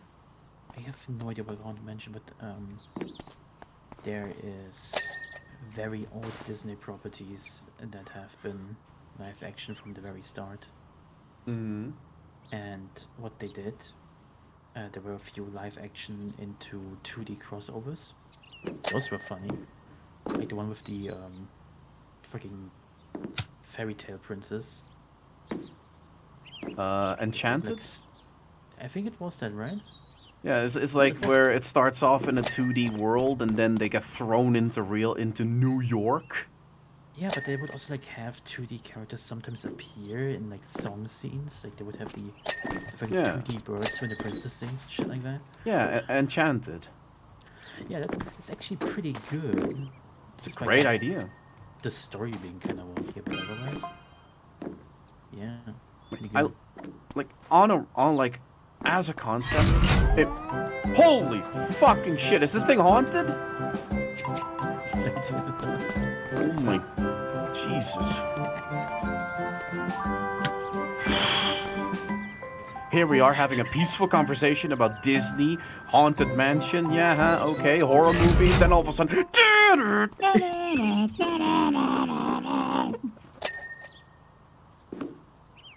Fuck you!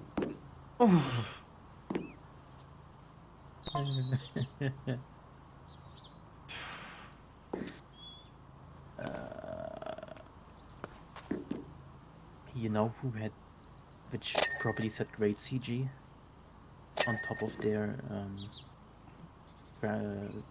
what's it called?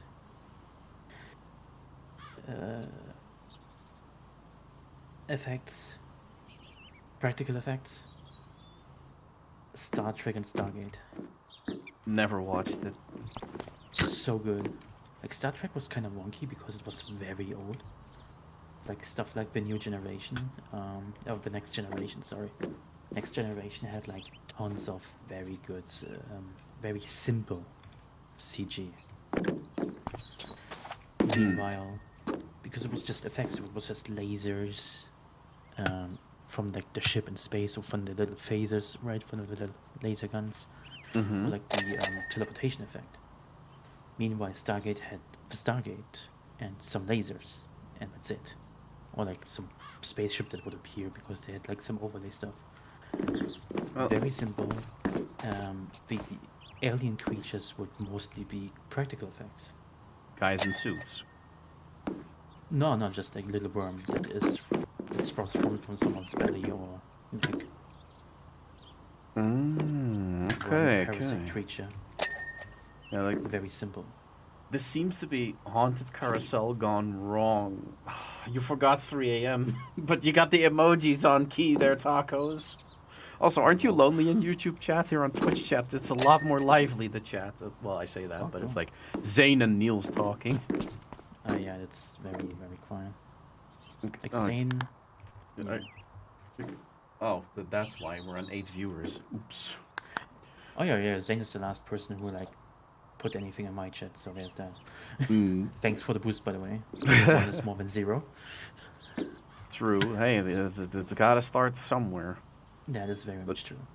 It's always struck me as odd how they keep looking at like the past and thinking they can just reinvent the wheel on like how to make, create, distribute movies, like get away with certain things, change things up, thinking nobody's gonna see the difference between this hand and this CGI hand. People are stupid. They won't notice. Yeah, we do. Yes, we do. A fun thing. Disney Star Wars The Mandalorian, right? Yeah. You have Baby Yoda, little Grogu. Mm-hmm. And sometimes he's CGI. And sometimes they have a Grogu puppet whenever he's not in focus. Oh, so then And- he's just kind of in the background to make sure Just that he's sitting there there. as a prop. basically. Or do they have like little arm movements or some shit like that? In one scene, the Mandalorian put him down on the ground. I think it was in season 1. Yeah. Instead of having him CG walk away or like puppet walk away, they have him on a little cart that is covered by its rope. So you have this shitty, not moving, stuffed baby Yoda toy on a little electronic car going down the fucking hallway, like back to the ship. Meanwhile, it looks so stupid because he didn't move his legs, he didn't move his arms, he just wobbled around because the ground was uneven. So the car had trouble going straight. It looked ridiculous. So they tried to do practical effects, right? But they botched it. And then they tried to do CG, and they botched it. And then they used CG to have a de-aged, deepfake Luke Skywalker, and they watched it. And Leia. Then Leia, and they watched it. And then they had Han? in Kenobi, de-aged Kenobi and Anakin Skywalker. Yeah. They watched it. And they try to have practical effects by throwing rocks at each other, like with the Force, right? And Yeah. it looked ridiculous. They just one L after another. Whatever they did, they had the Book of Boba Fett, and they used a little bit of CG here and there, and it looked stupid. And they tried to have practical effects with like the what's it called, the Rancor, the thing that almost ate Luke in one of the movies. In like Jabba's palace, and it looks very stupid. And sometimes it was practical, sometimes it was CG. You could just see it. Like the remasters. No. The new series Oh, from like last year.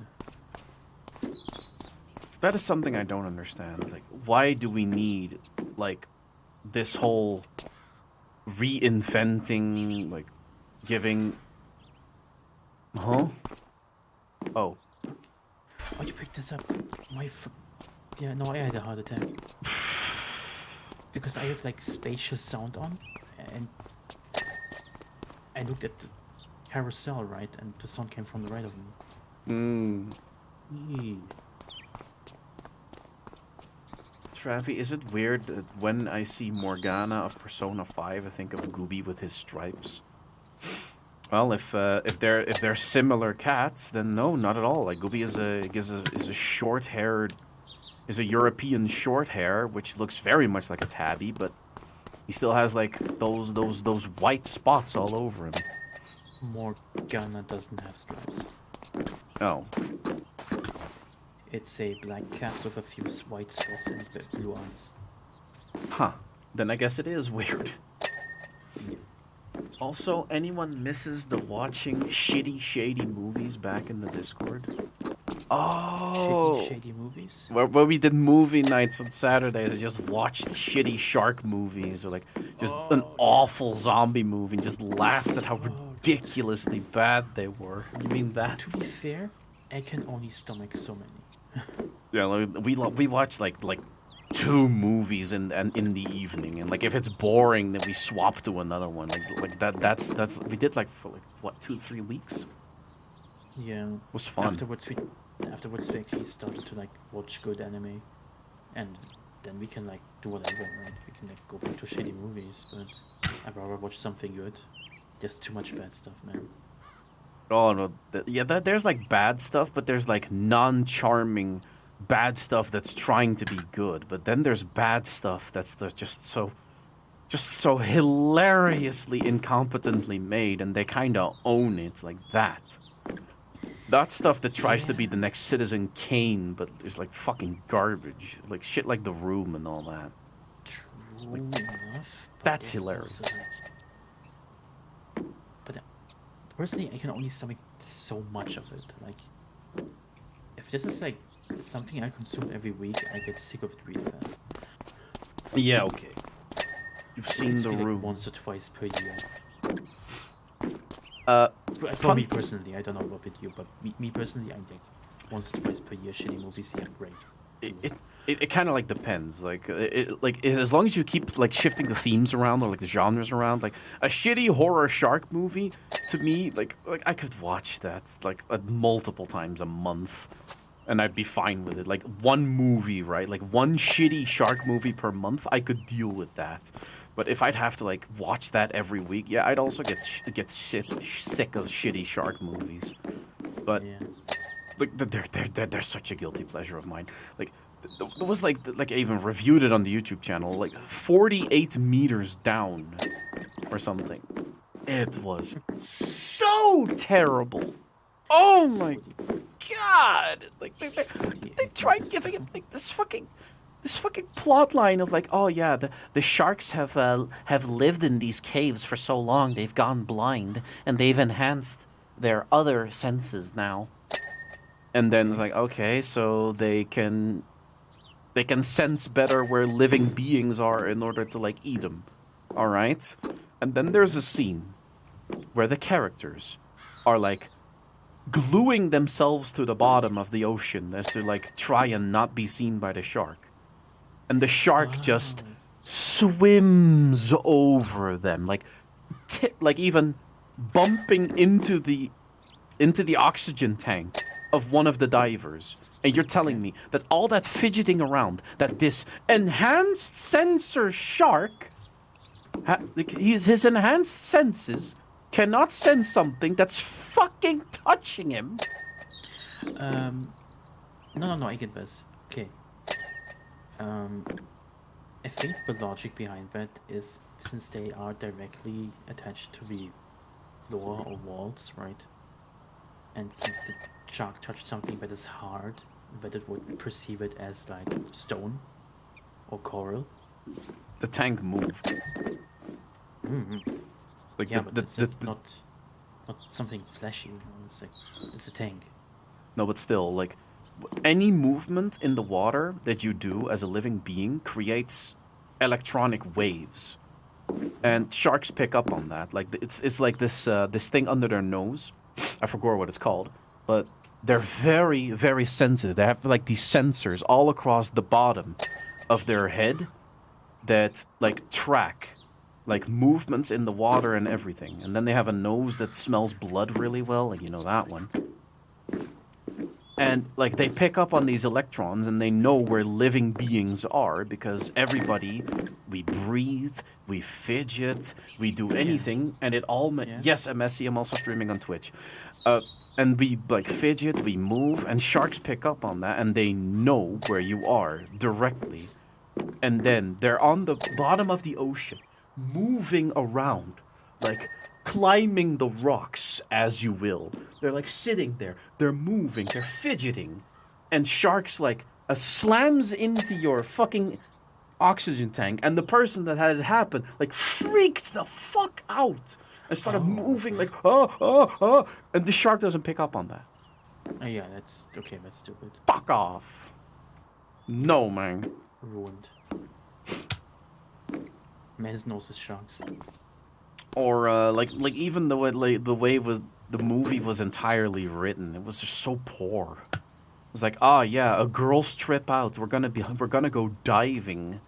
Like my dad knows of like this really like secluded spot. Let's go diving there. Yeah, it's such a girl boss moment. And then of course you have like the scene with the skimpily clad women in bikinis that makes all the bros go. Oh! I'm one of them. And then eventually, they dive down, and as soon as like this is originally like also one of the issues I had with the movie. Like from the very moment that the sharks were a factor, a shark, like okay, here's what it is. Like they're down below, they're in ruins. It's very claustrophobic. Like holy fucking shit, you could not almost not move in there. Here is the person. Like look at this. Like this is my hand. Here's the person that's talking to the girls, facing them, Like talking to him, like, all right, girls, we're gonna get out of here. There's ruins back there. I know a way of how to swim. Oh!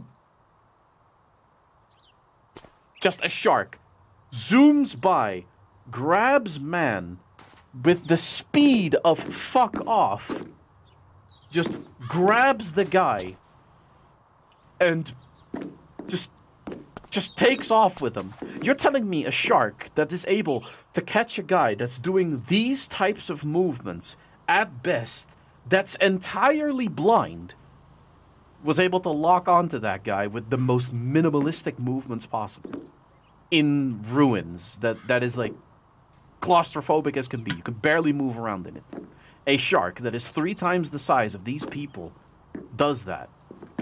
But then when they're laying on the bottom of the ocean, fidgeting around, can't see that.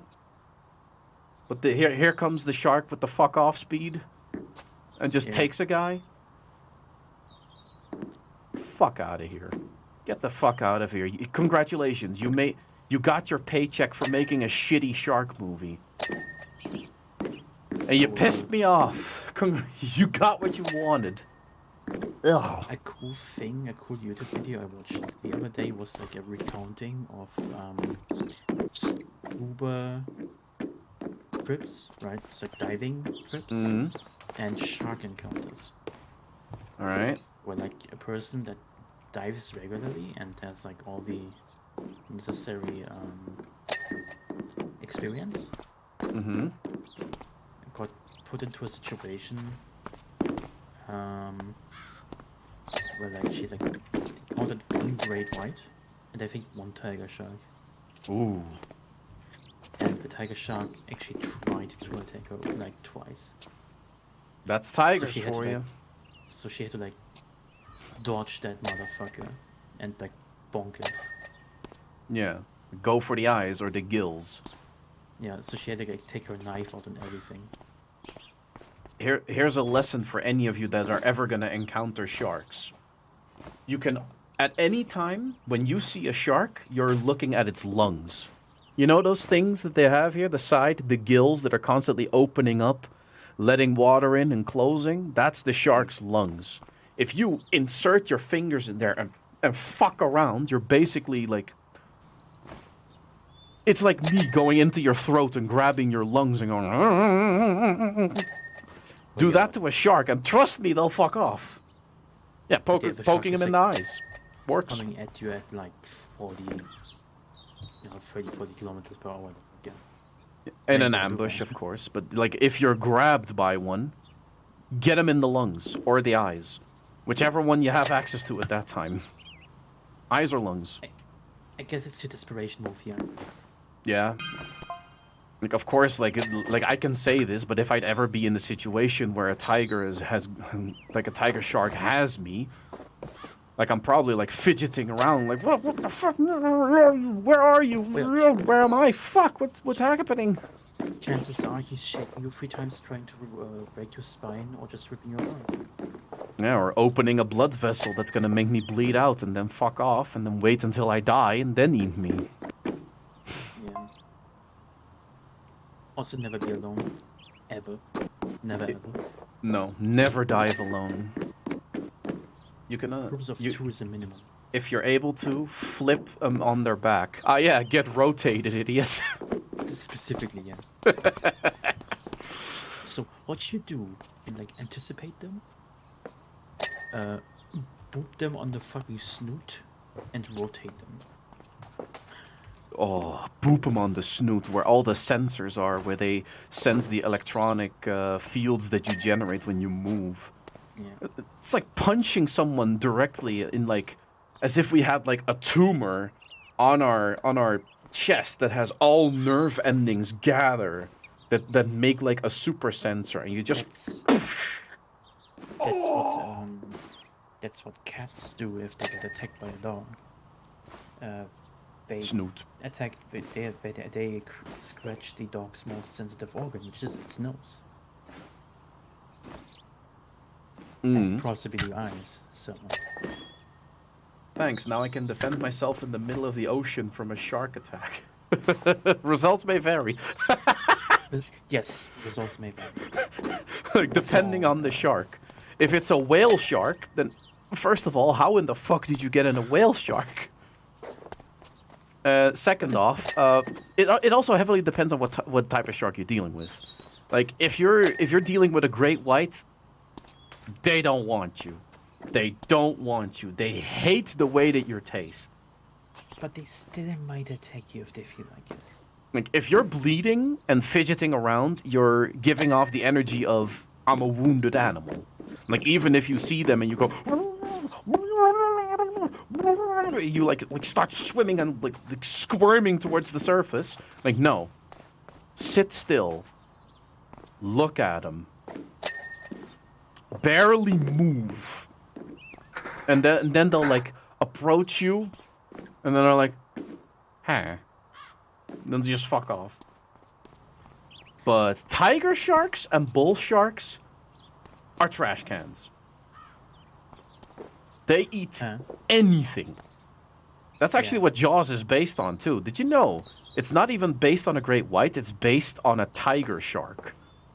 Like, even down to finding a license plate of a car in the stomach. That's not a great white. That's a tiger. But they made it a great white because people thought of the great white and were scared of the great white. Plus, it's just more marketable. It's like the biggest carnivore.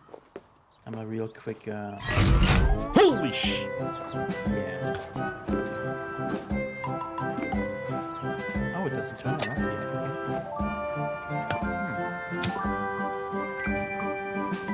Down. Never mind then. I want to be sneaky into some bullshit, but I guess I don't. Okay, not that I don't want to feel the Disney magic or anything, but thanks for turning that off.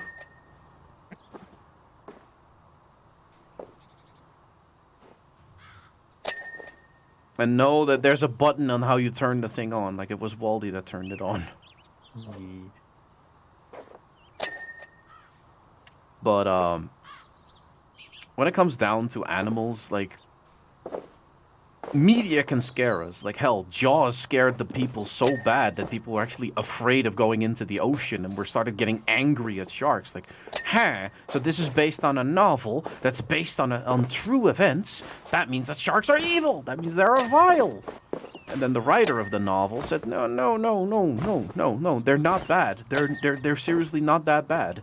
Like, the novel, like dramatizes everything. And then he became an advocate for, like, protecting sharks after he wrote the novel Jaws. And, yeah, let's just say he's definitely not known for being an advocate for sharks. Like, Jaws is forever gonna be his legacy.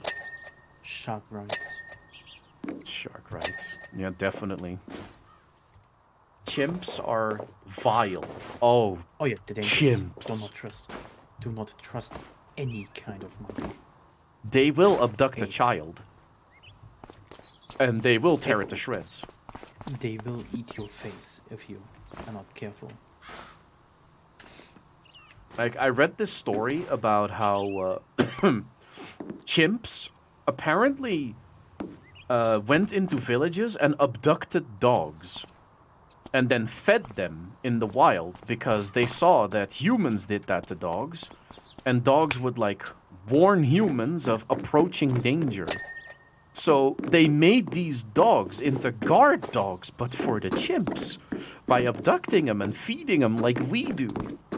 And, like, modern scientists have even looked at this and said, hey, this is probably how we did it with wolves. Alright. Planet of the Apes. Please say that. Mm-hmm. Please set not enhance the DNA. Thank you. Indeed. Yeah, gorillas are far more likely to protect a child. True. I remember a story where a pack of dolphins, both female and male, tried to force a group of divers to breed with them. Yeah. It's fucking weird. Dolphins are sociopaths to the point where they are worse than sharks because fornicate of their own species and shit, non-consensually. And they also beat the children, shit like that. Yeah. Poke pufferfish to get high off of the toxins. And by the way, the pufferfish die from that. Oh yeah, definitely. Just an additional note. They punch it to death, basically. Hmm. They don't just poke it. Orcas do this too, but like when whalers are like looking for whales, orcas and dolphins will show the whalers where the whales are. Like they know what the whalers are there for, and they actually show them, hey, this way. Why? Because it amuses them. Like they're fully aware of what's happening, and that it just amuses them. So they show them where the whales are. Like dolphins are fucked, yo. They watch the whale hunt like it's fucking Kino.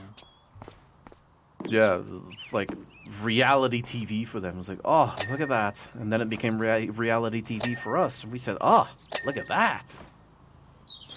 No, it's a different do and die. Orcas launch other animals into the sky with their tails for shits and giggles. Oh, yeah. Yeah, sharks and seals. Like, specifically, orcas also bite the fins off of sharks and then just leave them to die. And guess what? Like I told you earlier, the gills in the side of their head are their lungs. And they have to constantly swim to, like, flow water through those lungs. What do they swim with? Yeah. Fins. What can you do without fins? Not swim. What do? Suffocate. They suffocate them. They're not even bleeding to death. No, they suffocate because the fins get bitten off. The worst thing is they don't even eat them. No, they don't even like the taste. They just think it's funny. Crazy how intelligence makes animals cruel.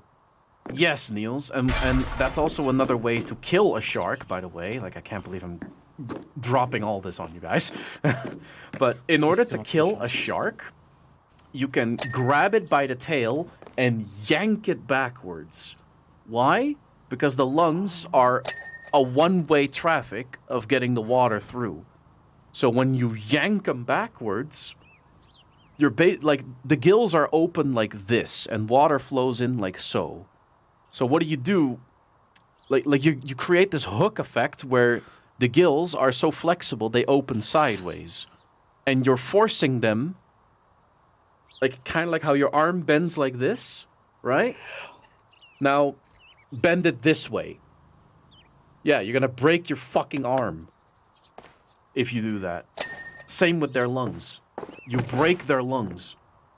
And therefore, they can't breathe anymore, so you suffocate them to death. My arm did bend that way when I broke it when I was 5 years old. Well, yeah, Okay, so here's a side note for that. Not supposed to happen. That's why, yeah, broken. But nah, the animals can be very cruel. But also very smart. And nice. And great. We're having frame drops. What's going on? It's ridiculous. I think this is not my last one. I think there's big memory leak going on. Yeah, like I said, this is gonna be the last one. Yeah. Oh, it's like the bottom of this thing. Okay, so these aren't done yet. The steps. Oh god. But I jumped off at a gym class after school, and I landed wrong. It was a very high platform. Oh. But if I could choose a job that I would do for the rest of my life, I kind of already have it figured out. Like, I either would want to be a marine biologist that figures out how animals work, how they live, and, like, try to understand them better. Like, of course, they're wild animals, so interactions with us is going to be a hell of a lot more different than with their natural inhabitants. But... Or a caretaker for specifically tiny baby cats. Or to baby cats, whelps of tigers and lions, like hand raise them by myself, like, and be in their lives like forever, because I Like, love tigers, I love cats, I love animals in general, but I have a very specific taste, if you will. Oh, we gotta clean the horse rods. yeah. I'm not gonna say it. Frames.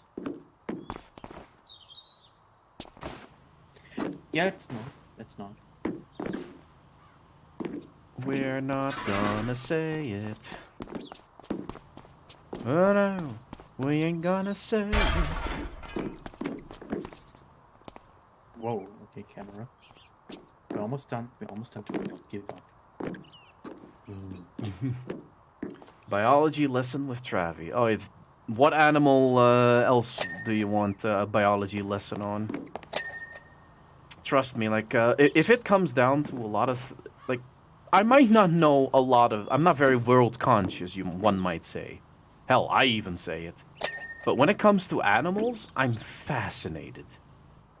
Like, I would totally become a caretaker that would hand raise, like, baby tigers and like, lions and, like, to take care of them for the rest of their life. I would totally do that. Absolutely. Fucking hands down, I would do that. If you became a marine biologist, you would just need a stand that can stop time. I knew it. Somebody said it. Somebody would say it. Oh my fucking god. Yuddy. Specifically, then. You Me know right now. Casual Geographic on TikTok/YouTube? No. But by all means, enlighten me. What's Casual Geographic? Okay, so this poll isn't done yet. Oh, there it is.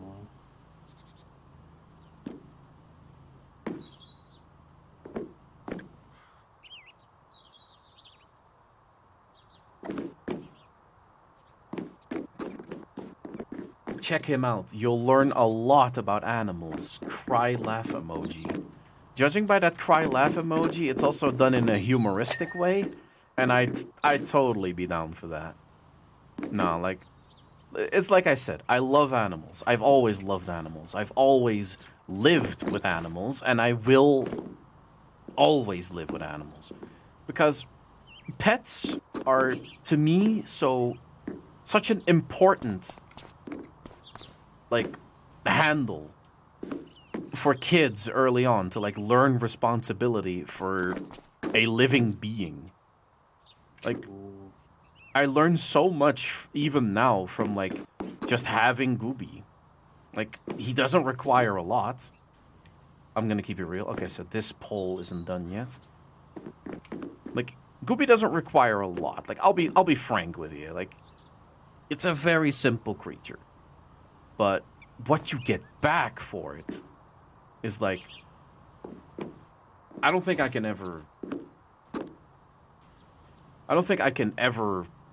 live down or downplay the amount of benefit it has from just having a companion, a pet. It's great. And it even teaches you some things about, like, how you take care of kids, because, like, yeah, okay, don't hold a gun to me yet while saying this, but pets teach you how to strategically place your things you don't want them to fuck with. Oh, yeah. Like, I still figure out things that Gooby messes with that I'm like, huh, really? This is what he's into? Alright, now I have to place this in a way, in a room where I know he doesn't have access, so I don't have to worry about him messing with it.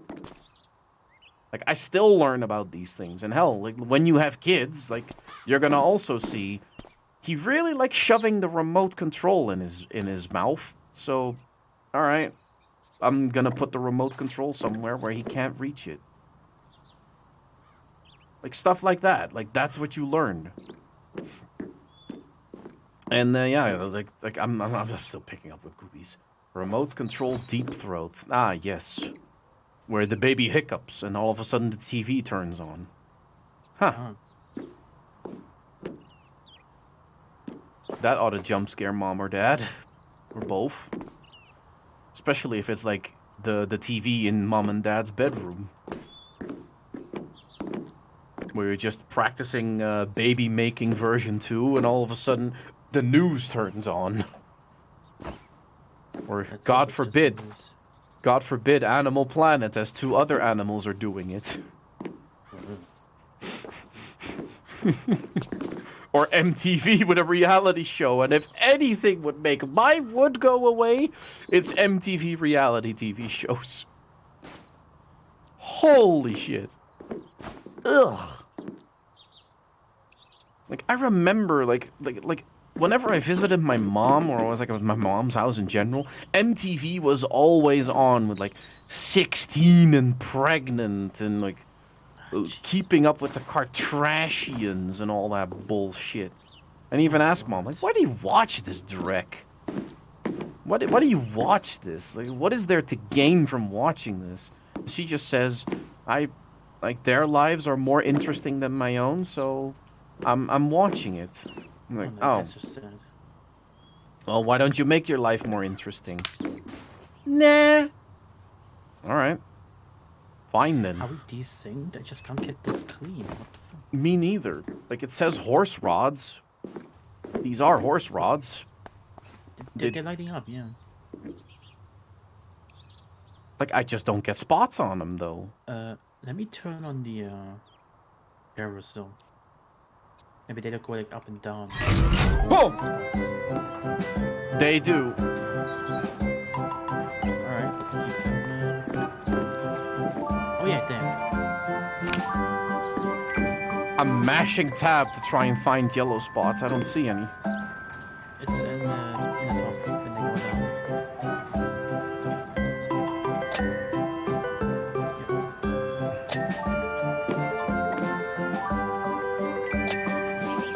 Well. Oh my god, you... Okay, you saved that run. Screw that shit. And here's the video of it all happening. Look at that. Oh yeah. Safe for your kids to ride. At least clean. Safe, I wouldn't say. Fair enough. Oh yeah, by the way, want an achievement? Get over here. An achievement? Well, is there like a mini game here that's about squirting? Yeah, just shoot those eggs off the pillars.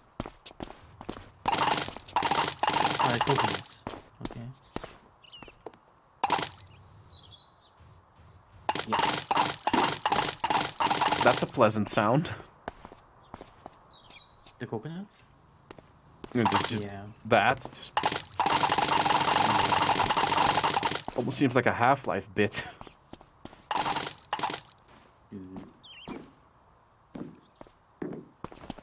Oh, Alright, but we're done here. Nice. yeah, we are.